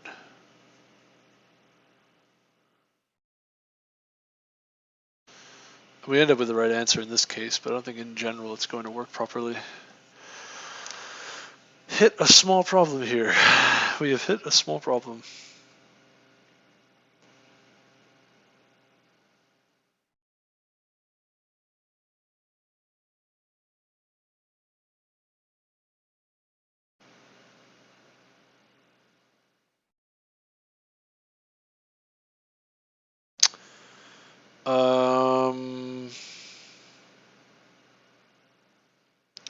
I mean, we could store the indices in a stack, but I don't want to do that because that could actually give us quadratic time anyway, and then all this is for naught.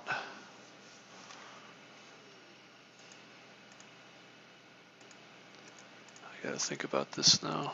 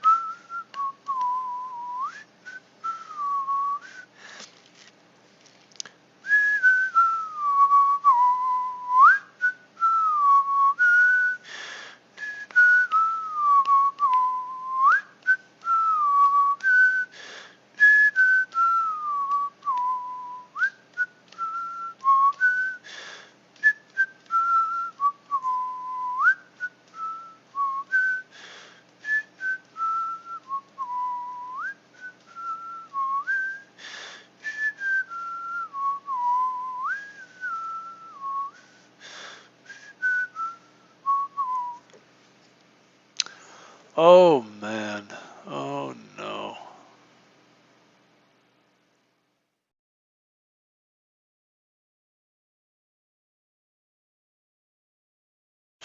Well, we can actually do it a different way. I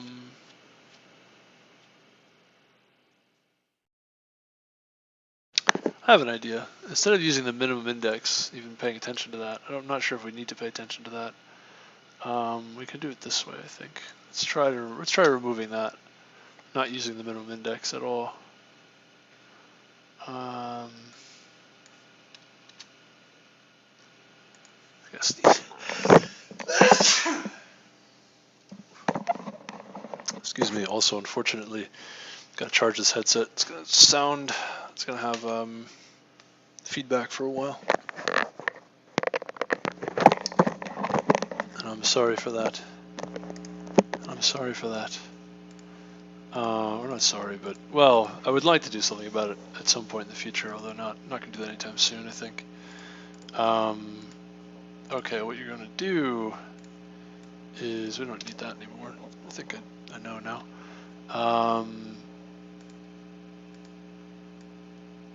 Okay, we're gonna say while I of t, we're gonna say character x. Say character. We'll say character t is equal to x, and we'll say not equal to t. Plus I will say s of I is not equal to t. Do it that way. That should give us our index.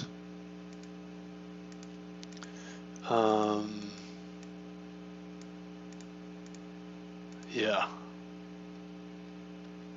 Or x, really. I don't even need t anymore. We just say x. So s of I is not equal to x. We're going to set this new character to s of I. New index. Take this frequency of this new index, if it's greater than 0, decrement. Remove all the characters between. Process all of the characters between s of I and target character, and then the index. Yeah. Inclusive.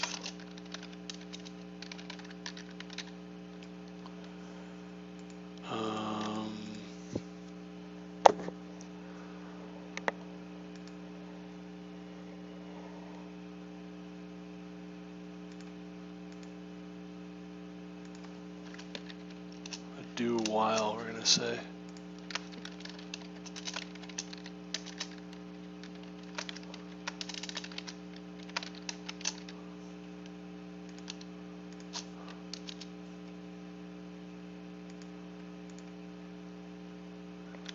We're going to say do this. Well, s of I is not equal to x. Now we're going to increment I.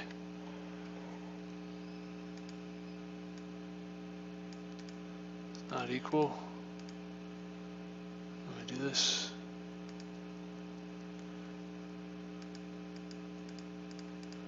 I don't know if the do while loop helps me here.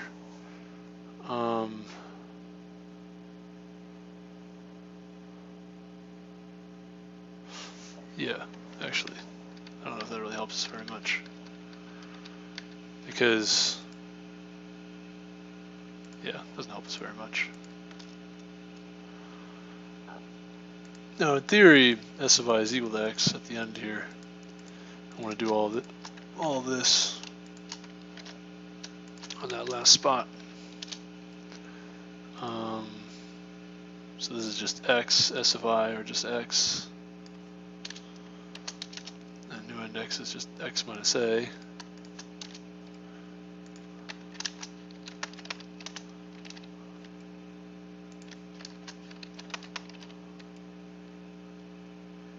It's just C index, I guess.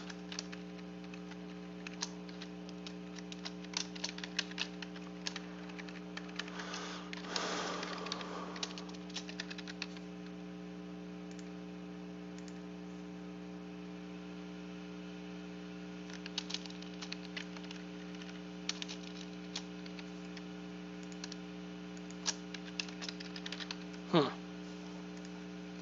Not really sure what to make of all this. Oh, I see, I misunderstood the problem. Yeah, I did the same thing. I was like, oh, this is a really easy problem. I was like, it's like, I got this.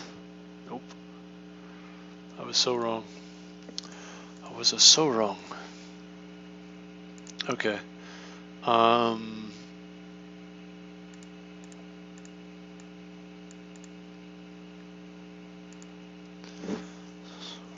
I was so wrong. So wrong.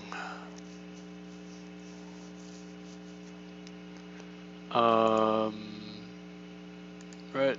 Non-zero. Subtract. Erase. And yeah, as you throw out stuff, you want to erase it from the set of things to consider. And then at the end, you want to process actually x itself, right?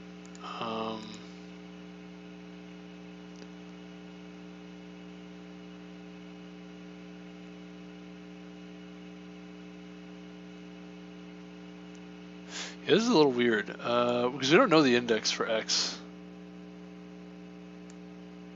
Like, we don't know the index in S. Yeah, which is interesting.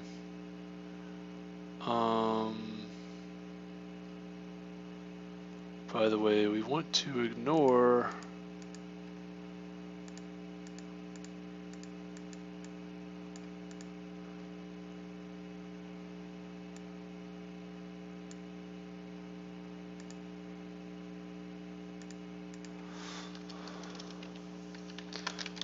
characters already been processed.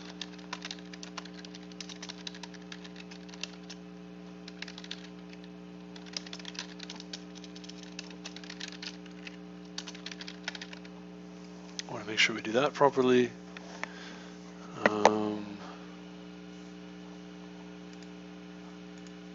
We want to say if the frequency, the smaller frequency, if it's greater than 0, decrement it. I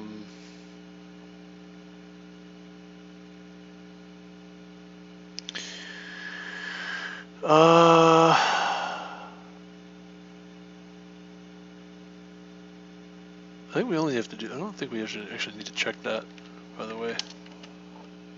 Oh, yes, we do. Yeah, because we do this over here. Set this ignore.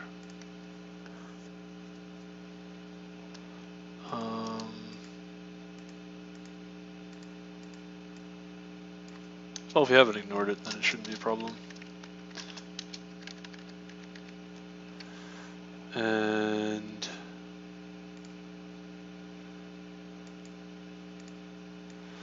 Now we just decremented this, and it's in the set of things to consider.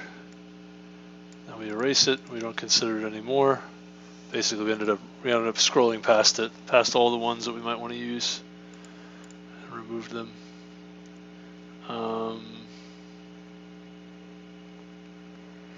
And finally, over here, we say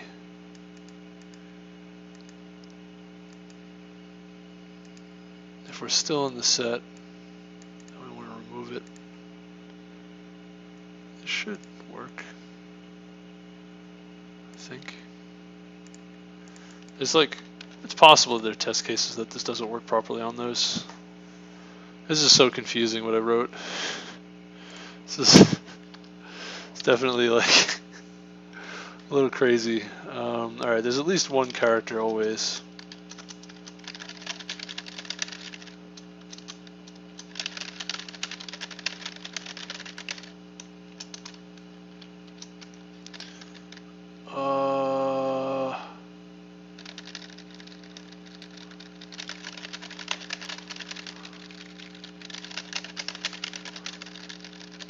I could very easily get to 10,000 characters, can't I?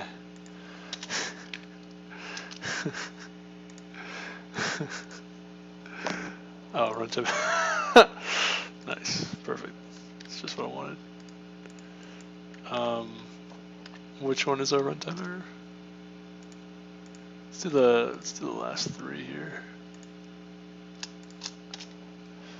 Nice, perfect, perfecto. Yeah, this code is so wonky that like we gotta go through a bunch of different test cases because there's just no way that this handles everything correctly. There's so much going on here. It's so awkward. It's very awkward. Okay, so I see. So here. So here we are. Somehow we have a runtime error. Somehow. DSLKFJDS. What's the error though? What did we get?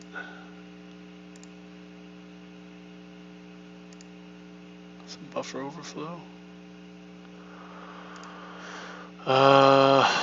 Okay.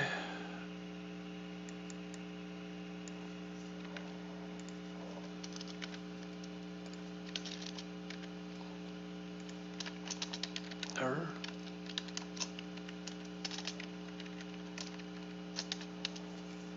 Yes, this problem is really hard. In my opinion, this is like a hard problem. Error. Error 2.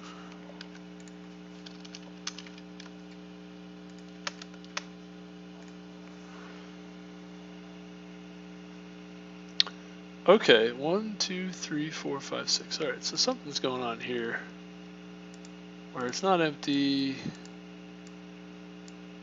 All right, let's see if we can find the erroneous piece of code.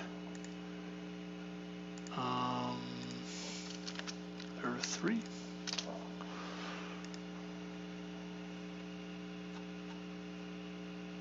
Okay, so we know it's somewhere between these two.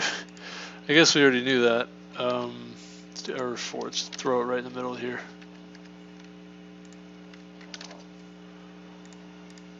Bunch of error 2s and some error 4s. Oh, that's a lot.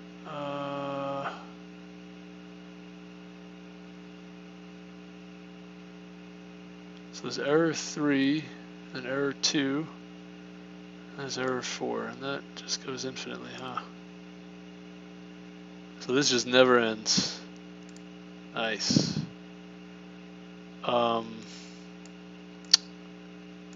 That's good. What? Okay.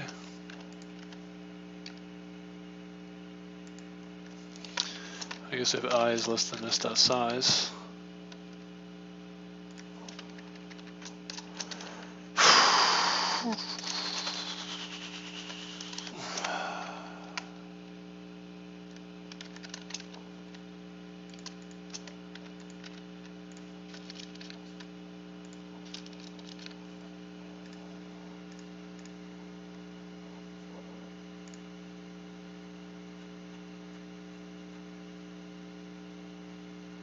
Oh, it exited. Okay, yeah, that was all right. But what? So somewhere here we have this error 324 F and J, S of I, F, J. Maybe I should show it. And that's, no, that's J. Alright, K, D, X is K.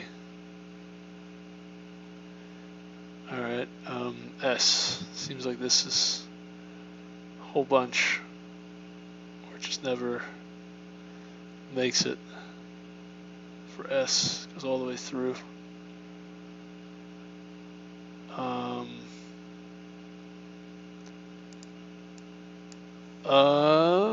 L, S. What is I and J in these cases?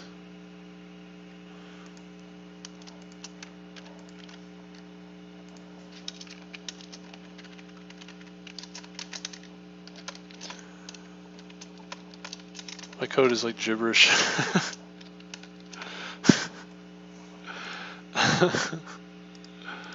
I still think it's the right algorithm, but it's just really badly.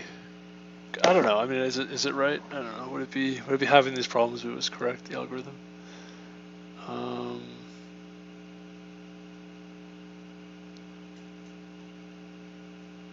It looks like I somehow ends up beyond J. Oh, that's interesting. And that's when things get funky. Yeah, J is supposed to update. Okay. How did I end up past J? That's not supposed to happen. That's not supposed to happen.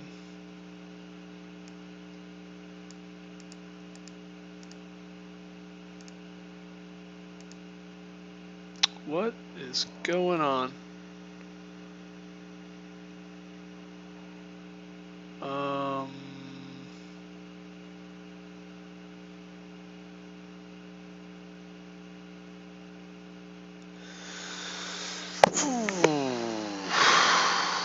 Okay.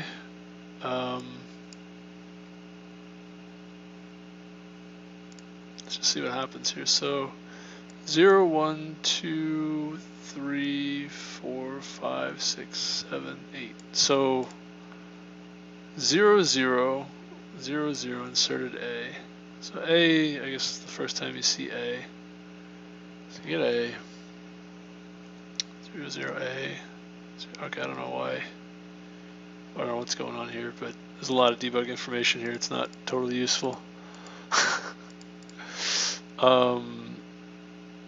Okay, so J goes to 1, J goes to 2, J goes to 3, J goes to 4, J goes to 5, 6, 7, 8. Alright, 8. 0 to 8, finally hit. I think once we insert the A, I is supposed to go forward, by the way. I think I was supposed to go ahead. The J plus 1. Yes.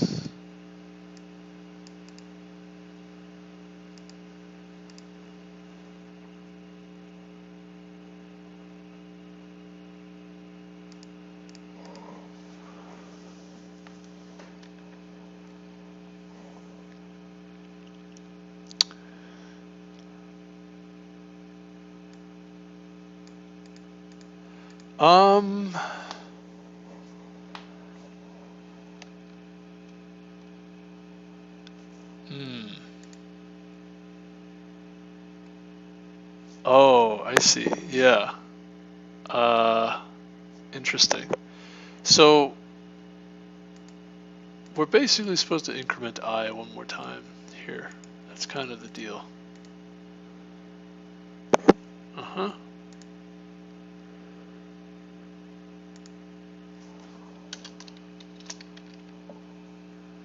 It's kind of the issue. Or at least part of it, I think. It's confusing, but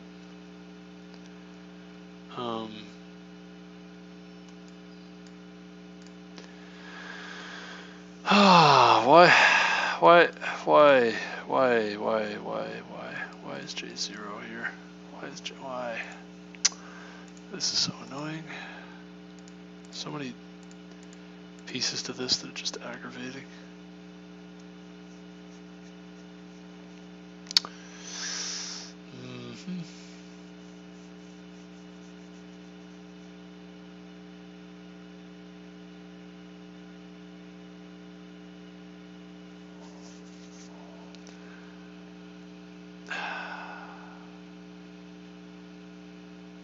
Oh, I'm so annoyed. I'm so annoyed. You gotta be kidding me with this.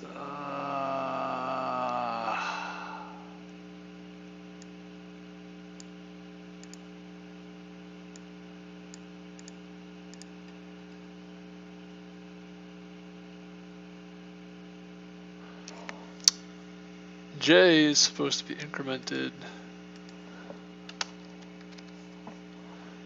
to 1.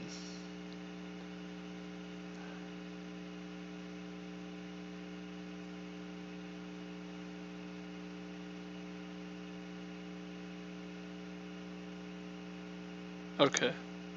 It's in the right spot here, but there are all these 1, 0 things going on.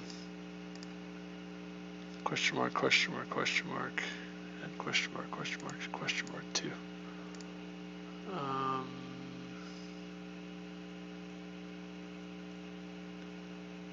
Where are those happening? Here, yeah, okay, no, we're fine. That's okay. It bothers me to see that, but I think it's just because I have so much debug information going on here. Too much now. Way more than I need. Way more than I should have. Way more than I need. Okay, now this is what we want. That's fine. Now, 1, 1, 1, 2, 1, 3, 1, 4, 1, 5, 1, 6. I think we may be missing something here.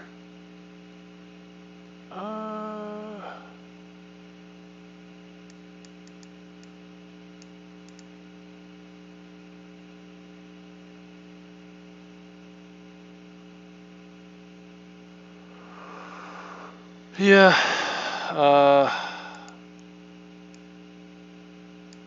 This should be. This doesn't. We don't need to touch this.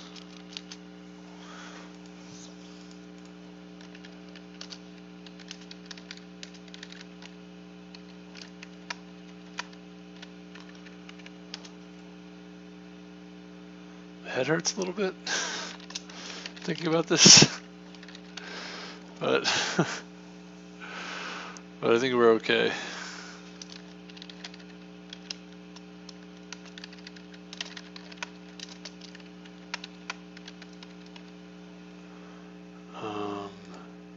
Yeah. Well, this all got set here anyway, right before we even looked at any of these other characters.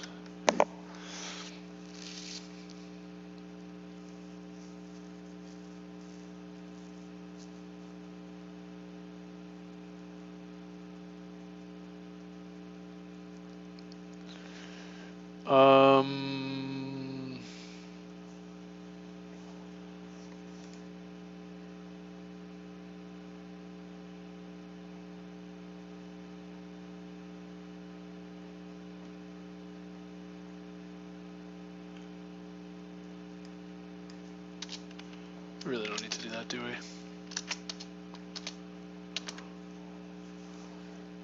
We already did that. Okay.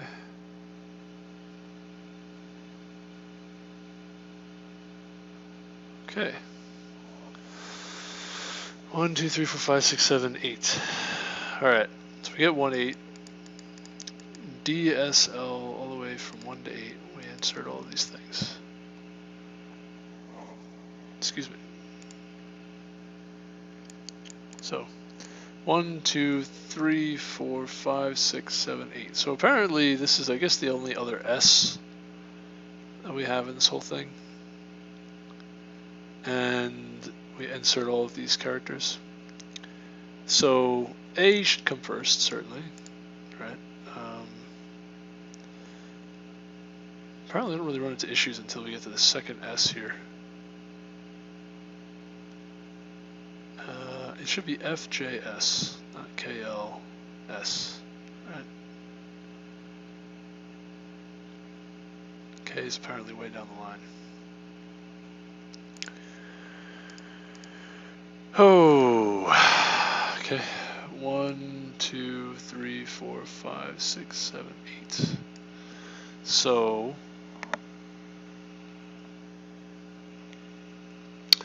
we have an S here.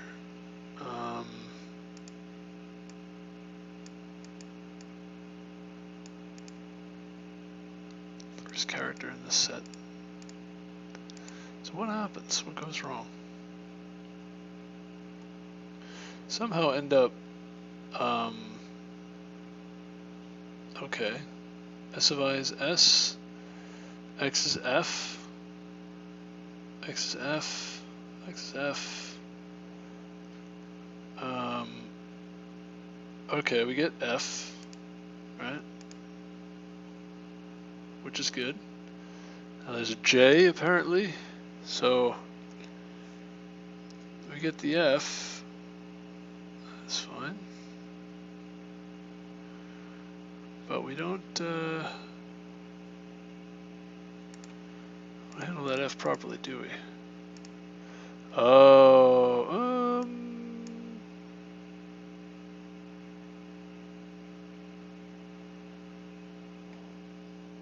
error 4. F. Get to F. Push to F. Erase some things.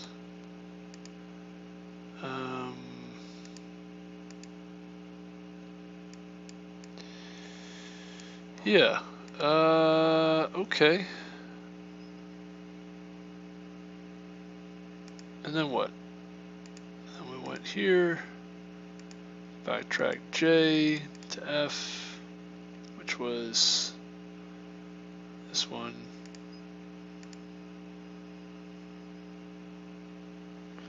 Got to the F. We said 3 to, oh, wait, whoa. Hold on. I is 4. 0, 1, 2, 3, 4, 5. So we got to 5.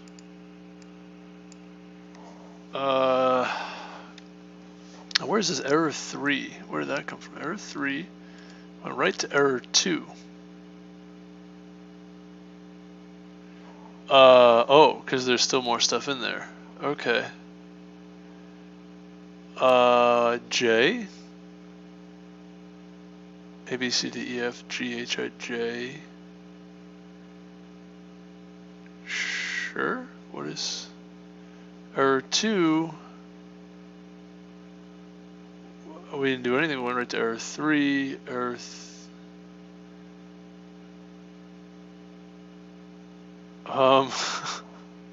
went to 3 to 2 to 3, 3, 2, 3, 2, 4. Should definitely get rid of these and start printing what these are.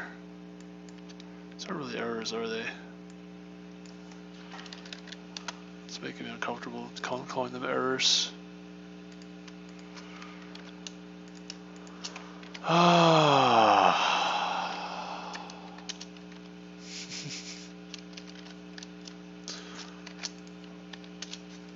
Call it marker 2.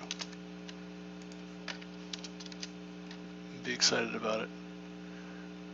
We want to know what X is. Now we want to know what S of I is.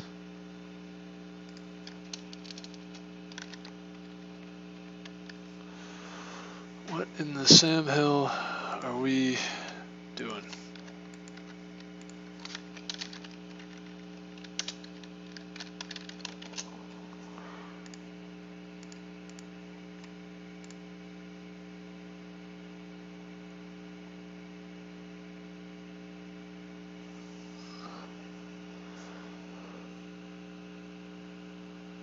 insert all this stuff into that set.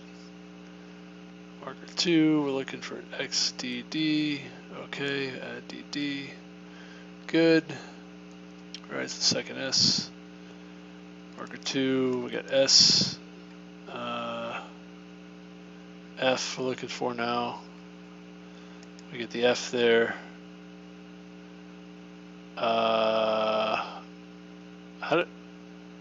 Wait, what? Wait, why did that happen?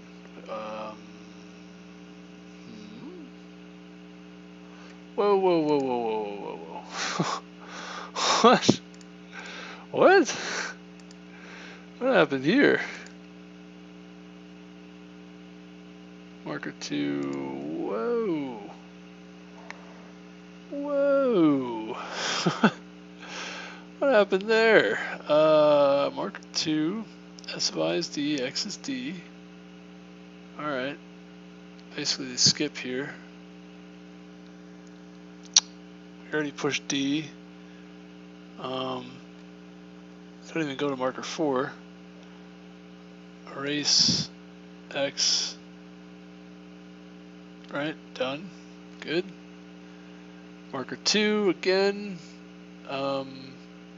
I didn't even change, right? I is well, S was D. Or, yeah, no, it got updated. That's fine. We updated I.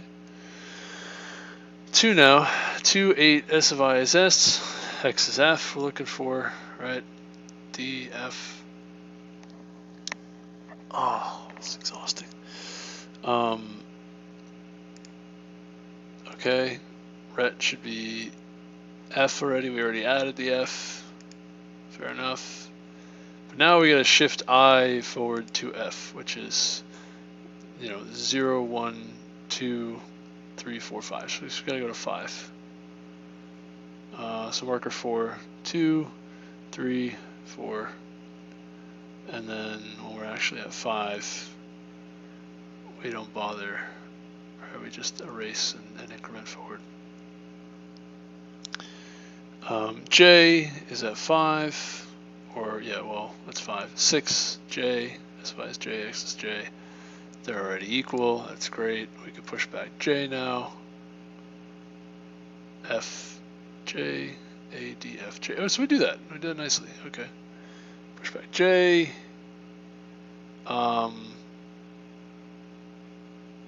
Don't even need to increment I to 7. Go straight to marker 2. Don't even bother with marker 4. And now there's still something left in the set, which is K. I have J, K. Oh, wait a minute. Whoa. I don't know. What? Wait, what? A, B, C, D, E, F, G, H, I, J. Oh, that's why. No. K was supposed to be removed. Excuse me. Hello.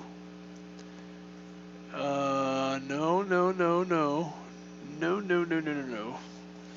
Marker 4, we had S, L, K. Right here, K should have been removed from the set.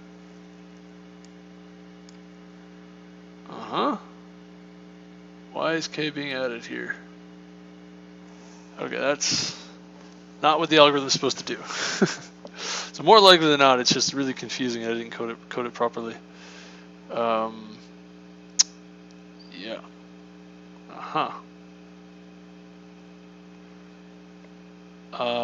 Oh, it's not C index that we're ignoring. We're ignoring new index. That's probably why. Okay.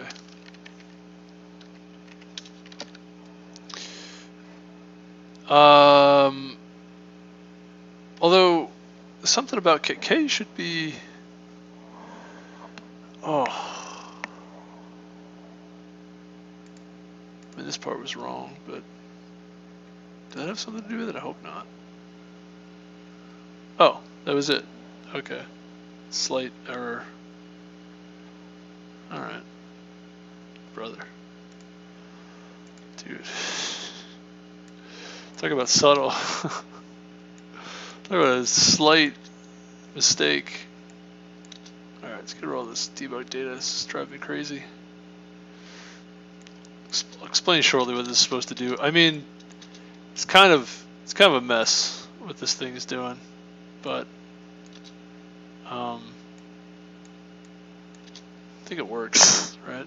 It seems to work. This is depressing. This is depressing. This question. It's like painful.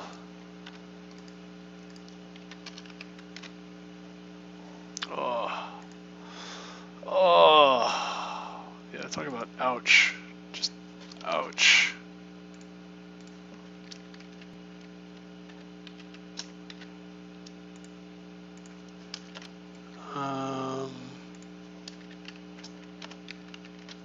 Okay, how do we do? How did we do? Alright, looks like we're correct. That's encouraging.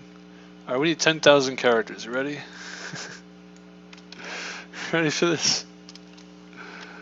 Okay. Actually, no, we'll do it this way. Because I really just don't trust myself with this problem right now. I don't know how many characters this is, but it's a lot. If we do this a few times, we should be able to get to where we're going.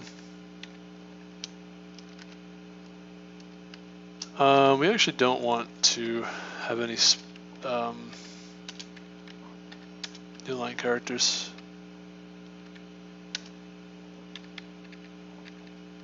I don't want a word wrap either.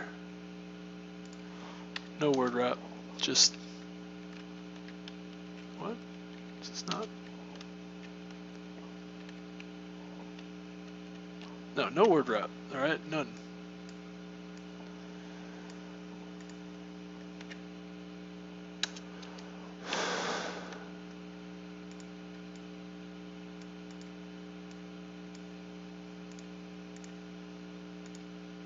Freaking buggy program. What is this? Notepad. No word wrap. What are you doing? None. 9. Alright, whatever. It's not working.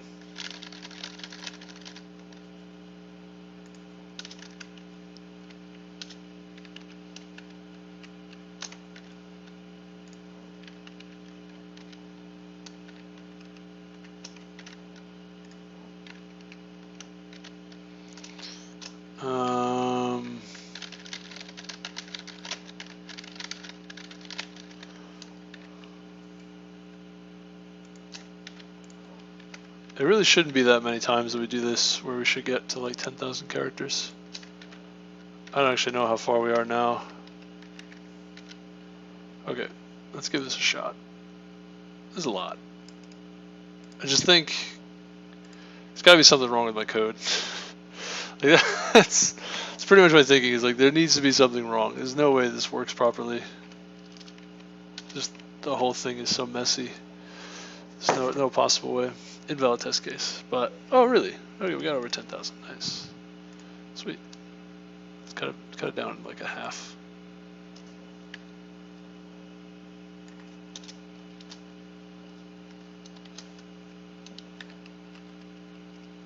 Fortunately, it's not that hard to get that many characters.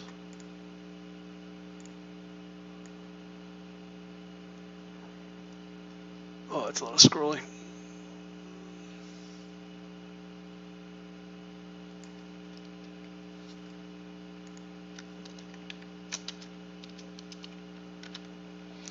How about that? Still 200 too many. Let's get rid of a couple lines. How about that?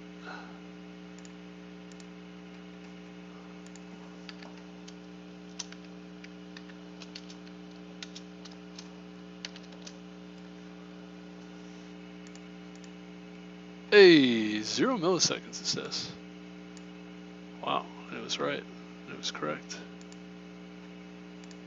Did we? What? A, B, C, D, F, G, H, J, K, L, M, N, O, P, Q, R, S, T, U, V, W, X, No Y and Z in these two, in the bottom ones? Really? Really?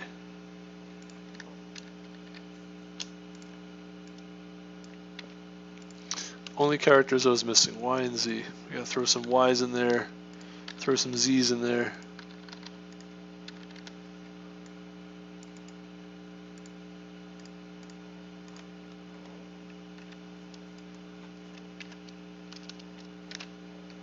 Alright, let's go for it. No kidding. That's encouraging. Let's give it a shot. Hey, we did it. I don't mind characters, I use quite descriptive names. Oh, you do? Okay. Oh! This problem, man. This problem. Oh.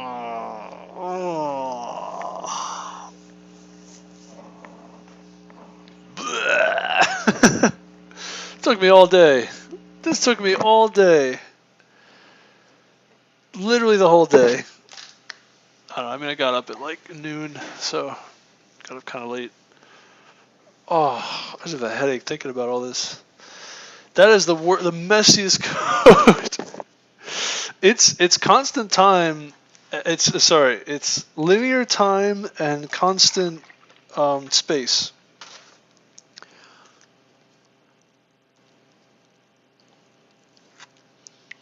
It's linear time and constant space. I did it. We did it.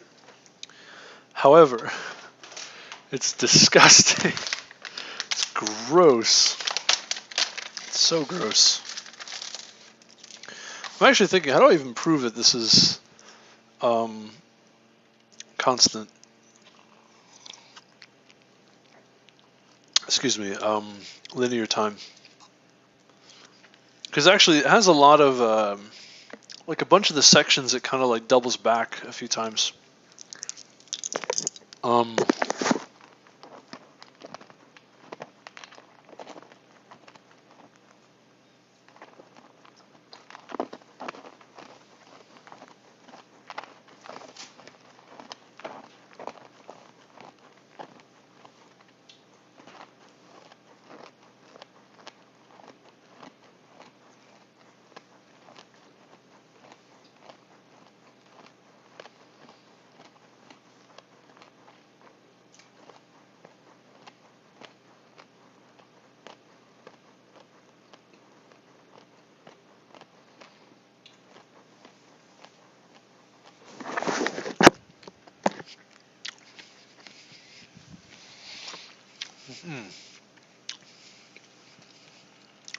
Actually, I don't think we need to do this part.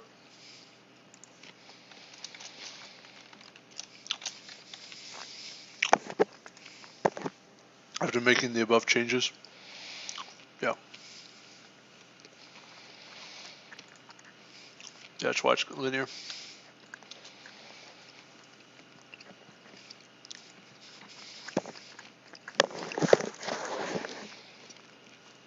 Because we never walk back I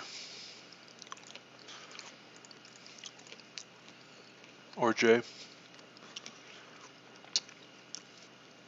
I never move I or J backwards.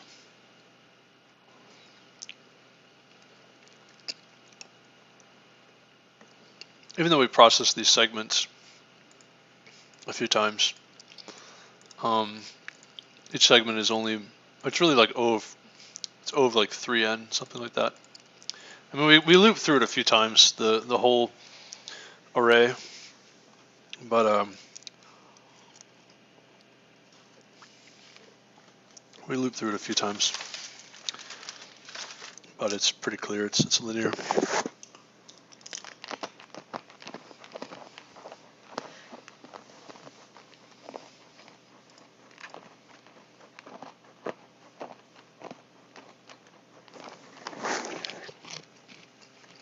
I think mine will be quadratic.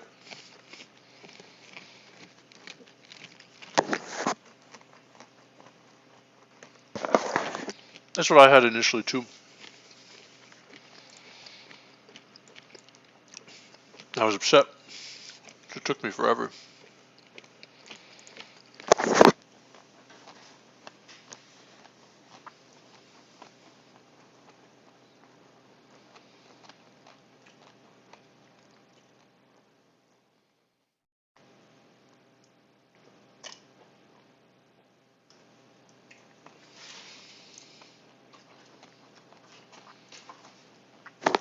quadratic one didn't take me forever, but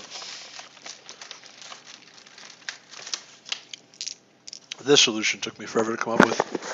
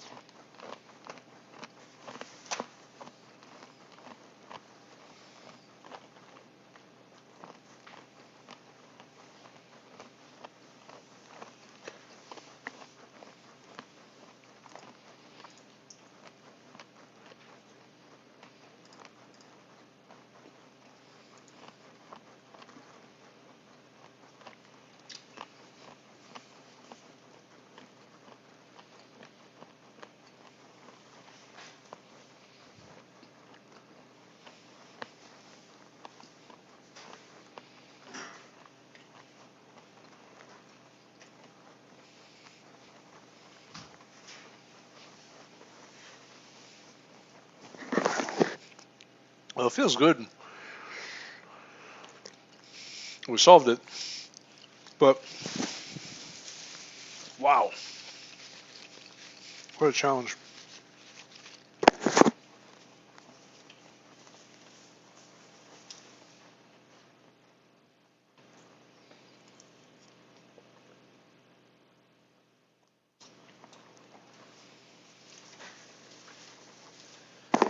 No, I want to think about ways I can clean this up a little bit more.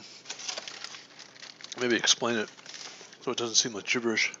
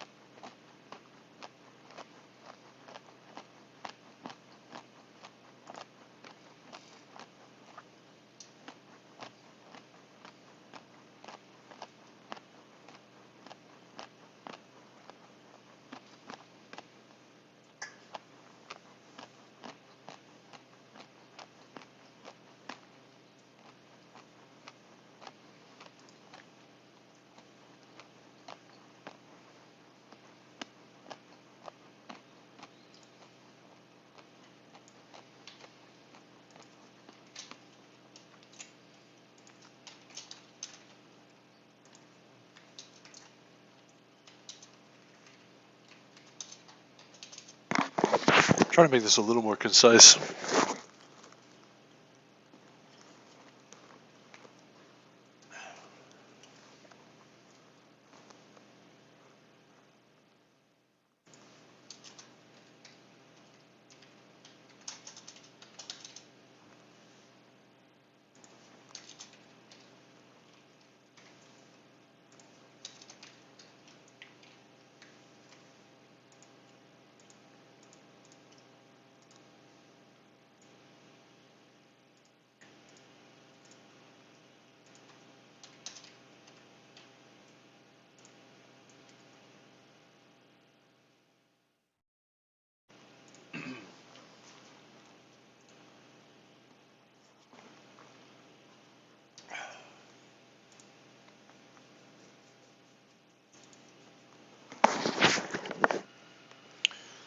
So skip characters that have already been processed.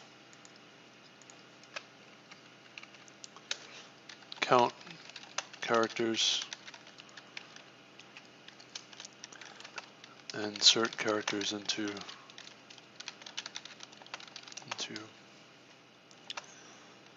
our smaller target into including the target.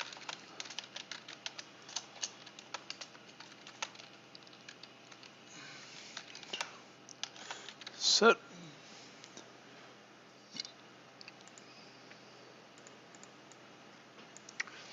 Process each value from this set and remove consideration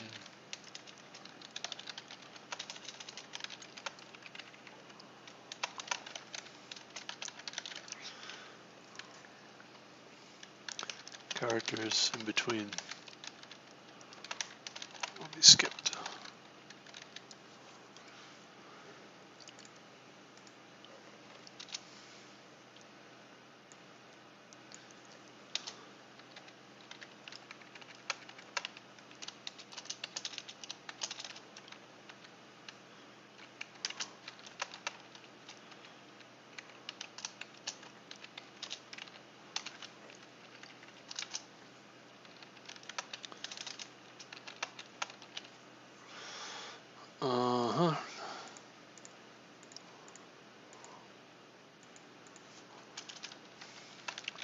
This character from all sets guard to consideration and append it to the solution.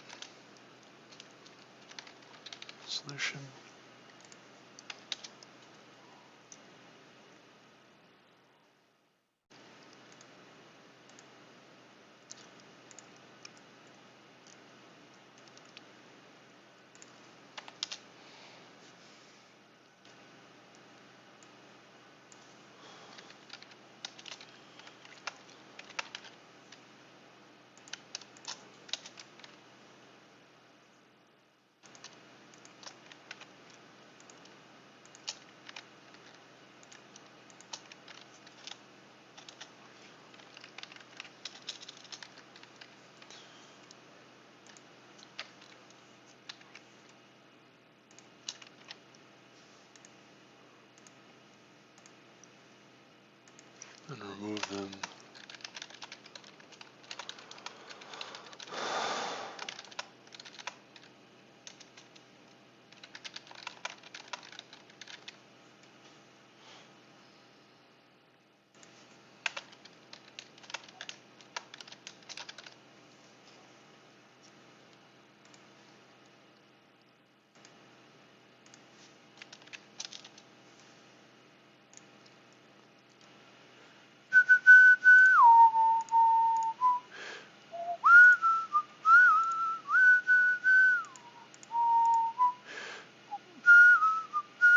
Okay, it's kind of simple now that I'm looking at it. I mean, it's supposed to be simple. It's just there's a couple of details that are kind of challenging, I guess. I wonder if I can do frequency of index equals 0 instead of ignore.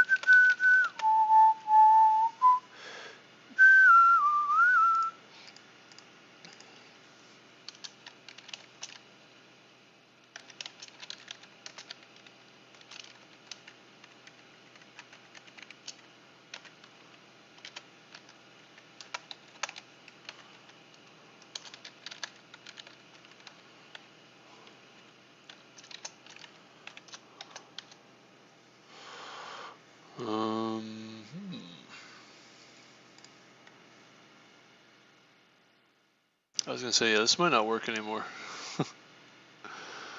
Might not work anymore. It's a bunch of funky stuff that goes on with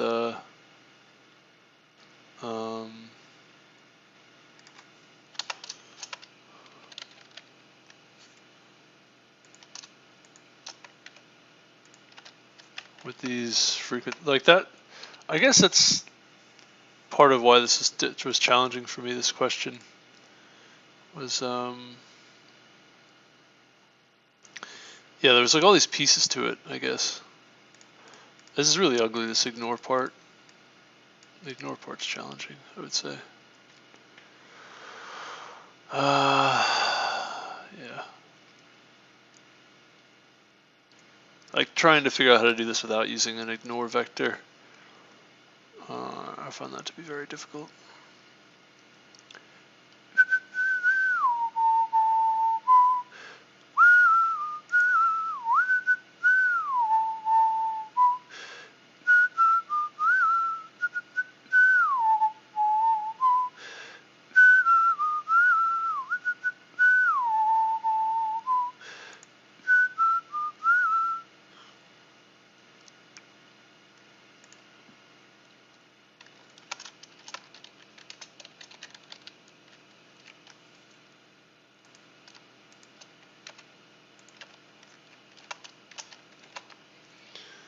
I'm gonna just keep trying to go without the ignore vector.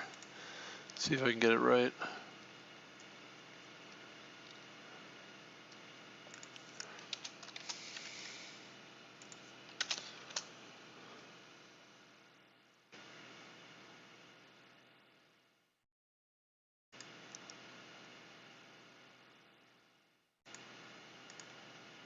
Nope. Well, looks like the ignore vector was the cleanest way to do it.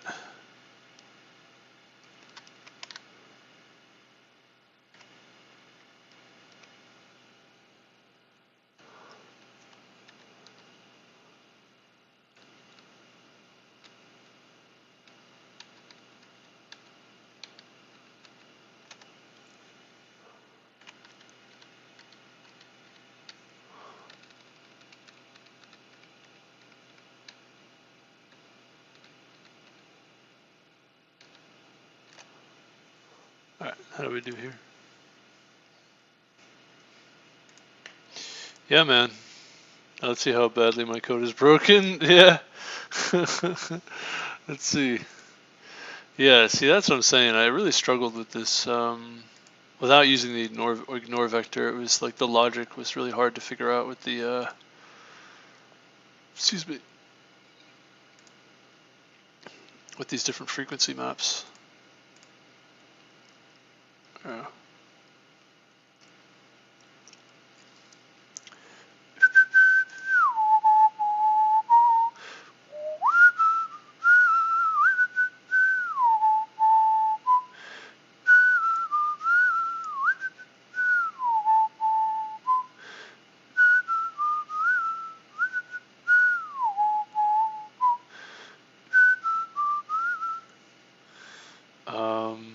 We can try again though.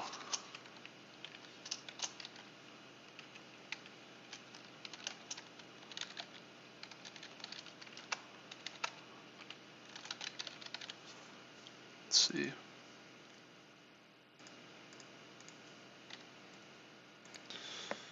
Keep trying. Okay, so use frequency of index equals 0. I think that works. Almost all these cases.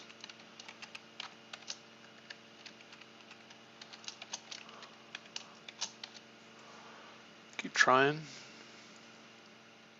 Wrong. Oh, look at that. Well, it's wrong. He's so wrong. He's so wrong. Yeah, see, that doesn't work. That doesn't work. Ignore and frequency. Now, how does that happen?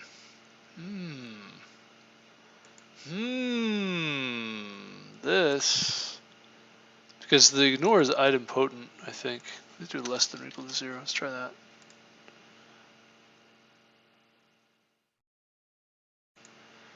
Because this will get set to 0. Because I think because you're supposed to process one of these characters.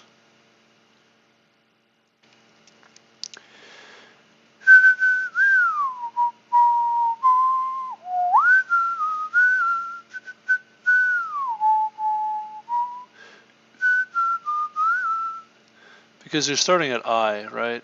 And I at some point is J. They're the same. So K equal to I equal to J, right? And then you do this whole thing, but it hasn't been ignored yet. Yeah, it's a little weird, but that's what I'm saying. It's like it's kind of hard to keep track of it all. I definitely struggled with that. Using an ignore vector just made things so much easier.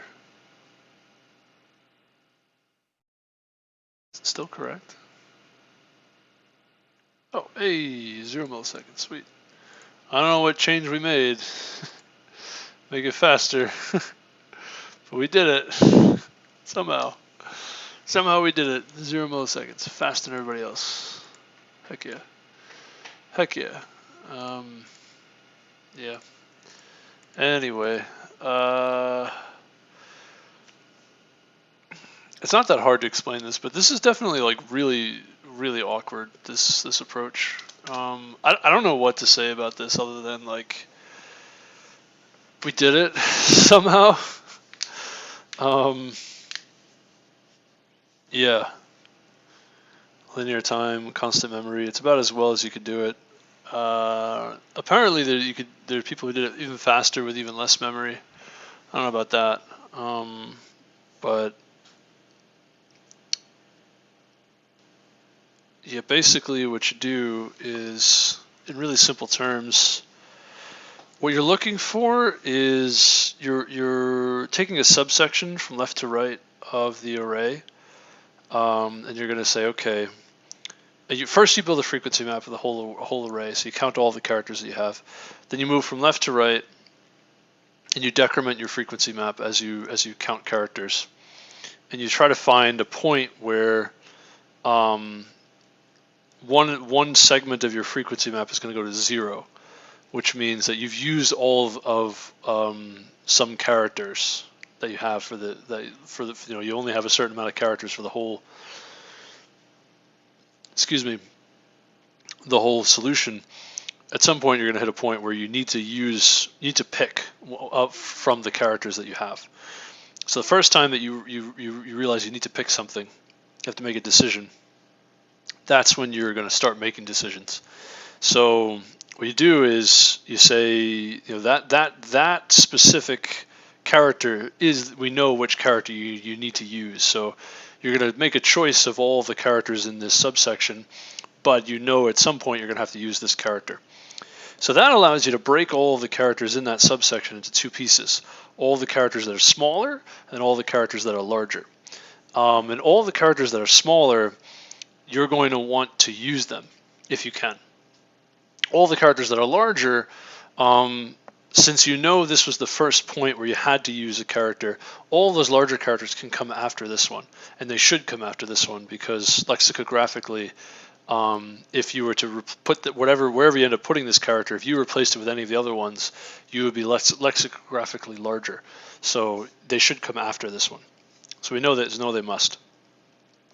So the best option you can do is the smallest character in that set of characters that are available in this subsection.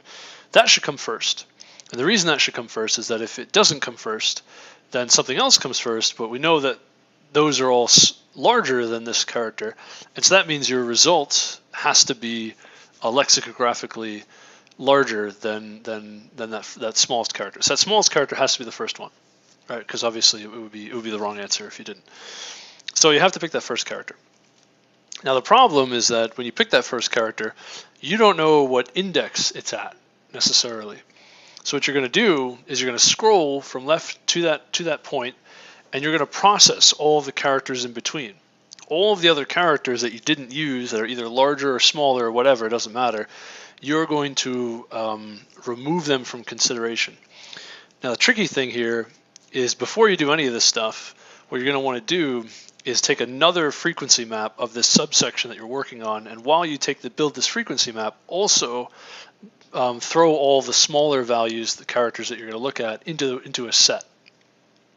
By the way, while you're doing all of this, you also want to have a vector of Booleans that basically just tells you whether or not you've already processed a particular character. So that way it's very easy to, because once you've selected a character, you don't want to ever look at any of those characters again for the rest of the processing.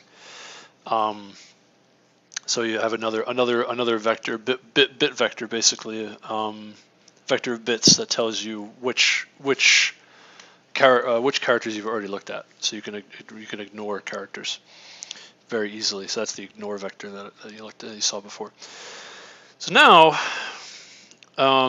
you go left to right and you say, all right, we have the smallest character. We're going to process index I. We have this index I, index j, this subsection. We're going to move I until we've hit the character that we said we're going to use now, the smallest character. And all the characters that you see in between, you're going to decrement the frequency map, the smaller frequency map, to denote that you've processed those characters. And each time, once you've removed all of the characters from the smaller frequency map, that means that you basically scrolled past all of the possibilities for that particular character. And so if that character is in your set, in your what do you call that? If it's in your set of smaller numbers that you want to use, you remove it, because now you've scrolled past it. So it's possible that you have 13 different characters in this subsection, but you want to have A in there, and A is actually immediately to the left of the character that you stopped at, and so all those other characters get thrown out, basically. And so that's what's going on, is that each character you pick in the set, you scroll left to right and then possibly remove characters from the set by decrementing the frequency map, and then you pick the next smallest character in the set, and if there is still one, and then you remove everything again, and finally at the end you should end up at the target, the one that you said, well, I have to make a decision on this, and you're going to end up adding that one as well. At some point, add that one, and then you throw out your frequency map, your smaller frequency map. You throw out your smaller set of values, right? And then you basically reiterate from the beginning. But now you have your ignore vector is updated with all the characters that you selected are set in your ignore vector. So for the rest of your processing, you ignore those characters. Sort of globally, and then the other thing that gets set, also your every time you process a character, you're also updating your global frequency map of all the frequencies. You're also removing those characters one at a time as well. Obviously, you stop updating that when you're once you've ignored a character, you just ignore it completely in all circumstances. Excuse me. Now. You basically begin again. Now, once you've grabbed these characters, you put them into a string stream. As you push them into a string stream, at the end, you're going to print the string stream as return the string stream as the stored string as the result. Now, you just kind of iterate that over and over until you sort of go off the side of the until you go off the side of the string. You basically have these smaller frequency maps that you build, and you process the string from there. Build a small frequency map and a small set of possibilities, and then you operate that way. There is something to say about this as well, which is, Yeah, the really cool thing is that all of that processing that you do is constant extra overhead because you only have 26 characters to work with. So every subsection that you do, it's just another 26 vector of size 26. It's actually great. Everything's proportional to the number of characters. The character set's very small. And obviously the set of characters is basically like a set of numbers, and it's logarithm, it's n log n, but there's only 26, so it's 26 log 26, which is still a small constant number of overhead. And yeah, once you get to the end, by the way, you basically process every single time that you decrement your large frequency map to, or not the large one, but the global frequency map down to 0. You do more processing, so you're sort of guaranteed that every time that you need to add a character, you'll add it. So you're guaranteed to hit every character, and that's it. And that guarantees that that will guarantee that you'll get every character you need, because you'll process every time the global frequency map reaches 0. That'll add that character to your somewhere into your return vector. And then what guarantees that you have the right order is that you only process a subsection when you know you need to process something, absolutely need to. And the way this operates is that you're going to grab, as I said, every smallest character possible before adding that character, and that's guaranteed to give you the optimal result, or the desired result. As I said, is sort of by induction, but also sort of somewhat by contradiction as well. That if you took a character that was not the smallest, it would give you the wrong answer. You can guarantee it'll give you the wrong answer, so it has to be the smallest each time. And then obviously if you pick that particular character, then all of those other characters that came before it you can't be using. So you just update your state accordingly. And yeah, that's it. That's the algorithm. It's pretty simple after all, but it just took forever to code it and forever to think up how to do that.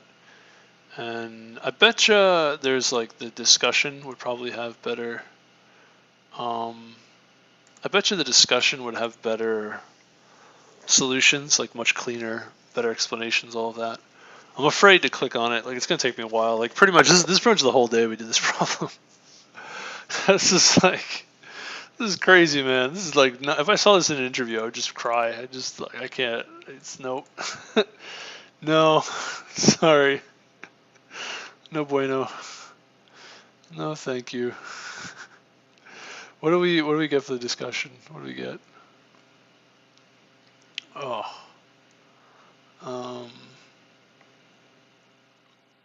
C++ simple solution, easy understanding. Greedy with stack explained. Python solutions. Readable code. Turn string as a stack. Using a stack which can be optimized.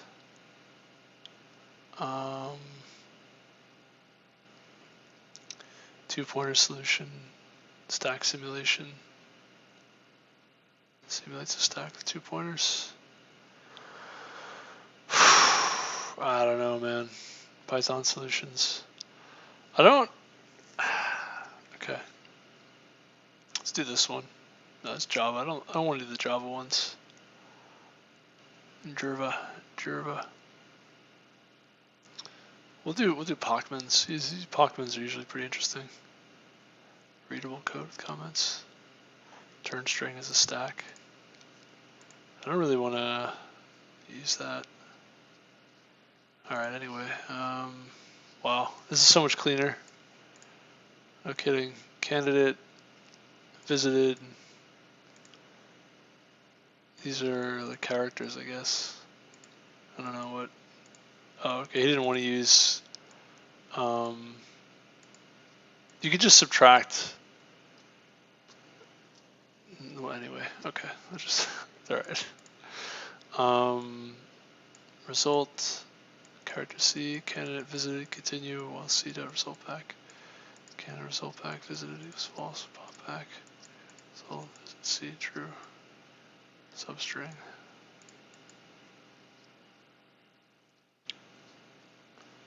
Really concise. Largest rectangle under the histogram. This problem is in fact similar to the problem largest rectangle under the histogram. You know what? You know what makes me annoys me? This was so hard for me too. Largest rectangle under the histogram. This was so hard for me too. Stack-based solution, stack-based questions are like just so difficult. Monotonically decreasing substring that contains all the characters in the string. So we just use a vector to mimic the stack. So similar to the previous many solutions that use the vectors to simulate a stack. In fact, this problem is also similar to the problem at the maximum in the sliding windows. A strong recommended grasp of sliding window solutions. I'm so annoyed. I'm so annoyed. You can do this. You can do this with constant memory. Using a stack is not constant memory, by the way. So my solution is better. Okay, mine is better. Wow. My body, my body. However, it's not. That's actually not much better because the stack in this case, the return vector, is only at most 26 characters. So actually, mine's probably worse. Technically, theirs is also. Their solutions are also constant memory. So I take it back. Mine's not better. Mine's just way more complicated. This always happens to me, man. When I try to solve a stack-related solution, a stack-related problem, I just get so messed up. It just takes me all day. I have to come up with some really weird, wonky solution.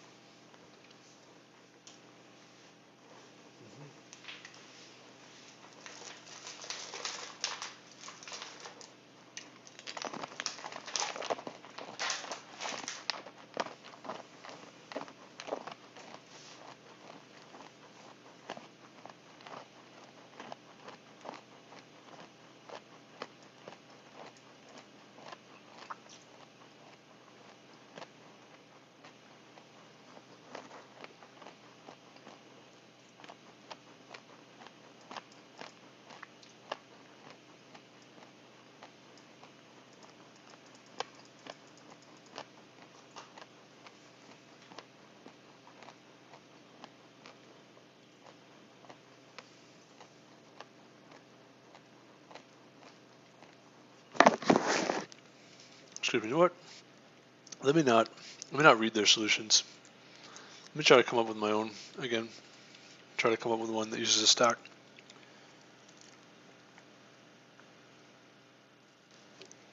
Oh boy, no kidding.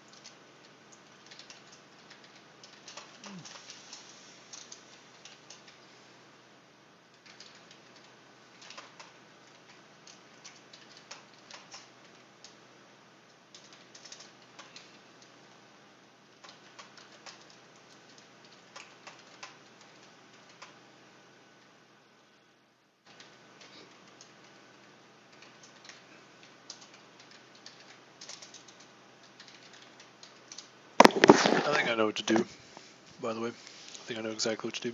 So the idea is that every character you're going to push onto the stack.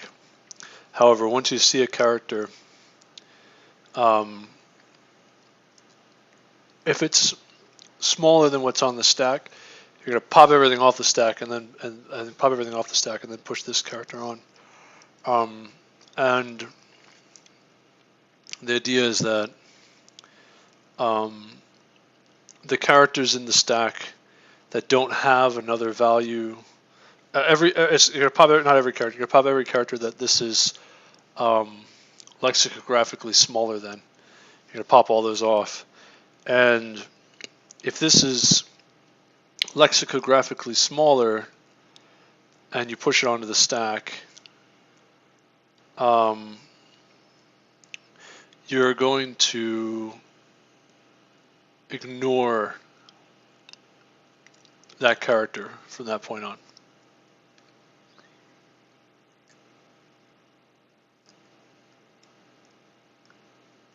Not sure if you even need to do that. I think the only time that you don't pop the number if its frequency is 1 or if its frequency is 0.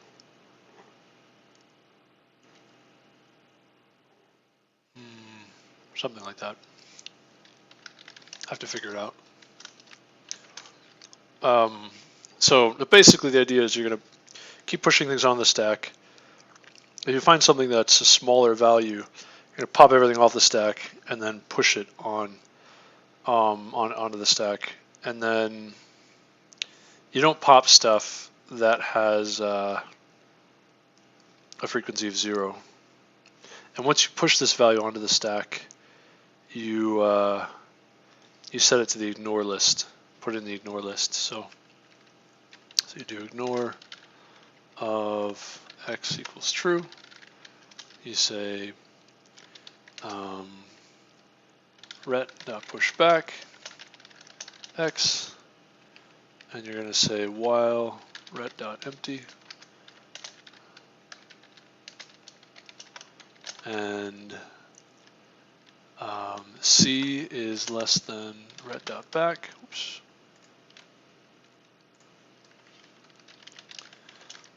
And frequency of ret.back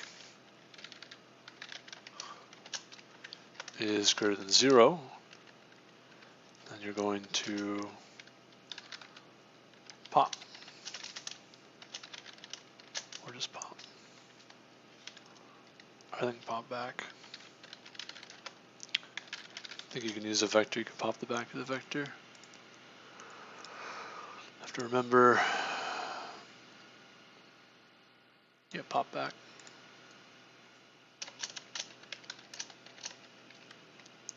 And you're also going to set ignore to the false.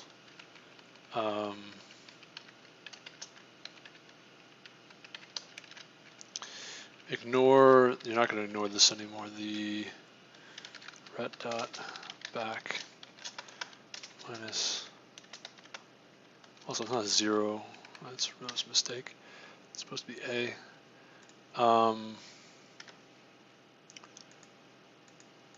So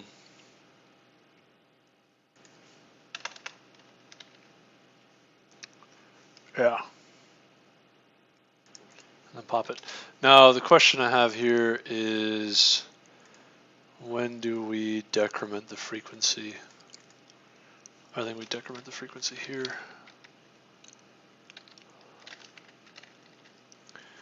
Yeah.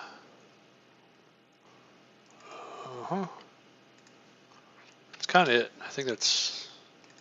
See if it compiles. Maybe I missed something.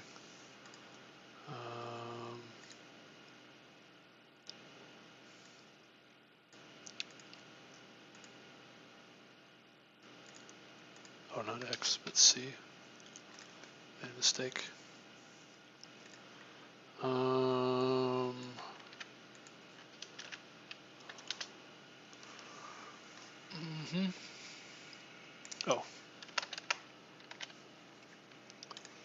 That might be where the runtime error is coming from. Yeah, okay. Man, it's so much more efficient, so much faster, so much easier to understand. I'm sad. Sad how long it took me to figure this out, you know? It's depressing. It's depressing, to say the least. It's depressing to say the least.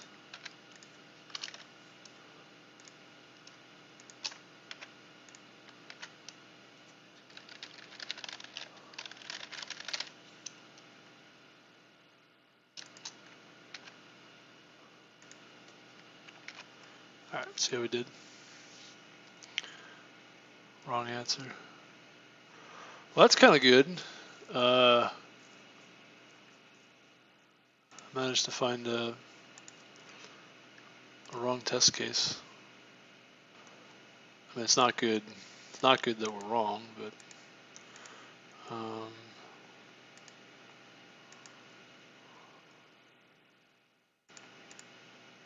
oof.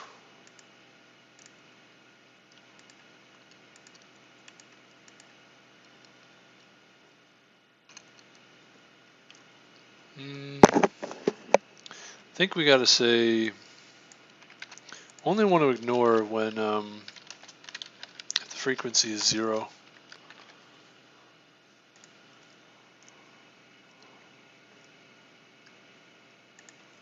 And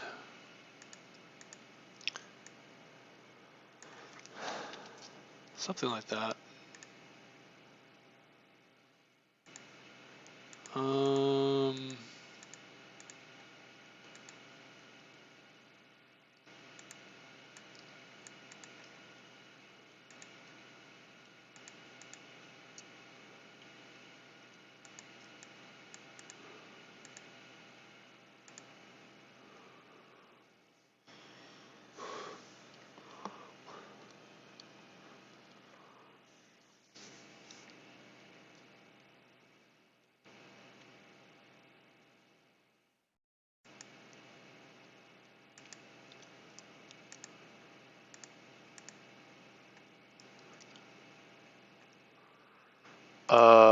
So it's wrong, huh?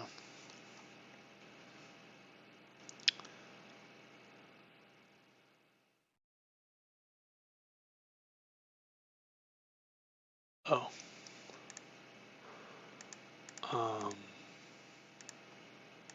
I had the right idea with the ignore.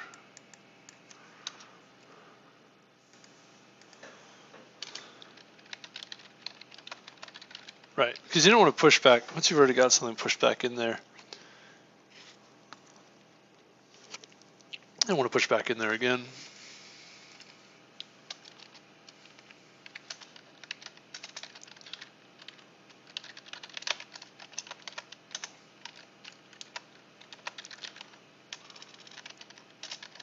So once you pop it, then you stop ignoring it again.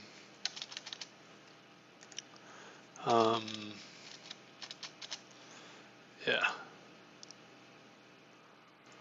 Now if the frequency, well, the frequency shouldn't be 0.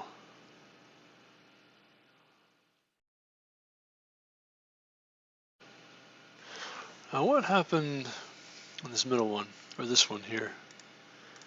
Third from the bottom.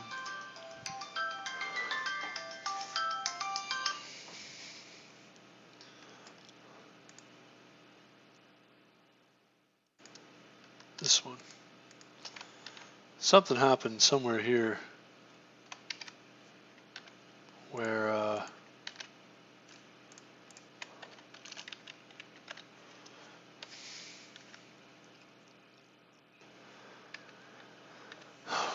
this one? Something happened on this one. We don't get the right answer.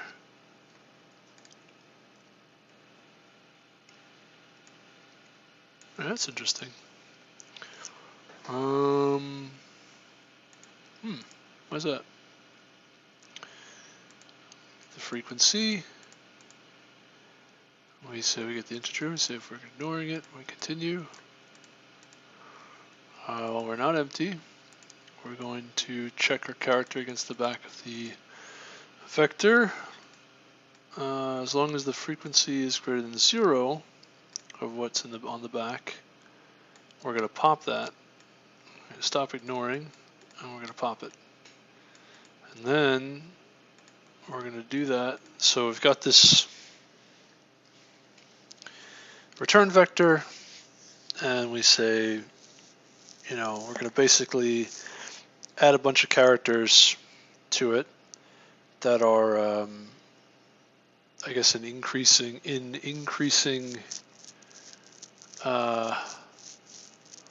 order, or decreasing order, or might be the other way around. Yeah, in increasing order, right? So each value is larger than the last, and then finally we reach something that's smaller, and we pop. As long as there are other possibilities that with things that we pop, we can pick them up later. We pop those and push these new ones on.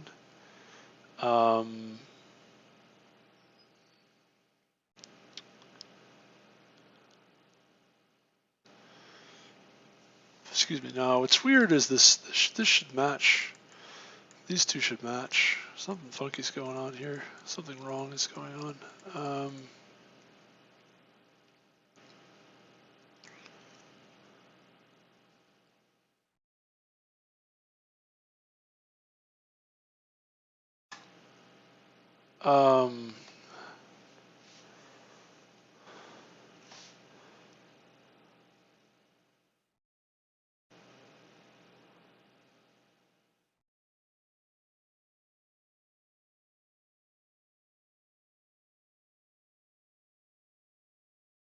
Just thinking.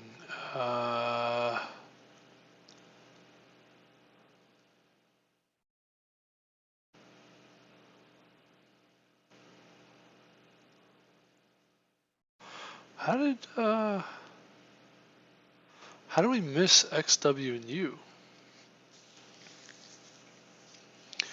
The U, I guess, ended up popping X and W, but X and W at the time like we should have X and W somewhere in this output. I don't see how VX and W got popped off somehow, something like that. How did that happen? What happened there?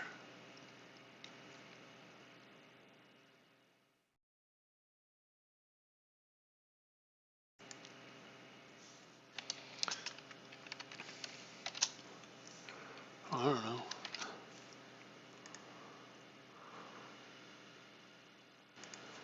This is really weird. Not expecting that at all.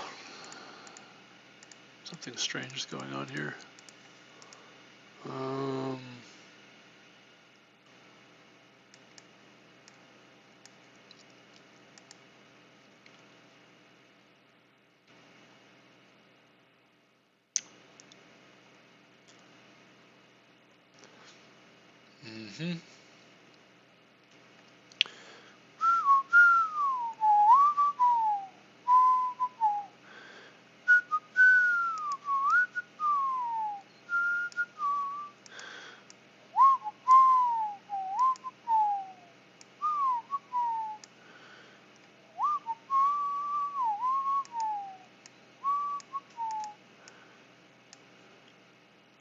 Oh, that's probably why.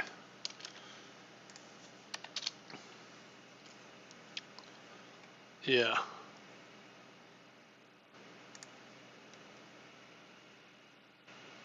Yeah, I didn't really think about that. Actually, I'm not sure if this is correct, this whole thing. I mean, the idea is correct, but I'm not sure.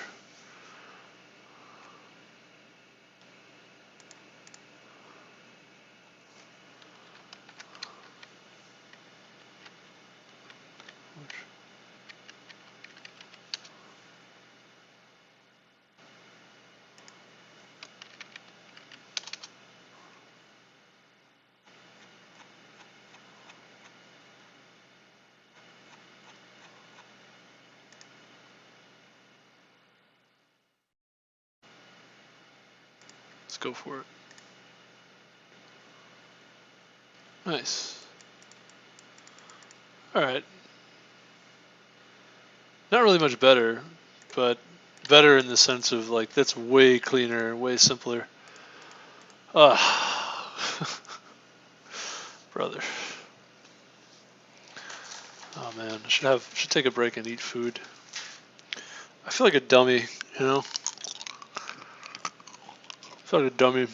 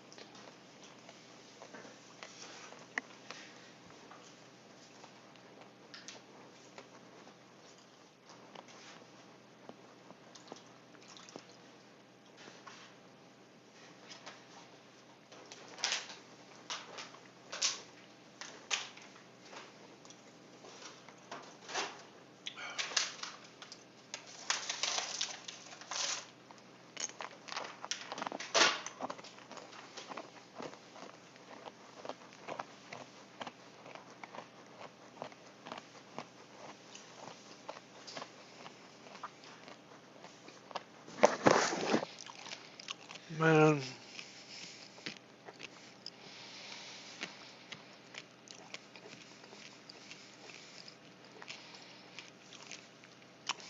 So yeah. You want to remove every character at every point. Because you've counted it already. You've processed it. And you don't want to pop it if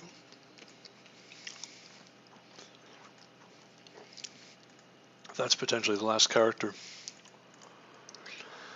This is a little weird, thinking this through. Why you would do it here rather than down here. Well, the reason is, if you decrement here, right, and start popping things off here, it's possible that the thing that you're looking at, you're always going to push it. So you can remove it here, but the problem is that you could pop something here that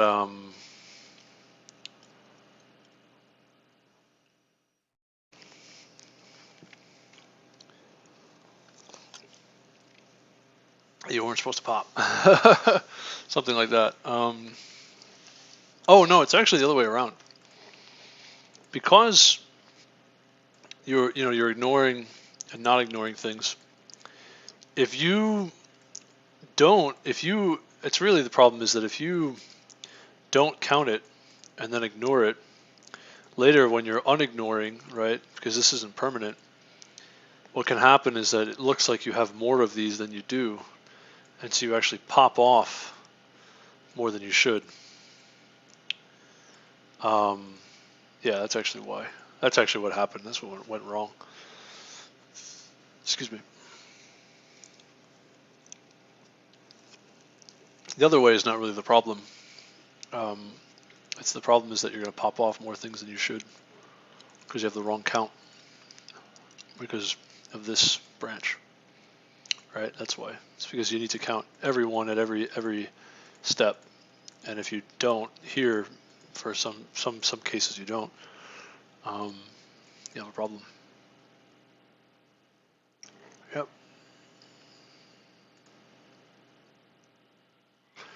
And interestingly enough, you can always remove this before you even look at these, which is a little weird, but the reason for that is basically if you've already got the thing that you're decrementing inside of the array, then you're going to ignore anyway. You're not even going to enter this branch. If you are decrementing something unrelated,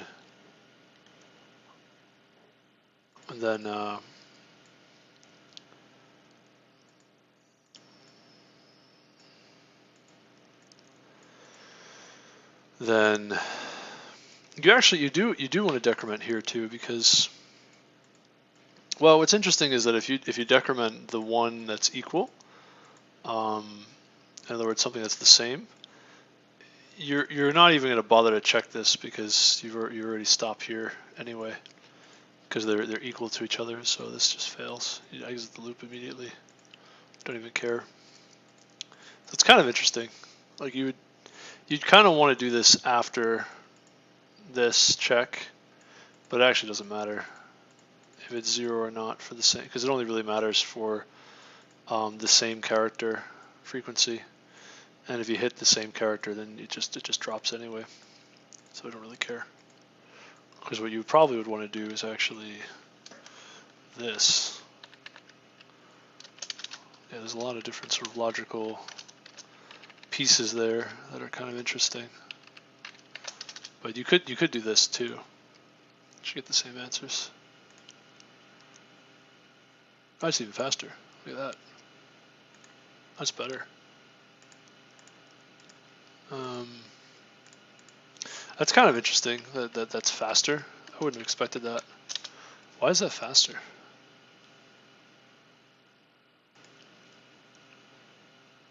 It's not. I was going to say, I was like, why is that faster? Oh, it's not. It's really not. It's just randomly. Yeah, both of those work.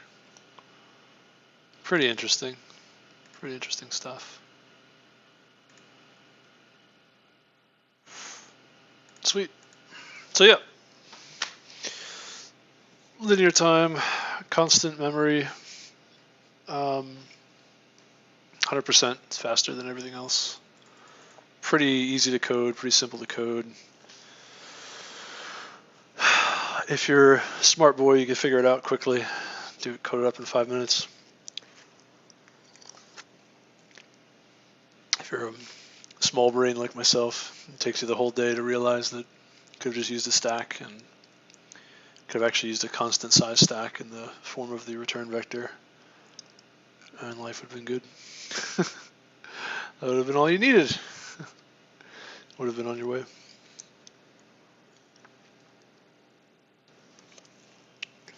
I think I use more memory if we use.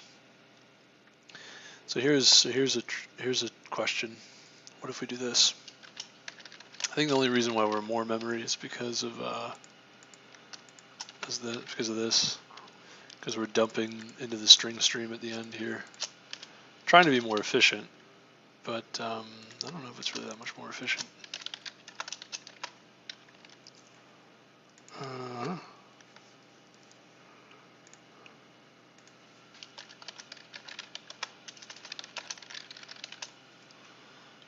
Let's go for it.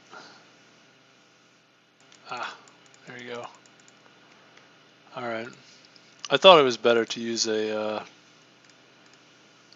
character array and then dump it into a string stream, but apparently it's better to just use a string as an array.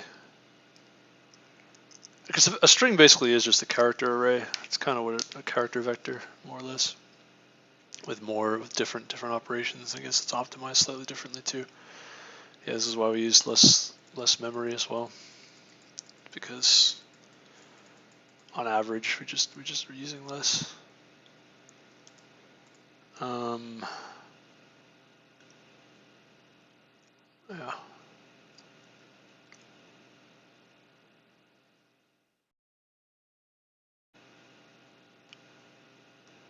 I don't know if there's any way to use even less memory than this.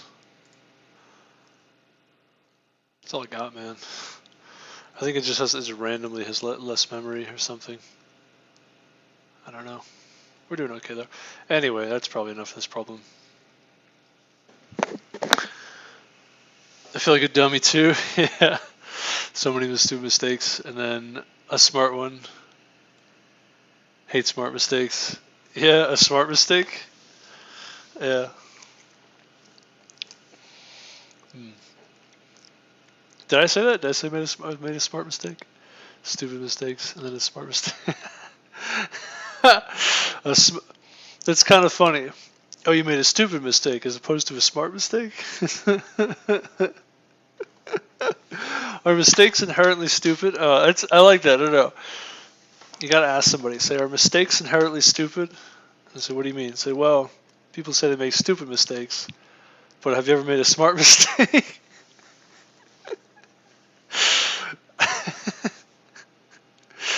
Is that right? Does that work? Is that what it is? It's the joke. I don't know. I have to actually explain the joke. See, it's a smart mistake is when you have to explain a joke. That's how it works. When you don't get a joke, it has to be explained. I may actually be on the wrong track with my algo. No. I hope not. I thought I was so smart too when I was doing this because I was like, oh, I can use constant time, or constant space because it's whatever. It's a small set of characters working on letters and characters. In reality, this stack itself is small. It's so small. It's already, everything here is already constant memory.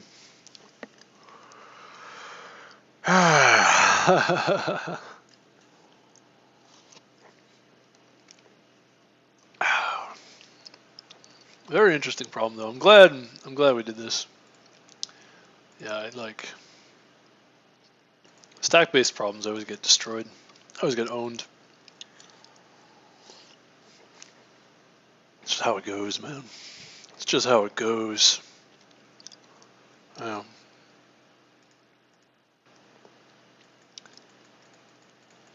Stupid mistakes are the ones that happen. They're annoying, but they're easy to be fixed. Smart mistakes, you think about something, you come with a solution, you thought it all through, and it is a nice solution.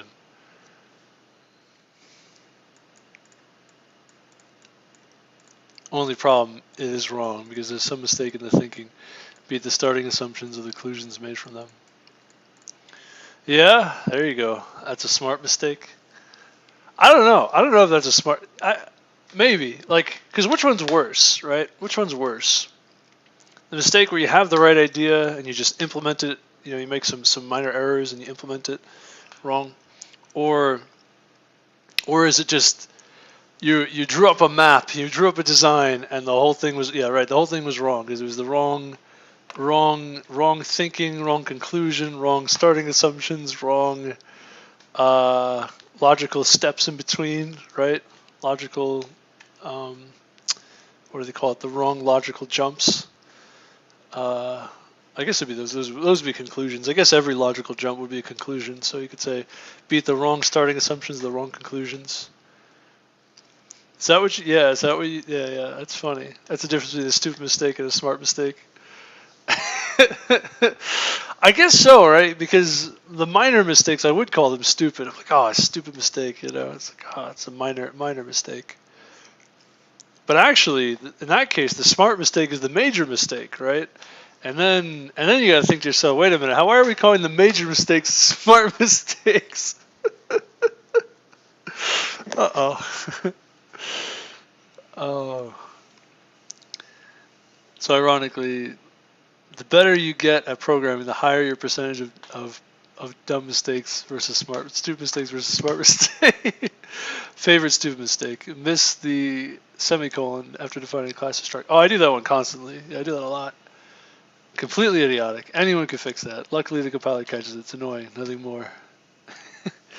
Well, I don't know. Maybe I shouldn't use the word stupid or smart because in the Bible it says if you call someone a fool, that you'll go to hell if you call them a fool. Right? That you'll go to hell if you call them a fool. So, I think it's not just anyone though. I think it's if you call your brother a fool, something like that. I have to get the exact phrasing because the Bible will call you a fool. There's a difference between pointing out to somebody that you're a fool biblically. There's a difference between doing that and deciding for yourself that they're a fool. Not biblically, unbiblically.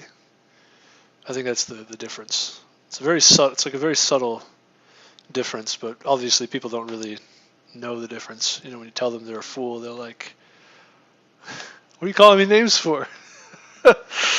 But the Bible says you're a fool. Is a different story, which is true.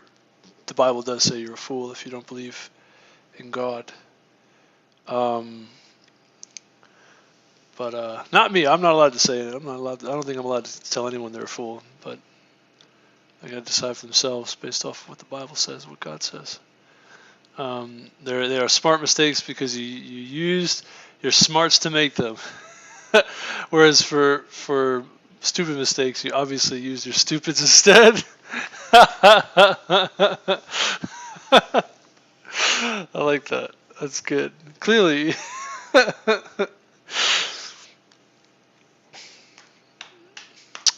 I don't know if that's too flattering for my smarts, though.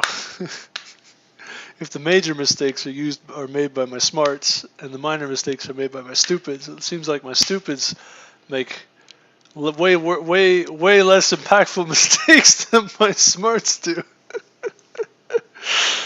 I think stupids are gonna get promoted, man. Smarts are gonna get demoted. I'm just kidding. Obviously.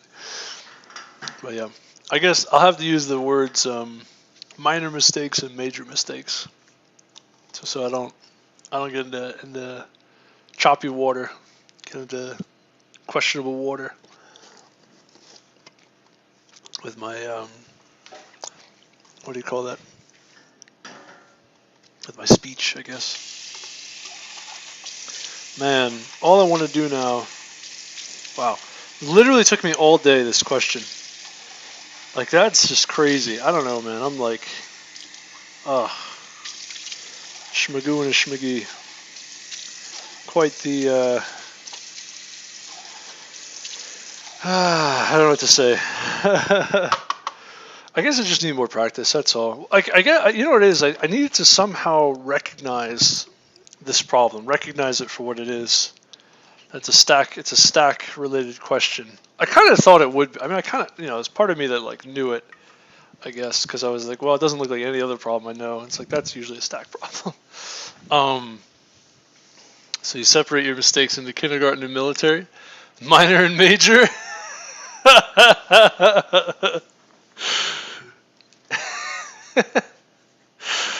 There you go.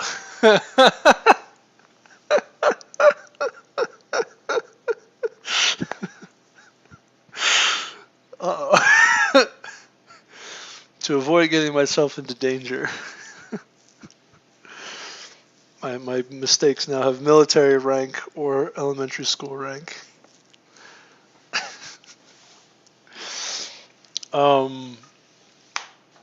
So what was I saying?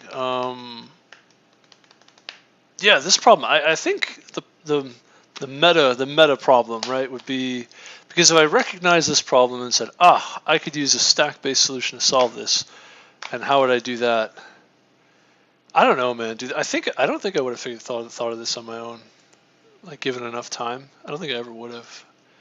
Like I don't know. I gotta think about it. Like how do I recognize that a problem you can use a stack to solve a problem in the future? Like how does one do that? How does one achieve that? Given a string S, remove duplicate letters so that every letter appears once and only once. You must make sure your result is the smallest in lexicographical order among all possible results. That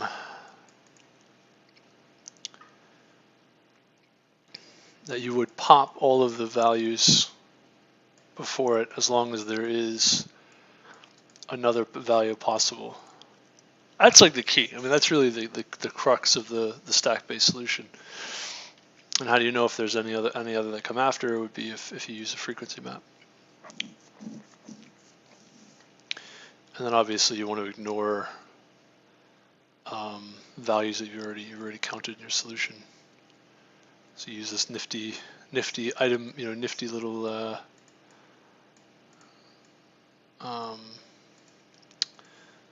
bit vector, Boolean vector of Booleans.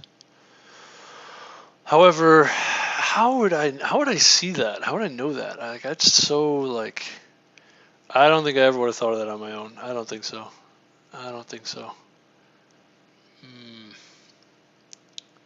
If I see a problem that's similar to this, or I see a problem that it doesn't seem to lend itself to graphs, doesn't seem to lend itself to depth first search, possibly think about how I could use a stack. Think about how I can... it's funny too, because I thought maybe I could use a stack, but I really didn't spend much time thinking about it. I don't know. Well, we can get this bonus question while we're here, by the way. I don't know. What kind of mistake did this kindergarten cop qualify as? Kindergarten cop? What is kindergarten cop? I don't know what that is. Do we just copy paste? I think we do. Well, we're gonna rewrite it. We're gonna write it again.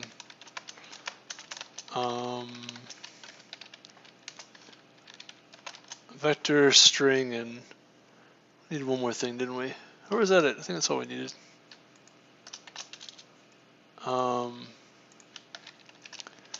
Kindergarten cop.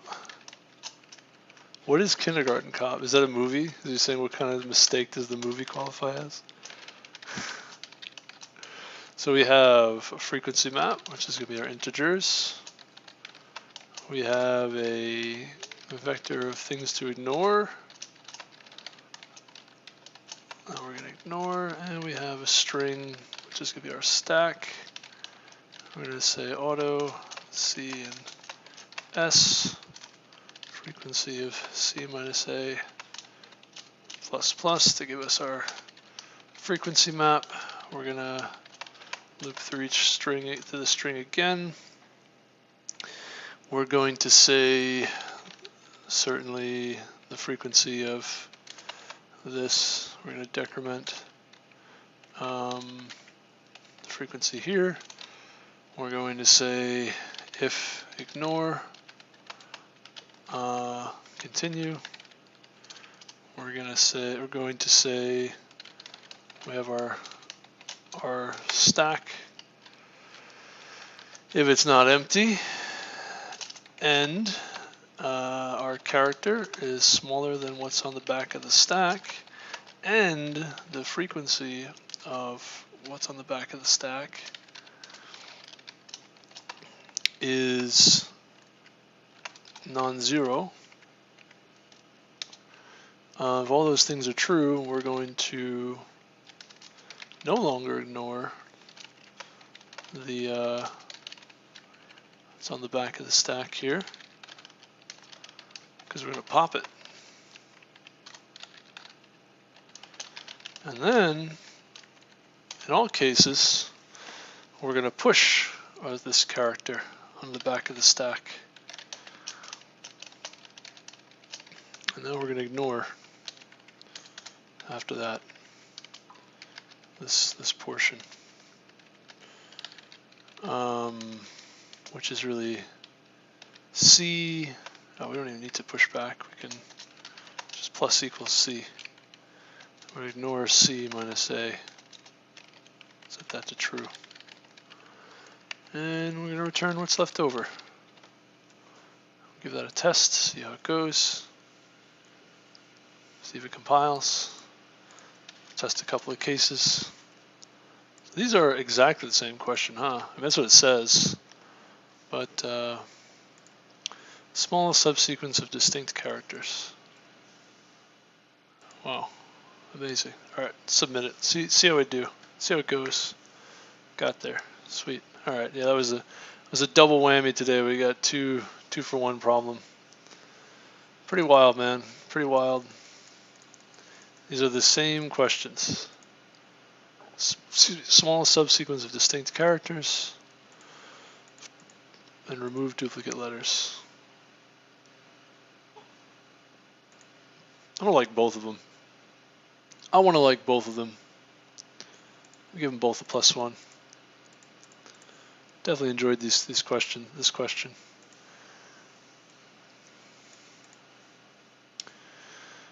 Inspired by those of others, simpler but less efficient. Still get accepted, of course.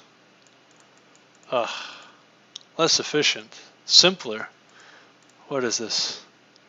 What is this?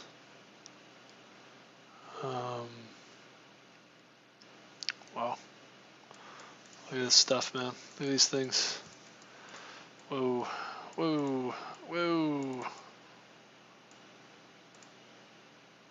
Wow.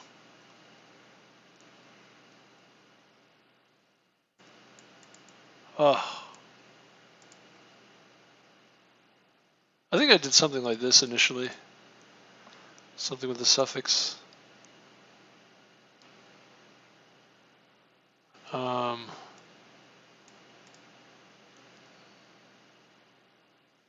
I like this one a lot better though. I have to sit and think about what these two do. I think this is probably similar to what I did initially, and this I'm not really sure. It's probably related to these two, but this is the way to go. Stock-based solutions. Really interesting problem. This is a good one. This is a good one. Kindergarten Cop is a 1990 action movie with Schwarzenegger. Oh, you're right. Yeah, I forgot. I completely. Who is your daddy and what does he do? I remember now. Oh, that's what you're saying. It's kindergarten and military. So where does Kindergarten Cop fall in? Is it minor or is it major? I see your point. Who is your daddy and what does he do? There was another one that he says, right? In Kindergarten Cop is another funny thing. He's like, something about cancer, right? He's not a tumor. That's what he says. Yeah, I remember now. He's not a tumor. He's not. Something about a tumor. I don't know. I think the kid gets confused with what he's talking about. He says something about a tumor. He's not a tumor. Yeah, Kindergarten Cop. That's a good one. Are you sure it's an action movie or a comedy? Because it was so funny. I guess action movie's probably better. Probably better. Did have quite a bit of action going on. I watched that when I was a kid. My dad.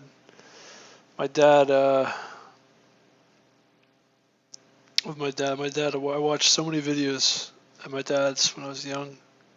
So many movies. I forgot how old I mean, that must have been in high school, or yeah, like 10th grade, 9th grade, 10th grade, 11th grade, 12th grade, something like that. Actually, it claims comedy. It does. Okay, yeah, I was gonna say, I'm pretty sure it's a comedy. I don't think it's. I mean, it's got action, but I think it's. Right there, you go. Yeah, it's my. Oh, there's so many funny movies, man. I thought the comedy part in any Schwarzenegger movie was an unintentional side effect of his accent. Yeah. Yeah. I was so disappointed. I don't want to say it, but he made an ad recently that I was so disappointed to see. I haven't really spoken about it much publicly, and at some point I will, or at least I haven't really on YouTube very much because I don't want to get like censored. But basically, the Holocaust, we'll call it, as far as I know, is pretty much the whole thing's a fraud, and I'm really disappointed to see a lot of celebrities are kind of lining up to basically propagate the fraud. Like, for me, I believe that if something is a lie and you perpetuate the lie and you don't research it to find out whether or not it's a lie, then you have lied yourself. So basically, a lot of these celebrities that are lining up to tell everyone, hey, you should get this experimental gene therapy to combat the Holocaust. Obviously, I'm choosing my words wisely here because I don't know, YouTube's got some weird stuff going on with regard to how they censor videos. And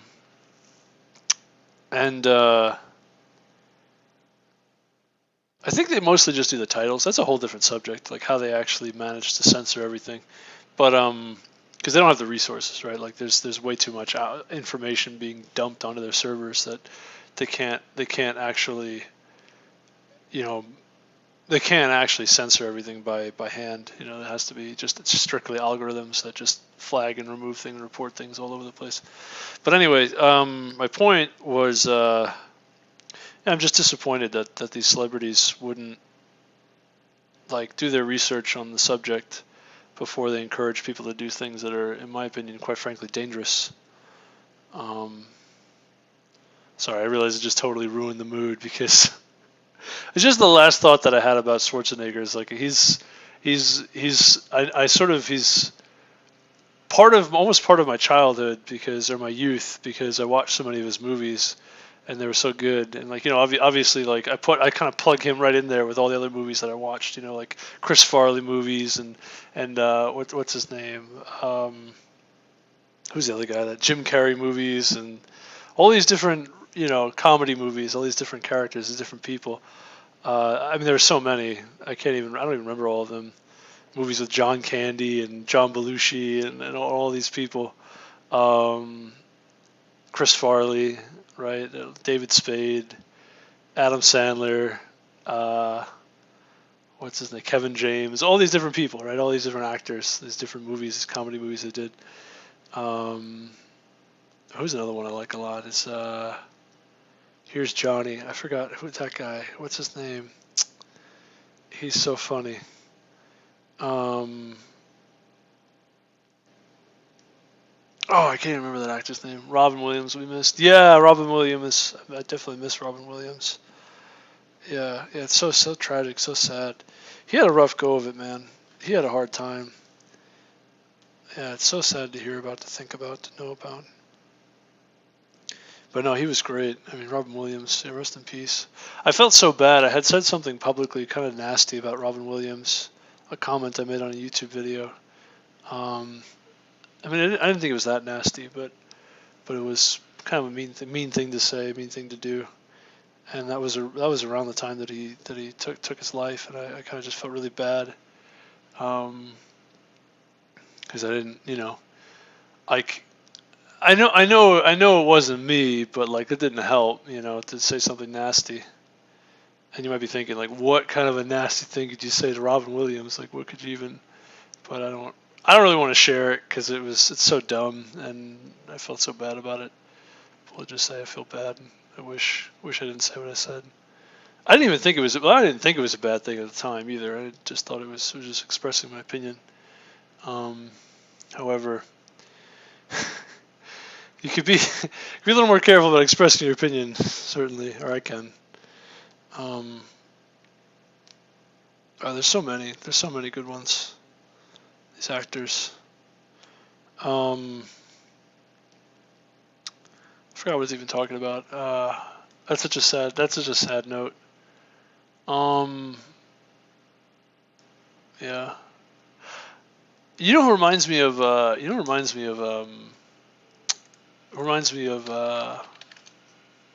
Chris Farley? Is this guy, Tim Dillon.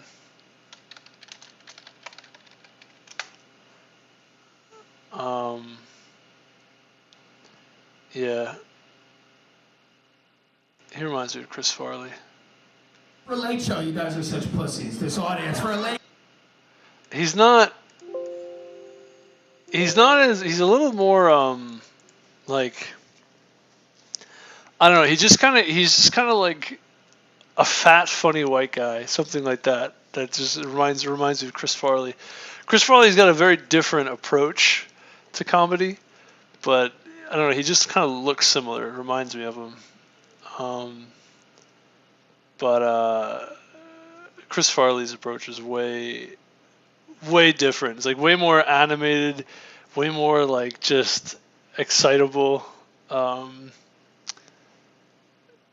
Way more, I don't know, a little more like lighthearted, I want to say, like more simple, the jokes and the humor, like a lot more physical, the humor, physical and simple, more lighthearted, good-natured, I guess, a little more so. Tim's humor is just a little more like, it's a lot darker, I'll say. It's a lot darker. It's still like fun, but it's way less physical stuff too. Yeah, but he reminds me of Chris Farley. I really like Chris Farley a lot. He's really funny. He also passed away when he was young. Not when he was young. I'm sorry, passed away he just passed away. I'll just put it that way. Anyway, let me go. That's this problem. That's this solution. Was super interesting. I got destroyed. It took me forever. I guess I don't feel so bad if there's like at least three different solutions we saw in the notes that people had. Then I guess we'll say it's okay. I didn't see the stack-based solution out the gate. I think I had one of those solutions I basically came up with. It took me all day, but I got there. Excuse me. I don't think I ever would have seen this one though without someone pointing it out. I don't know, man. I'm like, I want to be good at these problems, but they're so hard. It's so hard to see the solutions before you, like when you look at the problem and then figuring out the solution. Like it's so hard to do it quickly. Like I'm not such a person. It always takes me a really long time. But anyway, yeah, I appreciate you all coming by, hanging out, saying hello. In particular, Simon, thank you for coming by. I appreciate you. I know you came by and said hello the past, I think, couple weeks. So thank you for that. Definitely appreciate the company. But yeah, I'm gonna go. So thank you all for watching, hanging out, saying hello. Appreciate it. I'm going to probably just go to bed or something. I don't know. I might come back and do another problem before bed. I don't know. I kind of just want to relax. Didn't eat anything all day. Didn't exercise. Just did nothing but think about this problem. I ate M&Ms and milk. That was my diet today. So yeah. That being said, I'll head off here. But yeah. Take care.